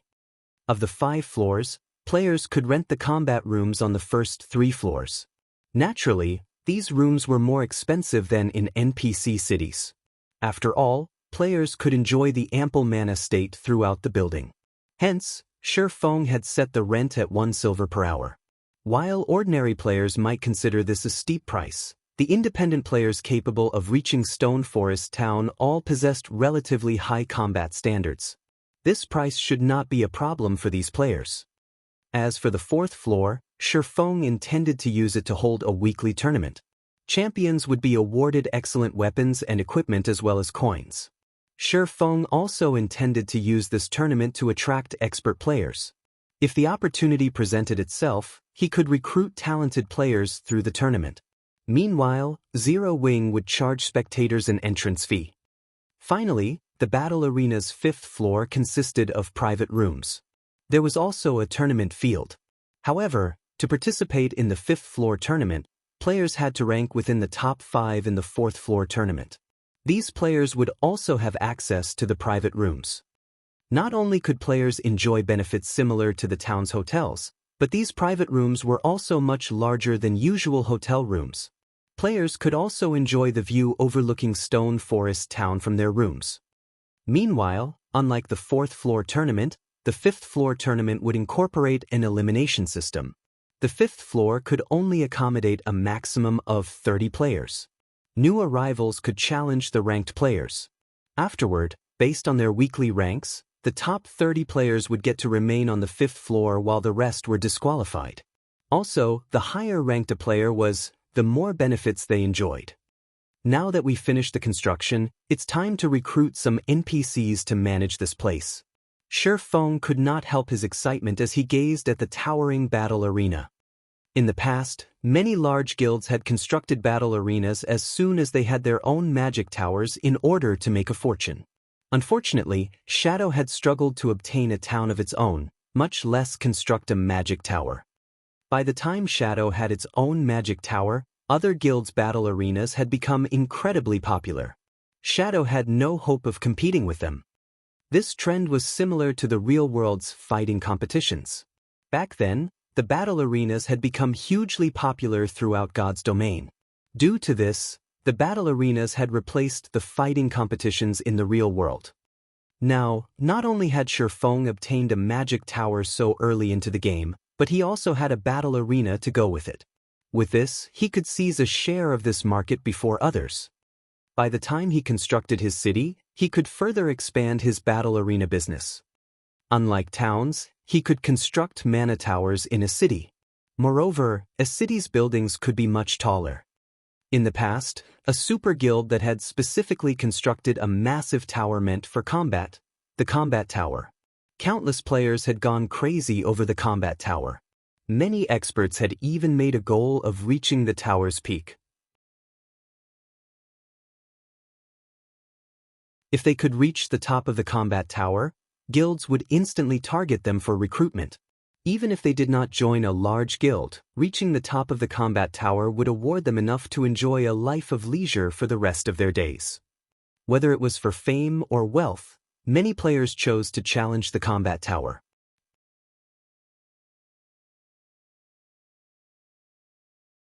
Now that Shi Feng had constructed his first battle arena, the first stage of his project was complete. Next, he needed to scale up this project. However, it was particularly difficult to ramp up such a large-scale project. Furthermore, the cost of constructing a building that stood over 100 stories tall was even enough to drive super guilds insane. Following which, Shi Feng used a return scroll and teleported to White River City, intending to search for management NPCs. Meanwhile, shortly after the battle arena was complete, it became the focal point of Stone Forest Town. Isn't this a battle arena? Why has Zero Wing constructed a battle arena here? Are you a fool? Don't you know that PvP is not allowed in player towns? Now that the town's mana density is so high, it would be a waste not to spar. I wonder when the arena will open to the public? I want to try it out. Hopefully it won't be too expensive. The town's players discussed the battle arena excitedly. To players who had experienced the trial tower, they knew that the denser the environmental mana was, the stronger they would be in a fight. They would be able to improve their techniques faster. After all, not everyone possessed extraordinary concentration. A mana-rich environment could help players maintain a high degree of concentration. Only, the cost of using the Divine Colosseum's trial tower was too high. Each challenge cost 1 magic crystal. Even elite players could not afford such an expenditure. However, it was a different story for a player-constructed battle arena. As the establishment was intended for public use, the fees wouldn't be as high as the trial tower. Moreover, unlike the trial tower, players could conduct PvP matches with other players in the battle arena. Their development in the battle arena might not be any slower than in the trial tower. For a time, news about Stone Forest Town's battle arena gradually spread throughout Starmoon Kingdom. Players who had not been particularly interested in Stone Forest Town began to change their minds. There were all sorts of players in God's domain. Some loved adventuring, some loved fighting, some loved leveling up, and some only had money on their minds. However, all of these players shared one common interest: combat standards. Even expert players found it difficult to endure the Divine Colosseum's prices. Generally, Only guild players with the support of their guilds could afford to play there. As for NPC cities' underground arenas, while one could gain some combat experience from fighting there, fighting for long periods would easily cause one to lose focus. When that happened, players needed to take a break and rest. The ample mana state just so happened to make up for this flaw. There is no stopping Zero Wing now. How great would it be if I were a member of Zero Wing? If that were the case, traveling to the battle arena would be more convenient. Suddenly, more and more players wanted to travel to Stone Forest Town. Seeing this, the several major companies that had broken off their discussions with Zero Wing regretted their decision even more. When they heard the news, these companies immediately sent new representatives to contact Aqua Rose, claiming that the previous representatives had declined Zero Wing's offer without the company's consent and had thus been fired. They also expressed their wishes to re-enter negotiations with Zero Wing. These companies had looked down on Zero Wing with contempt, thinking that Blackwater's victory over the guild was certain. However, even now, Blackwater couldn't touch Zero Wing. The most it could do was whittle Zero Wing down. However, now that Zero Wing had a gold mine like Stone Forest Town, it was practically impossible for Blackwater to weaken Zero Wing with its minor harassments. As everyone discussed Stone Forest Town, Shi Feng finally returned to White River City.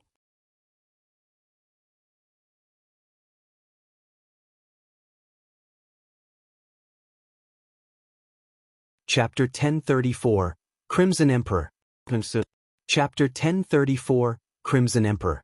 Upon returning to White River City, Shi Feng discovered that the number of players teleporting into the city had increased, particularly the members of other guilds. All around, he could see guild players. Moreover, they were extraordinarily high-leveled, with the lowest being level 39 and the team leaders being level 40 experts at the very least. This situation confused Shi Feng slightly. However, he quickly shook the thought out of his head. Right now, hiring NPC managers for the battle arena had utmost importance. To avoid attention, he took an advanced horse carriage to the Adventurers Association. Shortly after Shi Feng left the teleportation hall, a team of 20 players appeared inside. These players each wore an emblem shaped like a crimson flame. The lowest leveled player among them was level 40. The equipment they wore also radiated the glowing effects unique to dark gold equipment. The white-haired man standing at the head of the group was even a level 41 Guardian Knight, whose appearance suggested that he had experienced the vicissitudes of life. The man carried a diamond-shaped shield with a dragon printed on it slung on his back and a blood-red longsword inserted inside the shield. Despite this longsword clearly being a one-handed sword, the width of its guard was wider than the man's shoulders, while the length of its hilt matched a two-handed sword's.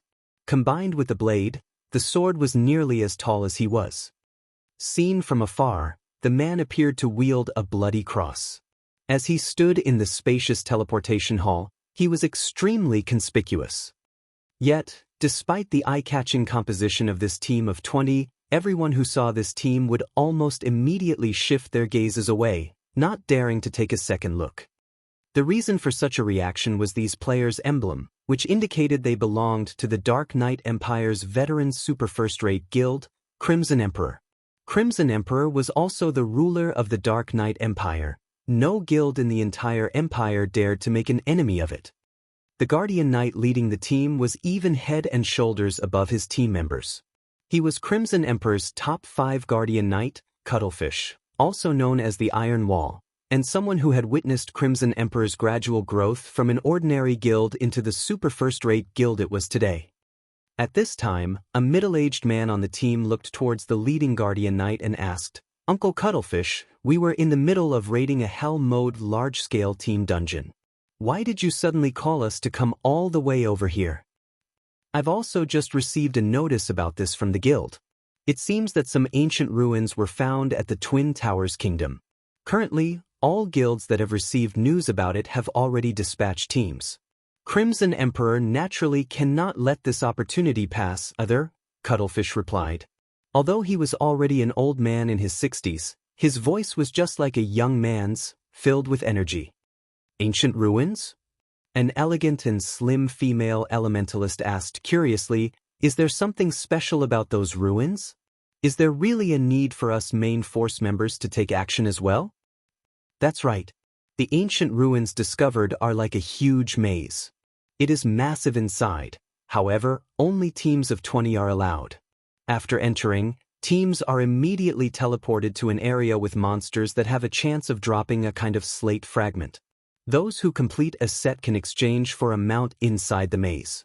Based on what we know so far, there are even mysterious iron mounts available for exchange. Moreover, this was only in the outer area. Currently, the various guilds are frantically fighting over the monsters inside. It is very difficult to enter the ancient ruins. The requirement for personal strength is extremely high. For efficiency's sake, the guild leader is sending us to pioneer the way, Cuttlefish explained. Everyone else on the team immediately gaped in shock upon hearing this. The importance of mounts to a guild went without saying. Just the number of bronze mounts Crimson Emperor obtained was not even enough for the guild's internal experts, much less mysterious iron mounts.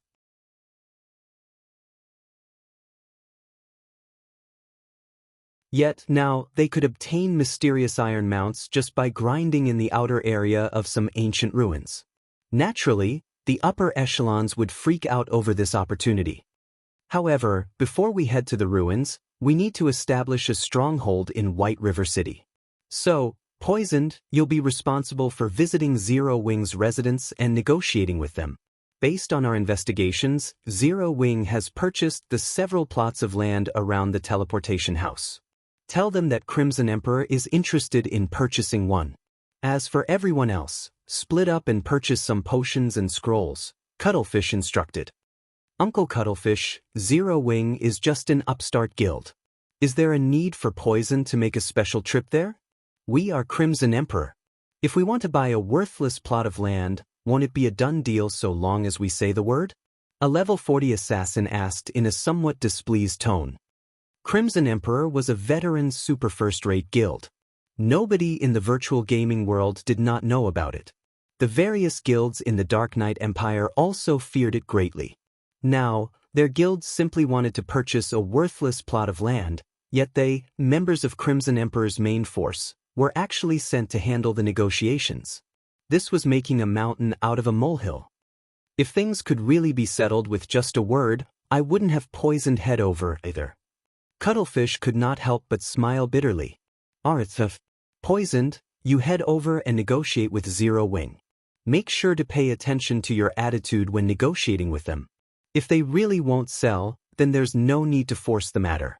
God's Domain is unlike any other virtual reality game that has existed in the past. I believe that you guys have felt it as well. The waters in this game are much deeper than they appear to be. There is naturally a reason for Zero Wing being able to become Star Moon Kingdom's #1 guild. The female elementalist named Poisoned Wine silently nodded her head. Inwardly, though, she, too, felt that Cuttlefish was making too much of Zero Wing. Inside the Adventurers Association, Shi Feng directly switched to his Spirit Slayer title and walked up to the front counter. Upon seeing Shi Feng, the blonde receptionist with green eyes immediately received him with great respect. Lord Spirit Slayer, how may I be of service to you today? The NPC receptionist asked respectfully. I wish to hire some advanced managers, Shi Feng replied. Alright then, please follow me to the VIP room on the second floor. We'll bring the related documents over to you right away.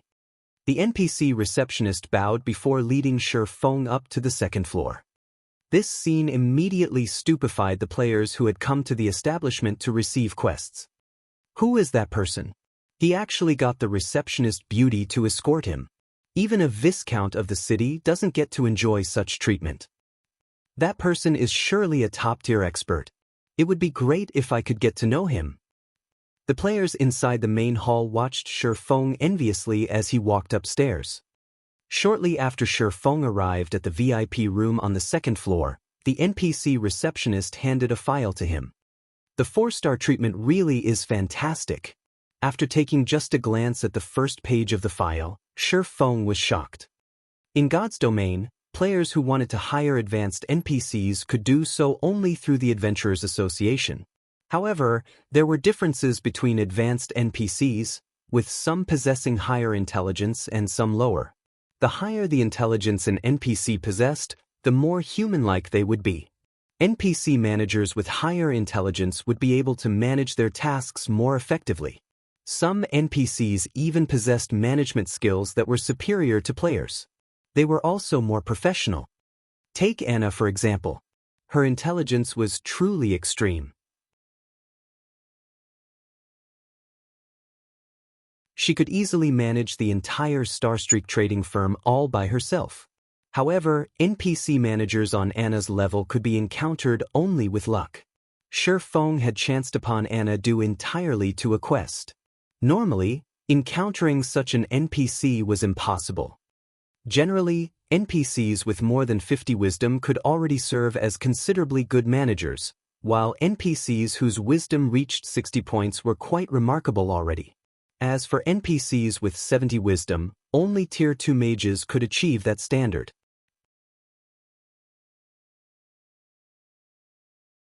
In the past, among the managers Shi Feng had met, even the one with the highest wisdom had only 73 points in the attribute. Moreover, that NPC had already been considerably advanced in age. Even so, Shi Feng had been quite excited when he found that old man. Back then, the old man had been able to manage an auction house single-handedly with perfect order. Now, however, among the 30 NPCs listed on the first page, Shi Feng could see more than 10 with over 60 wisdom. Among them, there was even one with 71 wisdom, and this was only the first page. The file the NPC receptionist had handed him had over 100 pages.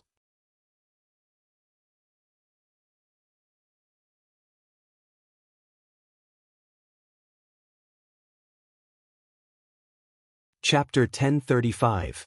Times have changed. Chapter 1035. Times have changed. Before Shi Feng realized it, he had already spent half an hour inside the serene and elegant lounge, reading through the files. The more he read, the more shocked he felt. High-wisdom NPCs, which were usually difficult to encounter, were now available to him in the thousands. Shi Feng had even found an NPC with 80 wisdom. If not for the Mage God system stipulating that NPCs hired from the Adventurers Association could not be made into players' personal guards, Shi Feng would very much have considered taking all these NPCs back with him to form an army of personal guards. I'll choose these 10 then. After Shi Feng was done going through the name list, he selected the names of 10 advanced NPCs. 9 had over 70 wisdom, while 1 had 82 wisdom.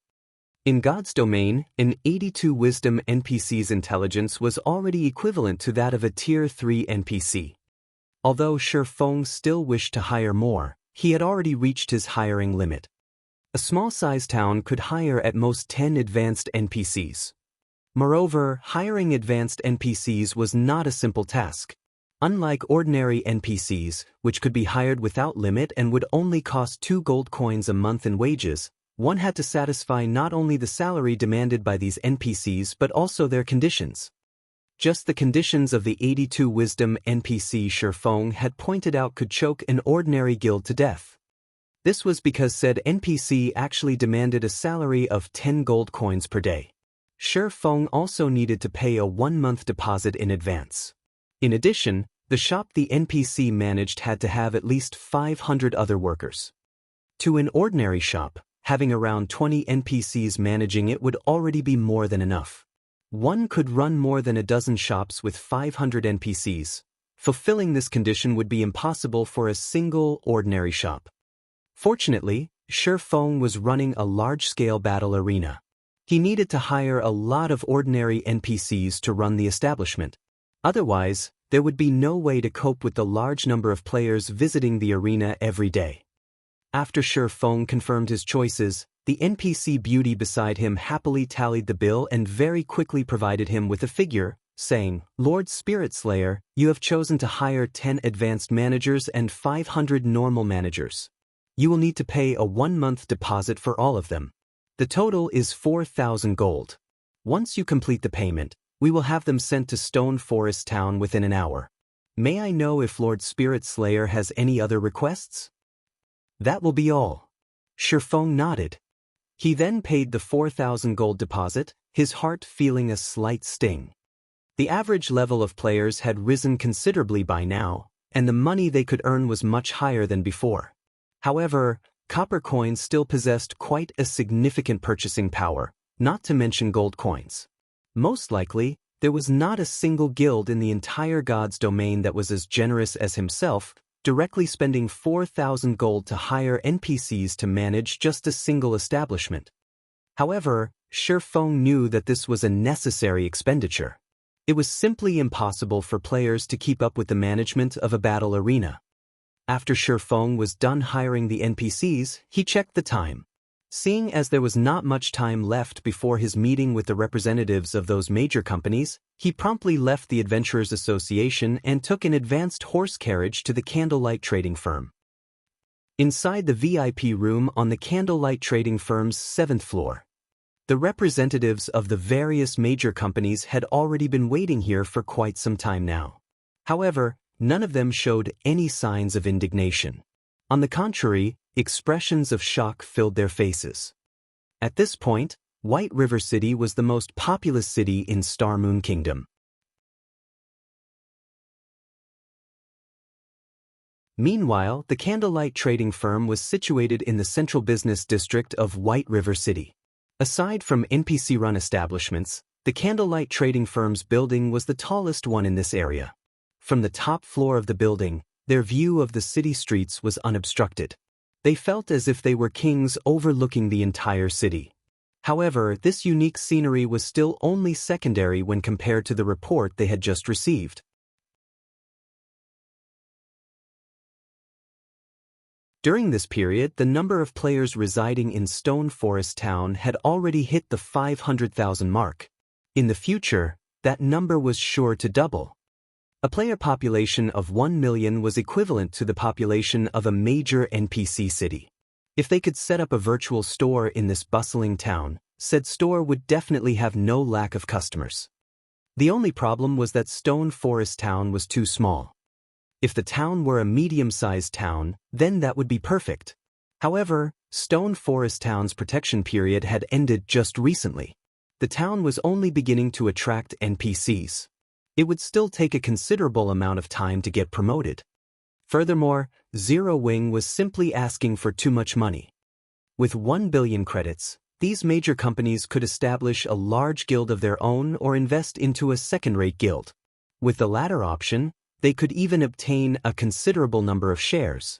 By cooperating with Zero Wing, however, they would only get priority in investing into a town. They would only receive a guarantee that they could directly rent a golden land in one of the towns Zero Wing captured.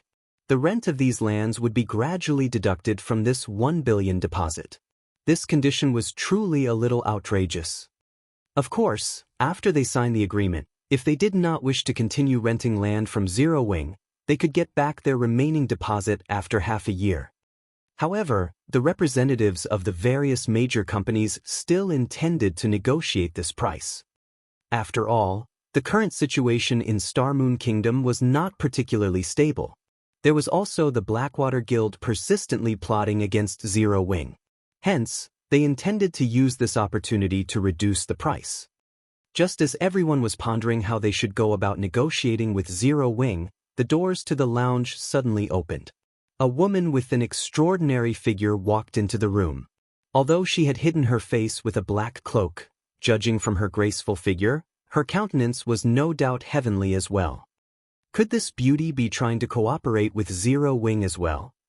Everyone in the room immediately started quietly discussing this beauty's identity among themselves. However, they very quickly discovered that this woman's seat was right next to the seat of honor. One could just imagine how much importance Zero Wing placed on this peerless beauty. Meanwhile, this peerless beauty was none other than Phoenix Rain. When Phoenix Rain entered the room, she, too, was momentarily surprised. She had never imagined that there would be so many companies interested in cooperating with Zero Wing. Moreover, these companies all possessed extraordinary backgrounds that rivaled even Aqua Rose's Sun and Moon Group. After she entered, she also discovered that Aqua Rose had become significantly stronger. Although the Cursemancer had hidden her level, the aura she radiated was indubitable. In addition, Violet Cloud, who stood beside Aqua Rose, was even more amazing. Phoenix Rain herself felt a significant amount of danger coming from the young lady. As for Alluring Summer, on the other side of Aqua Rose, she, too, was relatively powerful. A level 41 elementalist could easily rank at the top of any guild. Moreover, Alluring Summer looked to be rather young, so she should still have great potential for growth. Is this really the Zero Wing I know? After Phoenix Rain observed Violet Cloud further, she suddenly noticed that the young lady's every motion looked very natural, and this discovery shocked her greatly. She had seen Violet Cloud fighting at the Dark Arena before. Although the young lady had not moved much at that time, Phoenix Rain could still tell that Violet Cloud had yet to reach the refinement realm. Nevertheless, after just a short time, Violet Cloud had gone directly from the half-step refinement realm into the refinement realm.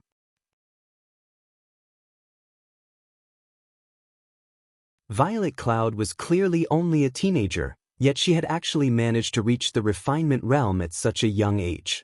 If she were in the Dragon Phoenix Pavilion, she would definitely be considered one of the pavilion's top geniuses and nurtured heavily. After all, even a genius like Blue Phoenix had not reached the refinement realm at Violet Cloud's age.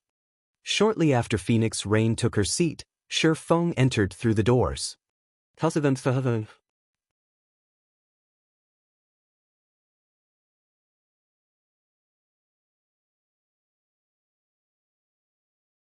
Chapter 1036, Zero Wings Foundations. Chapter 1036, Zero Wings Foundations. As soon as Shifeng set foot inside the room, everyone there automatically shifted their gaze towards him. Currently, Shifeng had already disguised himself as Black Flame using the demon mask. At this moment he was dressed in pitch-black armor and wore a black cloak. Two dazzling, blood-red swords hung from his waist, glowing a faint red. The aura his body radiated resembled that of an unsheathed sword, sharp and dangerous.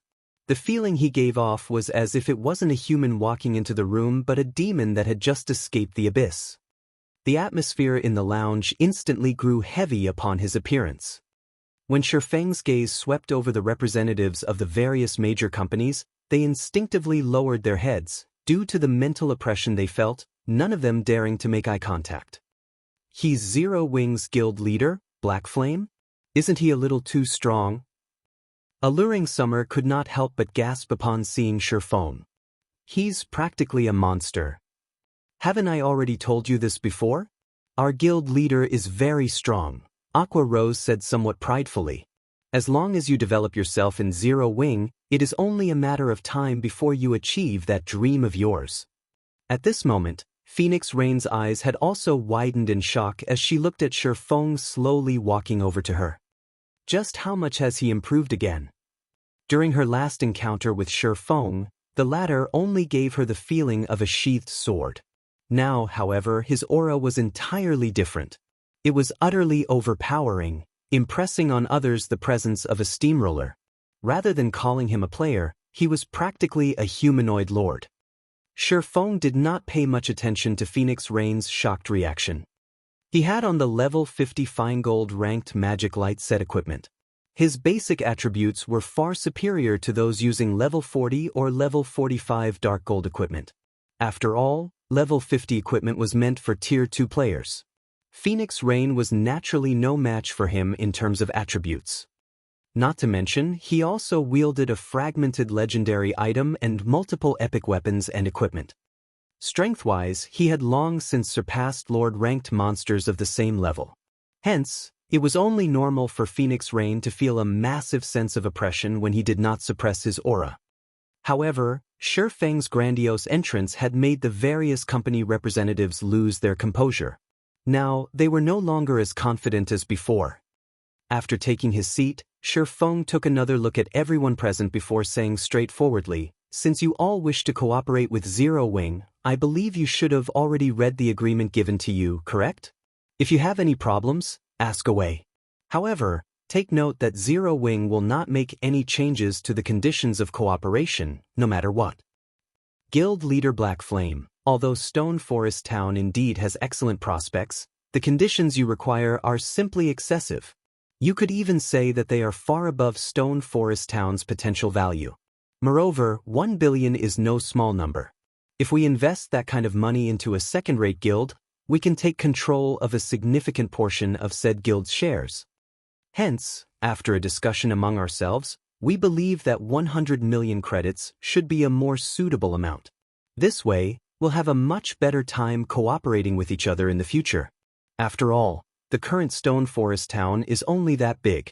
Its value is extremely limited. There won't be a single company that will agree to your price of 1 billion. We hope that Guild Leader Black Flame can reconsider this matter. Our companies are sincerely trying to cooperate with Zero Wing. The representatives of the 20 major companies all express their reluctance to pay such a high deposit.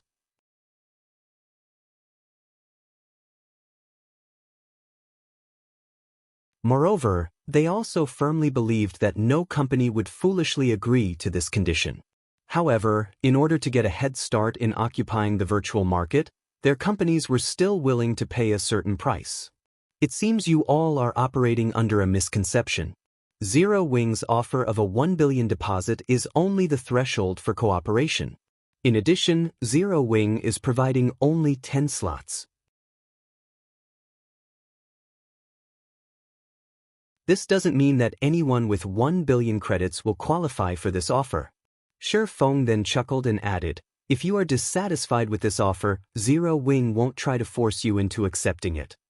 Before everyone could refute his words, Shi Feng took out an old book from his bag and placed it on the table. Staring at the book on the table, everyone was greatly confused at Shi Feng's intentions. They then clicked to check the book's information. Magic Tower Design. Could this be? Phoenix Rain immediately thought of the tower in Stone Forest Town upon seeing the name of this book. That's right. Just like you've surmised, the tower constructed in Stone Forest Town is indeed a magic tower. It is also the cause of Stone Forest Town's mana density increase, Shi Feng explained, smiling. I believe you all should have already seen for yourselves the effects of the magic tower, correct? Now, do you still think this 1 billion threshold is a little too high?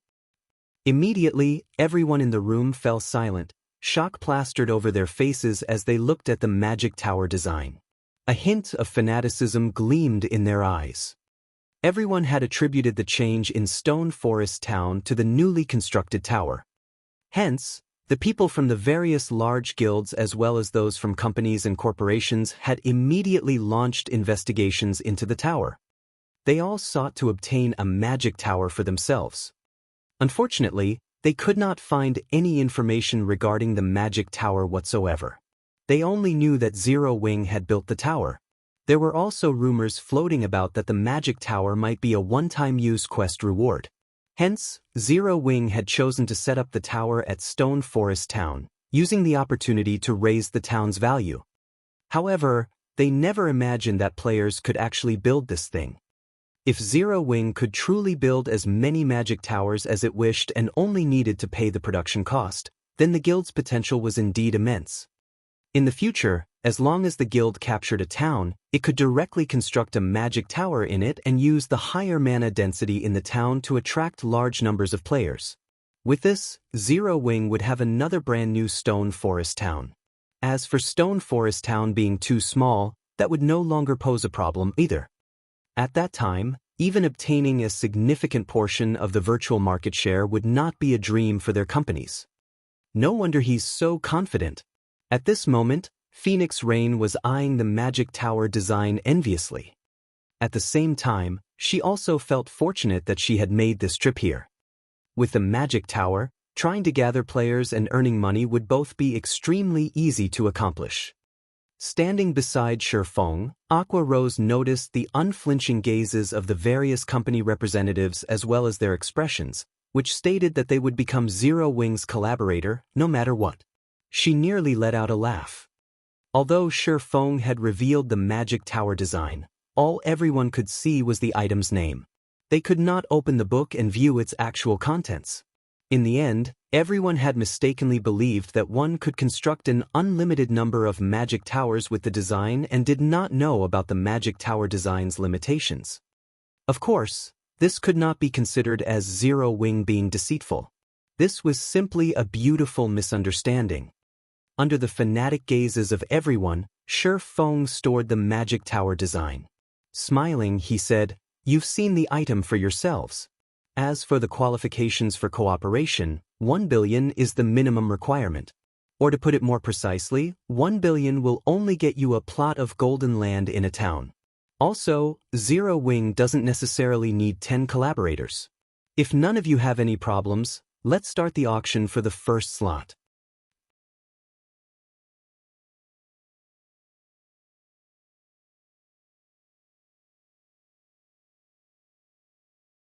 Chapter 1037, Insane Woman. Hellscythe_Vampire. Chapter 1037, Insane Woman.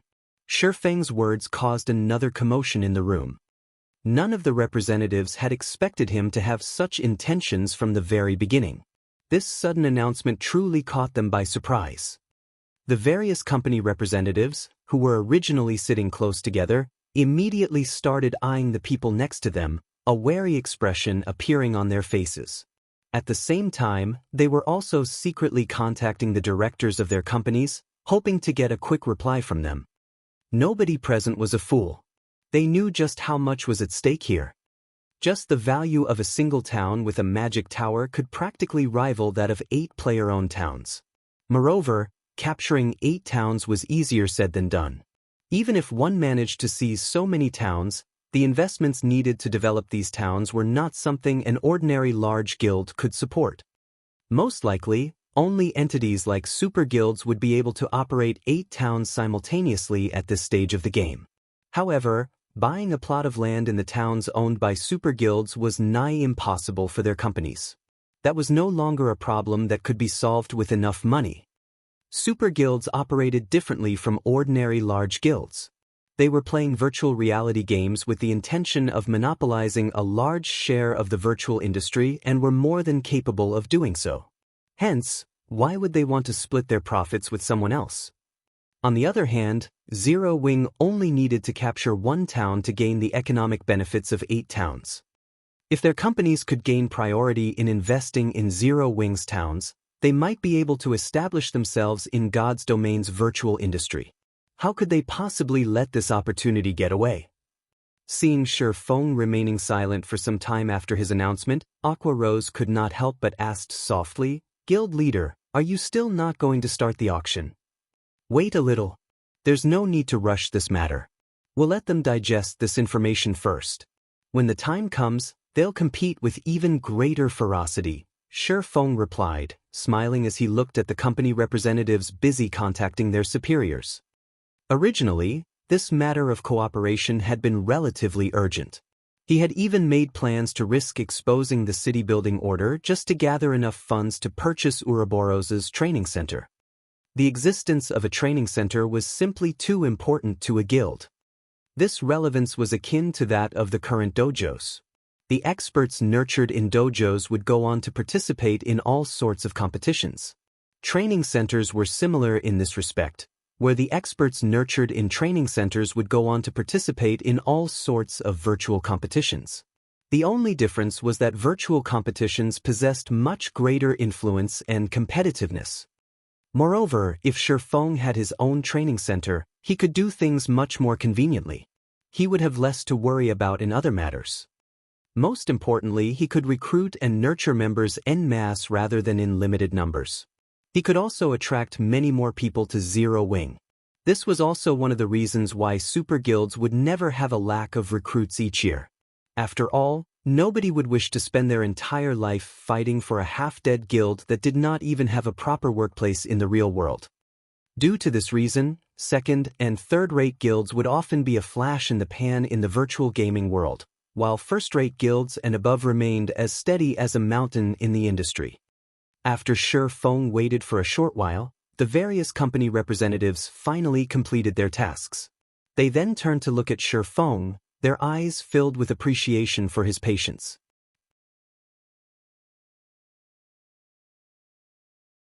It seems you all have prepared yourselves already.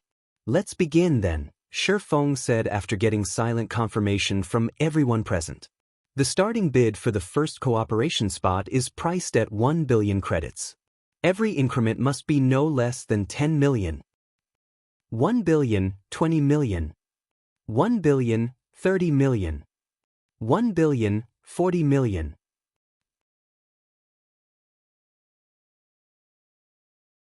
At this moment, the various company representatives no longer hesitated as they began frantically calling out bids one after another. There were only 10 slots available. Even in the best-case scenario, only 10 companies could cooperate with Zero Wing. Meanwhile, there were 20 companies present. If some companies were slightly greedy and were willing to pay the price and gamble on Zero Wing's future, a single company might purchase 2 or even 3 slots. After all, however small a town was, there should still be no problem if it had 2 or 3 of the same virtual stores. The stores should not affect each other too greatly. Most importantly, the money they invested could still be taken back. They were merely placing a deposit for renting lands right now. Moreover, judging by the popularity of God's domain, they could already tell what the future of the virtual industry would look like. Most likely, it would be even more profitable than the real estate industry. Hence, the various companies intended to obtain as many cooperation slots as they could right now. Very quickly, the first cooperation slot's price had risen to 1,200 million. Moreover, the bidders still showed no signs of stopping. Aqua, your guild leader, is simply too good at doing business. He's practically robbing them at this point, Alluring Summer said, smacking her lips. This was not her first time seeing such large transactions taking place. After all, just the construction of a single 5-star hotel in the real world cost nearly 10 billion credits. It was even more expensive for 6- and 7-star hotels. However, this was definitely her first time seeing a virtual store selling for such a high price. This is nothing. Those who want to cooperate with us in the future will have to pay an even higher price, Aqua Rose said, unfazed by this situation. Although the towns in God's domain were good, they were a far cry from being comparable to a city, particularly the first player-owned city in God's domain. If not for the fact that they could not publicize the matter of the city-building order yet, these companies wouldn't even have the qualifications to negotiate with Zero Wing. During the brief moment Aqua Rose was chatting with Alluring Summer, the price for the cooperation slot had hit 1,300 million. However, as the bids continued increasing and were approaching 1,500 million, the number of people calling out offers started dwindling. At this moment, a clear voice resounded throughout the lounge. 2 billion. Everyone instantly turned to look at the bidder in shock. This person was none other than Phoenix Rain. This woman has lost her mind. She actually bid 2 billion. Who is she? Everyone was stunned by Phoenix Rain's bid. Although they also had that kind of money, the more they could save, the better. Is there anyone willing to place a higher bid? Shi Feng asked for confirmation as he swept a glance at everyone present. He was not particularly surprised by Phoenix Rain's bid. After all, she was someone capable of obtaining a battle team slot for the Dark Arena. How could her origins be ordinary? After Shi Feng sought confirmation 3 times, he sent the first official contract to Phoenix Rain. Afterwards, she simply needed to place her signature on it. When all the representatives present laid eyes on the contract, envy surfaced on their faces. They then made preparations to bid for the second contract. However, as soon as Shi Feng announced the bid for the second contract, Phoenix Rain again said softly, 2 billion. Silence fell once more. The representatives all felt hatred and frustration towards Phoenix Rain's actions. What the hell is with this woman? She is simply insane. There are 10 slots available. I refuse to believe she can take down a third one.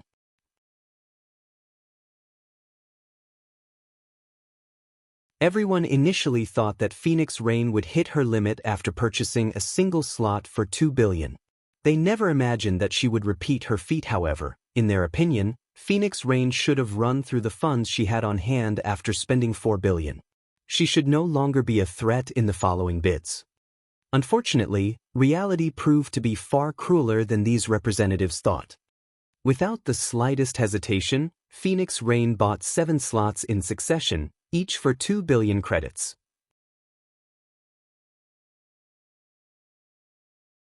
Her actions thoroughly frightened all the company representatives. They even started to suspect that Phoenix Rain was merely putting on an act for Zero Wing right now. However, just as everyone was thinking this, Phoenix Rain suddenly opened her mouth and said, "Guild leader Black Flame, there's no need to continue this auction. I want all the remaining slots.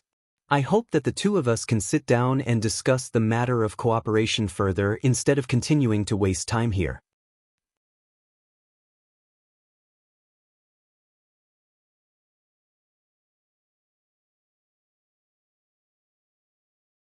Chapter 1038, Town of Beginnings. Hellscythe_Vampire. Chapter 1038, Town of Beginnings. Although Phoenix Rain did not speak loudly, everyone was still dumbfounded by her words. As for the matter of Phoenix Rain being Zero Wing's puppet, they had long since flung that idea out of their minds. Is this the background of a super first-rate guild? Aqua Rose was greatly shocked as she looked at Phoenix Rain's calm and composed demeanor. Although she had known that a very wide gap separated first-rate guilds and super first-rate guilds in terms of overall strength, number of experts, and financial strength, she never imagined that the disparity was this massive. Phoenix Rain was actually capable of purchasing all 10 slots as if she was shopping for vegetables at the market. Just as the various company representatives were about to refute Phoenix Rain's words, Feng got the jump on them, saying, "Since you are going to buy the remaining slots, we can naturally proceed with the discussions. Guild leader Black Flame, you shouldn't make such a hasty decision. That's right. There are still 3 more slots left. How would you know if we can't outcompete this lady?"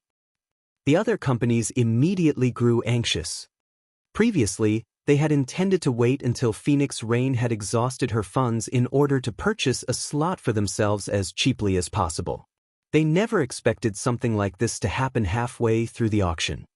"I can choose to give up if any of you can offer more than 4 billion for any of the 3 remaining slots," Phoenix Rain said. The entire venue fell silent once more. The various company representatives all gnashed their teeth in anger as they looked at Phoenix Rain. They could not help but admit that Phoenix Rain was simply too accurate in her calculations. Although the various companies present were willing to pay a huge price to cooperate with Zero Wing, a 4 billion deposit was beyond their budget. Moreover, nobody could tell what kind of future awaited Zero Wing. If things went sour, all that money would be frozen for half a year. It was too great a risk altogether. A lunatic. This woman really is a lunatic. If the Blackwater Guild topples Zero Wing, I'd like to see just how she salvages the situation. At this point, the only thing the various company representatives could do was stand up and leave in a huff. As for Feng, he was inwardly ecstatic. He had never imagined that Phoenix Rain was actually this wealthy. With this, Ouroboros's training center was practically in the bag. He could even start the second phase of his plan, which was the construction in other cities of training centers that were open to the public, in the hopes of attracting players to go there and improve themselves. With this, he could earn money and recruit more newcomers with great potential into his guild. This was a business model that many major guilds adopted in the later stages of God's domain. This method had uncovered many top-tier experts in the past. Among them, the most famous one would be the Tier 6 Berserker God, Half Madness. Initially, Half Madness had only been an unknown, ordinary player. However, one day he went to a training center run by the Super Guild Battle Wolves to play around, and the instructors there discovered that he had great potential. In the end, Battle Wolves recruited him, and everything else was history. His strength improved rapidly by leaps and bounds, and he eventually became one of Battle Wolves' mainstays. If Zero Wing could construct such God's domain training centers in various major cities in the real world early on, it could snatch some high-potential players for itself rather than let super guilds monopolize all the good stuff. Guild leader Black Flame, I've already signed the contracts.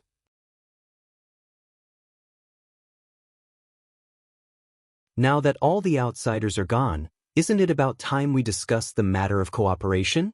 Phoenix Rain asked, smiling as she looked at Shifeng. Truthfully, she had not expected to spend so much money on this visit.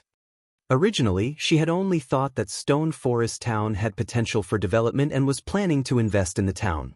Doing so would also help the Dragon Phoenix Pavilion establish a foundation in the local industry. However, the Magic Tower was frankly too tempting.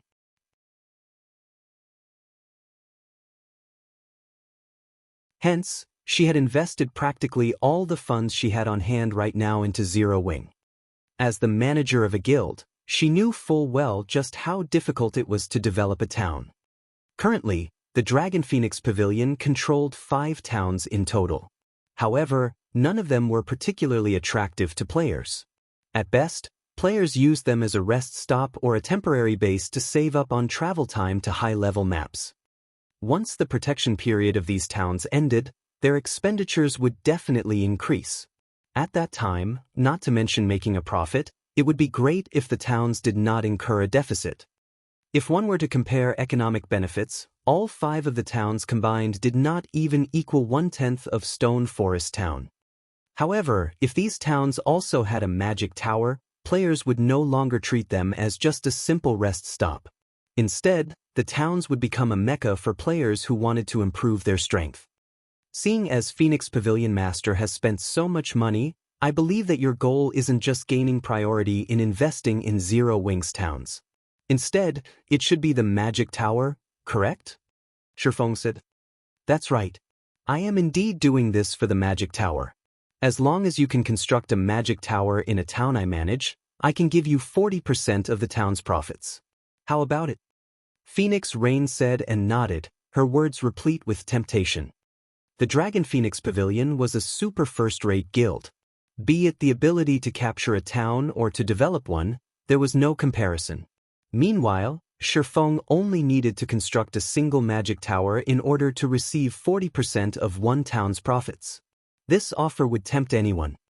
I want 50%. I will also help you construct only one magic tower. Moreover, the location of the town you choose must not be in any of Star Moon Kingdom's neighboring countries, Shifeng said after giving the matter some thought. He could build only 4 more magic towers right now. Meanwhile, he needed at least 3 to protect a city.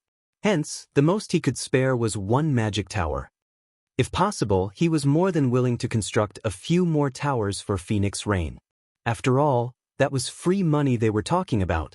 Moreover, the magic tower design was not unique. It was only a matter of time before other players obtained the design for it. Once the various guilds all possessed the design, the tower would no longer be valuable. Hence, he had to earn as much money off it as possible right now. As for nurturing competitors, this was simply an unnecessary worry. God's domain was just too massive. There were also countless people playing the game. On the other hand, how many players could a single town possibly contain, or even a single city?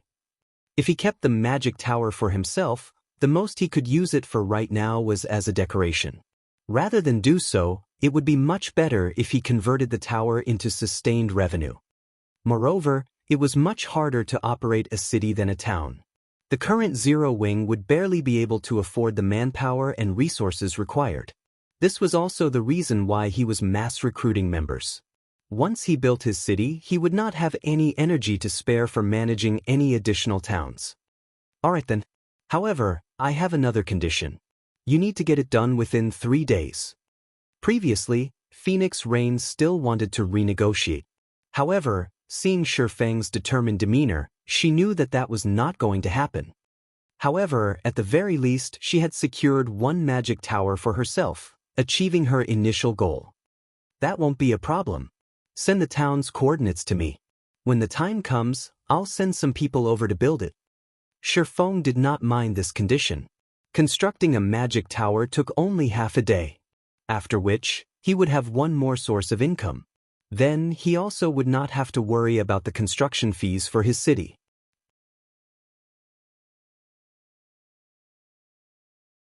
After the 2 of them signed a contract reflecting their agreement, Phoenix Rain sent a set of coordinates to Shifeng. Savage Wildland, Town of Beginnings. What? You've actually discovered the savage wildland. Shi Feng was momentarily surprised upon seeing the coordinates.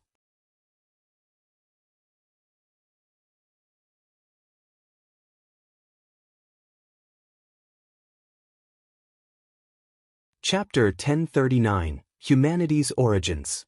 Hellscythe_Fluffy Goblin. Chapter 1039, Humanity's Origins. Shi Feng's reaction astonished Phoenix Rain. The Savage Wildland was a massive, mysterious island discovered by one of the Dragon Phoenix Pavilion's old monsters while he had been working on an epic quest.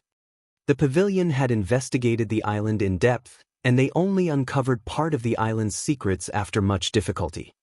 She hadn't expected Shi Feng to react as if he knew the Savage Wildland's secrets when she had sent him the location.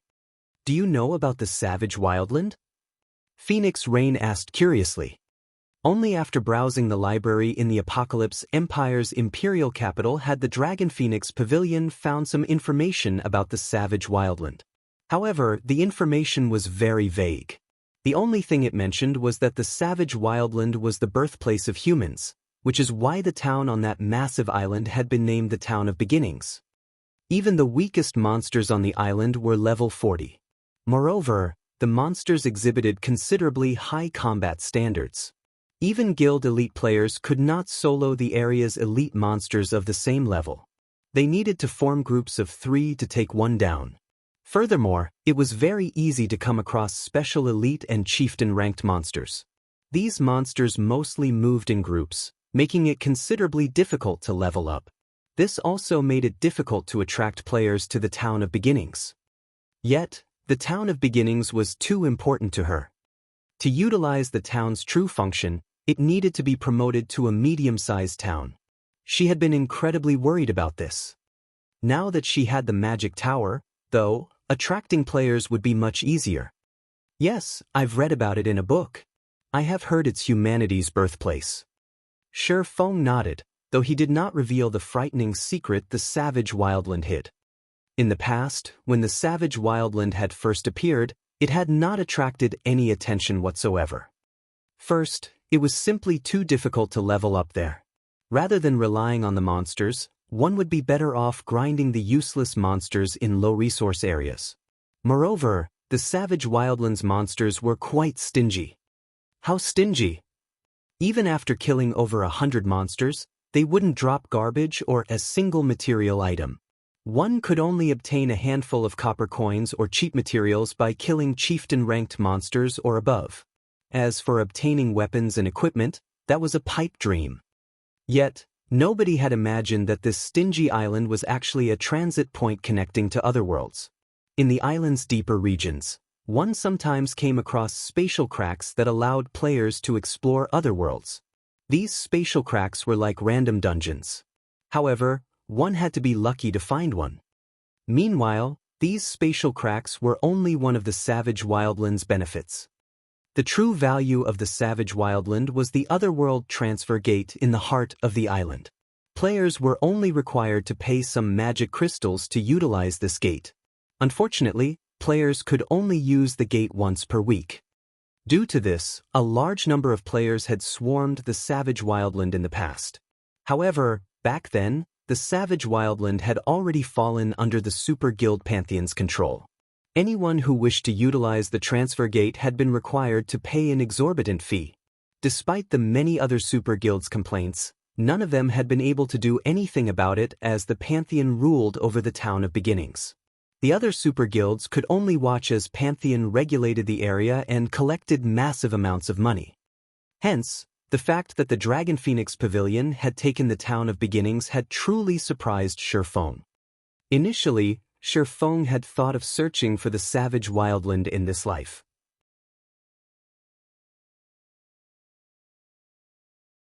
However, activating the island had many conditions. He also did not know which conditions he would need to trigger. Hence, he had no choice but to leave the island alone for now. He had never expected this opportunity to present itself. An Otherworld could effectively train players and help them improve their techniques. Clearing an Otherworld also granted bountiful rewards. This was the reason why transfer tools to other worlds were so precious and expensive.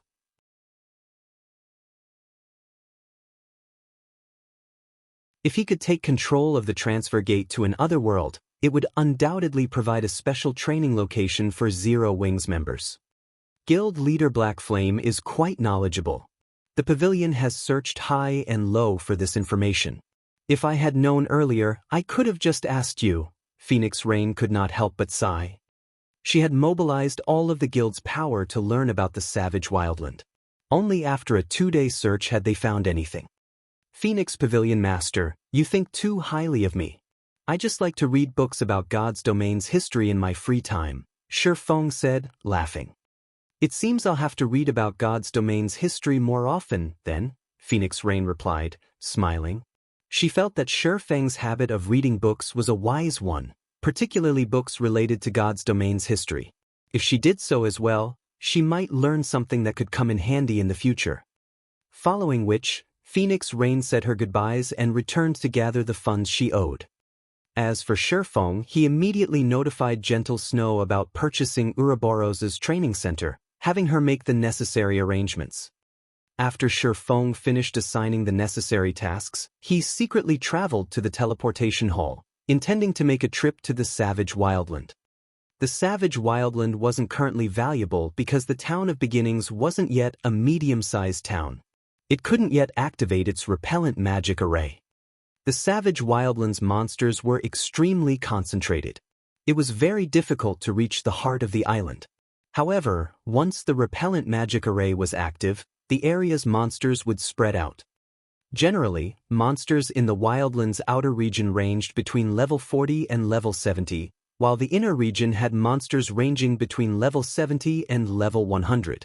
As for the island's core, monsters around level 100 to level 120 called it home. Moreover, due to the high concentration of monsters, players could only reach the island's heart after clearing the monsters in their way. However, once the repellent magic array activated, as long as players were careful, they could enter the island's inner region without trouble. There, players could randomly encounter spatial cracks that allowed them to enter other worlds to build their strength. Hence, once the Town of Beginnings became a medium-sized town, the town's popularity would experience a qualitative change. Despite the closest NPC town in the Apocalypse Empire being nearly 20 hours away from the Town of Beginnings, countless players still made the journey. Stone Forest Town was nothing in comparison. Now that Shi Feng knew that the Savage Wildland was active, he couldn't let this opportunity get away. Others might not be able to reach the Savage Wildland's core, but he could.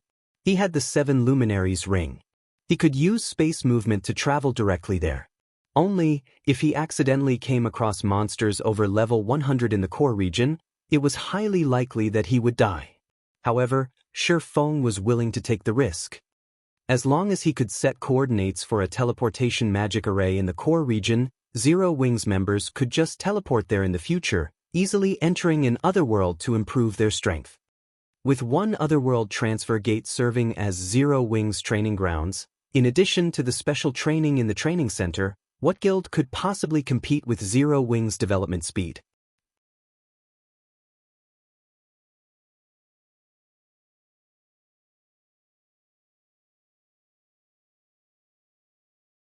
Chapter 1040, Maritime Business. Hellscythe _ Fluffy Goblin.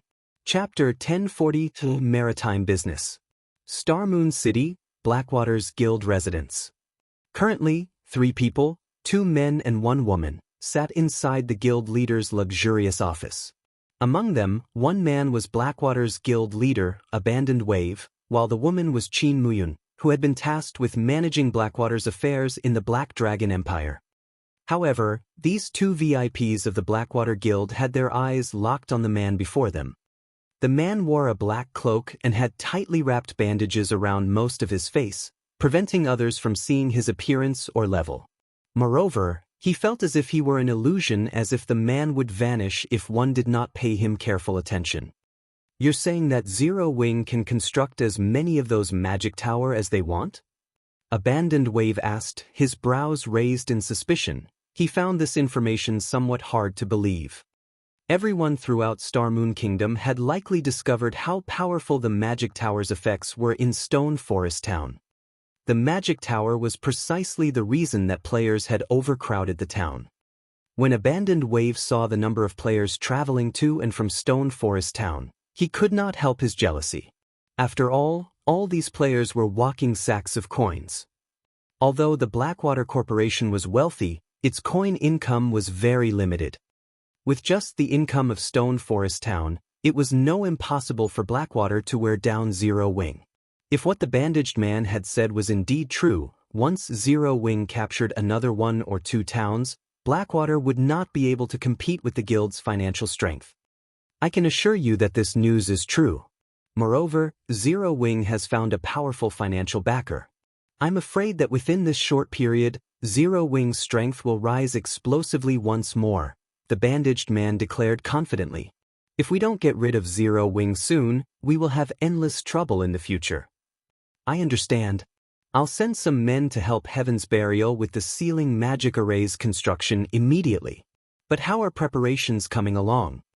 Abandoned Wave understood that this matter could no longer be delayed. If they did not remove Zero Wing soon, it would become increasingly harder to defeat the guild in the future. Moreover, young Master Jing had grown somewhat impatient and instructed him to conclude the matter swiftly. Otherwise, Blackwater would soon have another guild leader. It won't take too long. A day at most. Even if the guild dispatches every player it has, nothing will save Zero Wing when the time comes. The bandaged man laughed coldly. However, once this matter has been resolved, don't forget about our agreement. You are aware of the consequences should you forget. Rest assured, I am always a man of my word. When it is time, I'll give you what we agreed upon, Abandoned Wave said. Hearing the bandaged man's tone, Abandoned Wave's confidence grew. The main force attacking Stone Forest Town this time would not be from Blackwater or Heaven's Burial at all. Rather, it would be this bandaged man before him. Guild leader, Big Sister Ling just sent a message stating that the situation with Pantheon is a done deal. Now, we only need to decide a date for the operation, Qin Muyun suddenly reported. Abandoned Wave grew ecstatic upon hearing this. Could Muyun lead a team to assist Heaven's Burial right away? Once the magic array is complete, we'll attack Stone Forest Town. Although capturing Stone Forest Town was already in the bag, Pantheon's help would be icing on the cake, depriving Zero Wing of every last shred of hope. Apocalypse Empire, Imperial Capital's Teleportation Hall. As soon as Shifeng arrived in the Apocalypse Empire's capital, he discovered a crowd of players filling the teleportation hall as they lined up to use the teleportation arrays.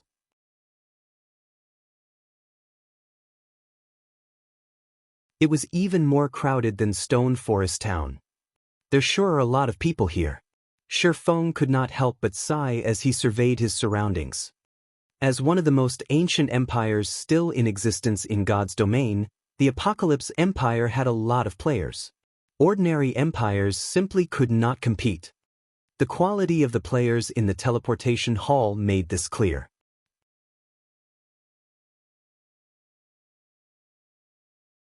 Among the players lining up, many were high-level independent players. Currently, God's domain's mainstream players were only level 35. However, most of the independent players here were level 37 or above, with some already at level 40. Even the Black Dragon Empire paled in comparison to the Apocalypse Empire's prosperity.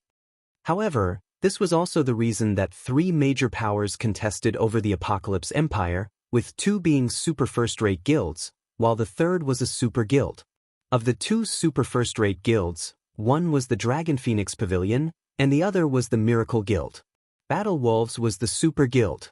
Due to these 3 major powers, even first-rate guilds were forced to watch from the sidelines. With the Apocalypse Empire's massive population, whichever guild managed to take control of the empire would enjoy an explosive development speed.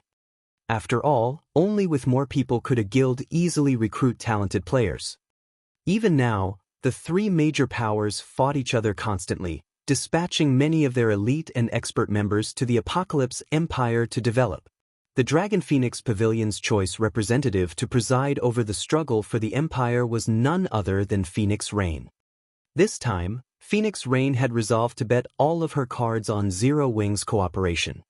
Shi Feng had to admit that Phoenix Rain had bet correctly. If the Town of Beginnings had a magic tower, not only could she rake in a fortune, but she could also hasten the town's promotion to a medium-sized town.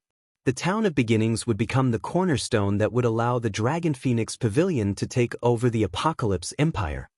Compared to the potential profits, the initial cost was nothing.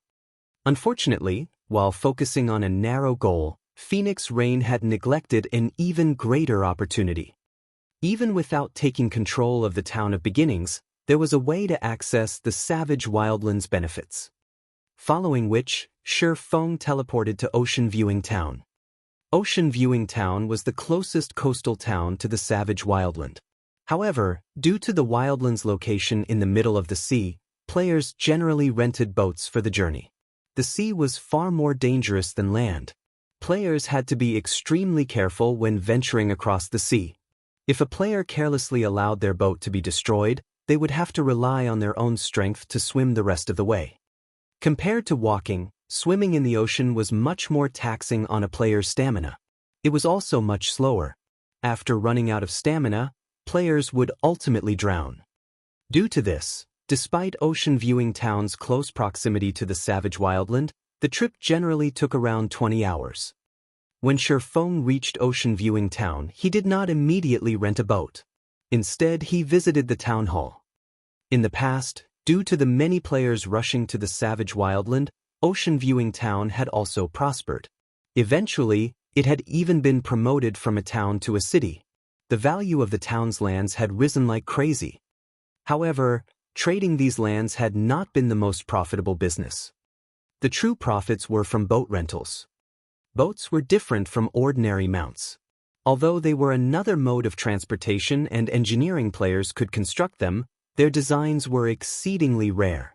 Generally, players who wanted a boat of their own would use the designs that came with a shipyard. A shipyard also increased the speed of crafting boats. There were a total of 5 shipyards for sale in Ocean Viewing Town. In the past, those who had purchased these shipyards early had made a fortune when the Savage Wildland became popular. This was because the boats shipyards crafted were unlike the fishing boats that NPCs rented out. Fishing boats were slow and could only carry a few players at a time. The boats also had very low durability, and mishaps occurred easily.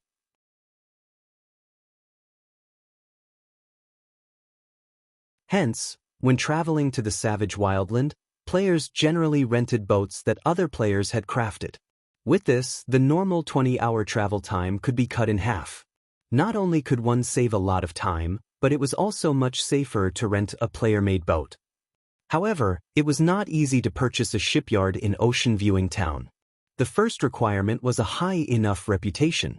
Without that, the mayor would refuse to sell.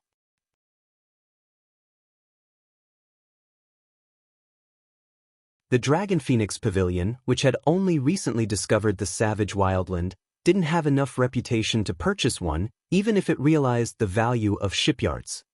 It was simply impossible for the pavilion to collect enough reputation points to become an Ocean Viewing Town baron within this short period. However, Shi Feng was different.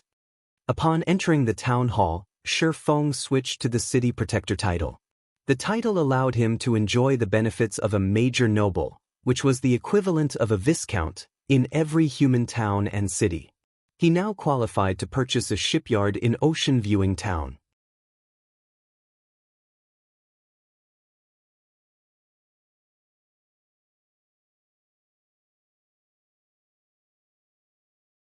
Chapter 1041, Medium Shipyard. Hellscythe_Fluffy Goblin. Chapter 1041, Medium Shipyard. When Shi Feng entered the town hall, there were only a few other players in the building. They were all independent players, not guild players. The lands in God's domain's NPC cities were very expensive. Generally, only guilds could afford them. It was practically impossible to find a lone player who could afford these lands as well. However, it was a different story for NPC towns. The lands here were many times cheaper. Take Ocean Viewing Town for example. Its normal lands only cost 200 to 300 gold, while the lands around the town center cost 500 to 600 gold. Even the most expensive land, which had an excellent view of the ocean, cost around 900 gold.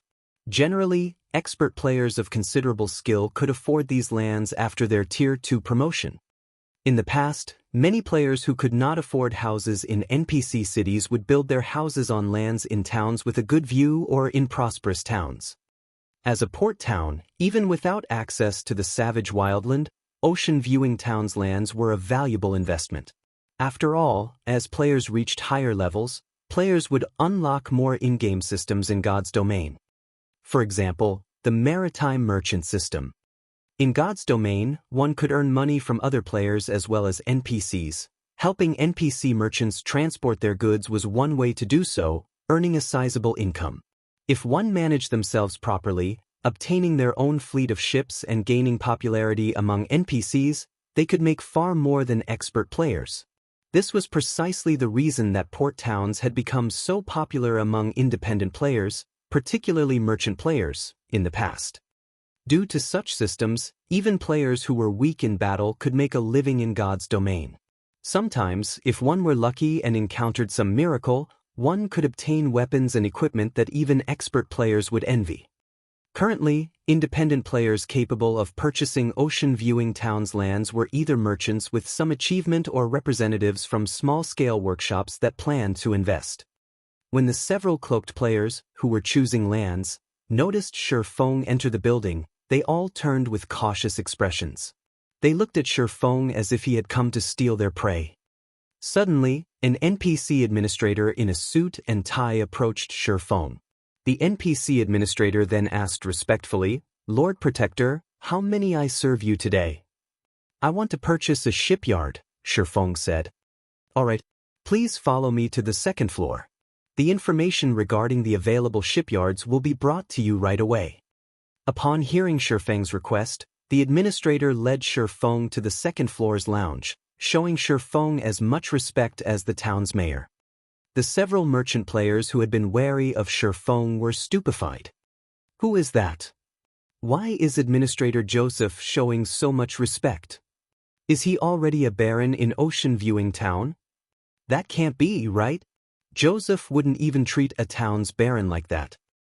To win over Senior Administrator Joseph, they had tried all sorts of methods to raise his favorability of them. They had done so to persuade the Senior Administrator to show them more lands. Yet, Senior Administrator Joseph immediately led Shifeng to the second floor when he arrived. The second floor. Despite their struggles to become nobles of Ocean Viewing Town, they still didn't qualify to explore the second floor. These several merchant players could not help but envy Shifeng. Like anywhere else, one needed sufficient reputation to purchase Ocean Viewing Town's lands. Ordinary nobles had to remain on the first floor and choose from the town's most basic lands. Even then, not all ordinary lands would be available.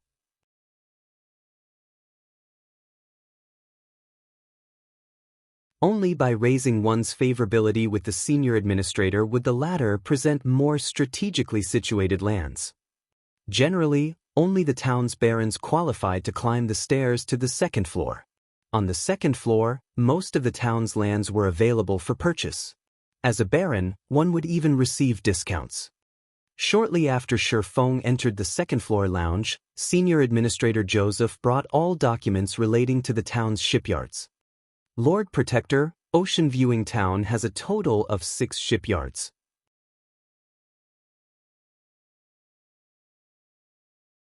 Here are the related documents, Joseph said as he carefully placed the documents before Shifeng. He then retreated to the side, not daring to disturb Shifeng in the slightest. 6 shipyards? Weren't there only supposed to be 5? Shifeng was somewhat surprised. He was relatively familiar with Ocean Viewing Town. In the past, he had visited the savage wildland multiple times. He could clearly remember that there had only been 5 shipyards. Lord Protector, there were only 5 shipyards before. However, due to the Far Ocean trading firm's bad luck and recent shipwreck, the firm had been forced to sell its shipyard to recuperate financially. The firm has asked us to help sell its shipyard. The mayor has stated that if the shipyard has not sold after a month, he will take the shipyard as collateral and issue the Far Ocean trading firm a loan. I have heard that the trading firm recently built this shipyard to produce its new cargo ship, Joseph explained in detail. New cargo ship? Shi Feng's interest was immediately piqued. Ship designs were almost as rare as fragmented legendary items. Moreover, owning a design was one thing, but producing the ship was another. Constructing a common ship wasn't a big deal. However, for high-quality ships, construction was extremely troublesome. Finding the raw materials alone was costly in both time and money.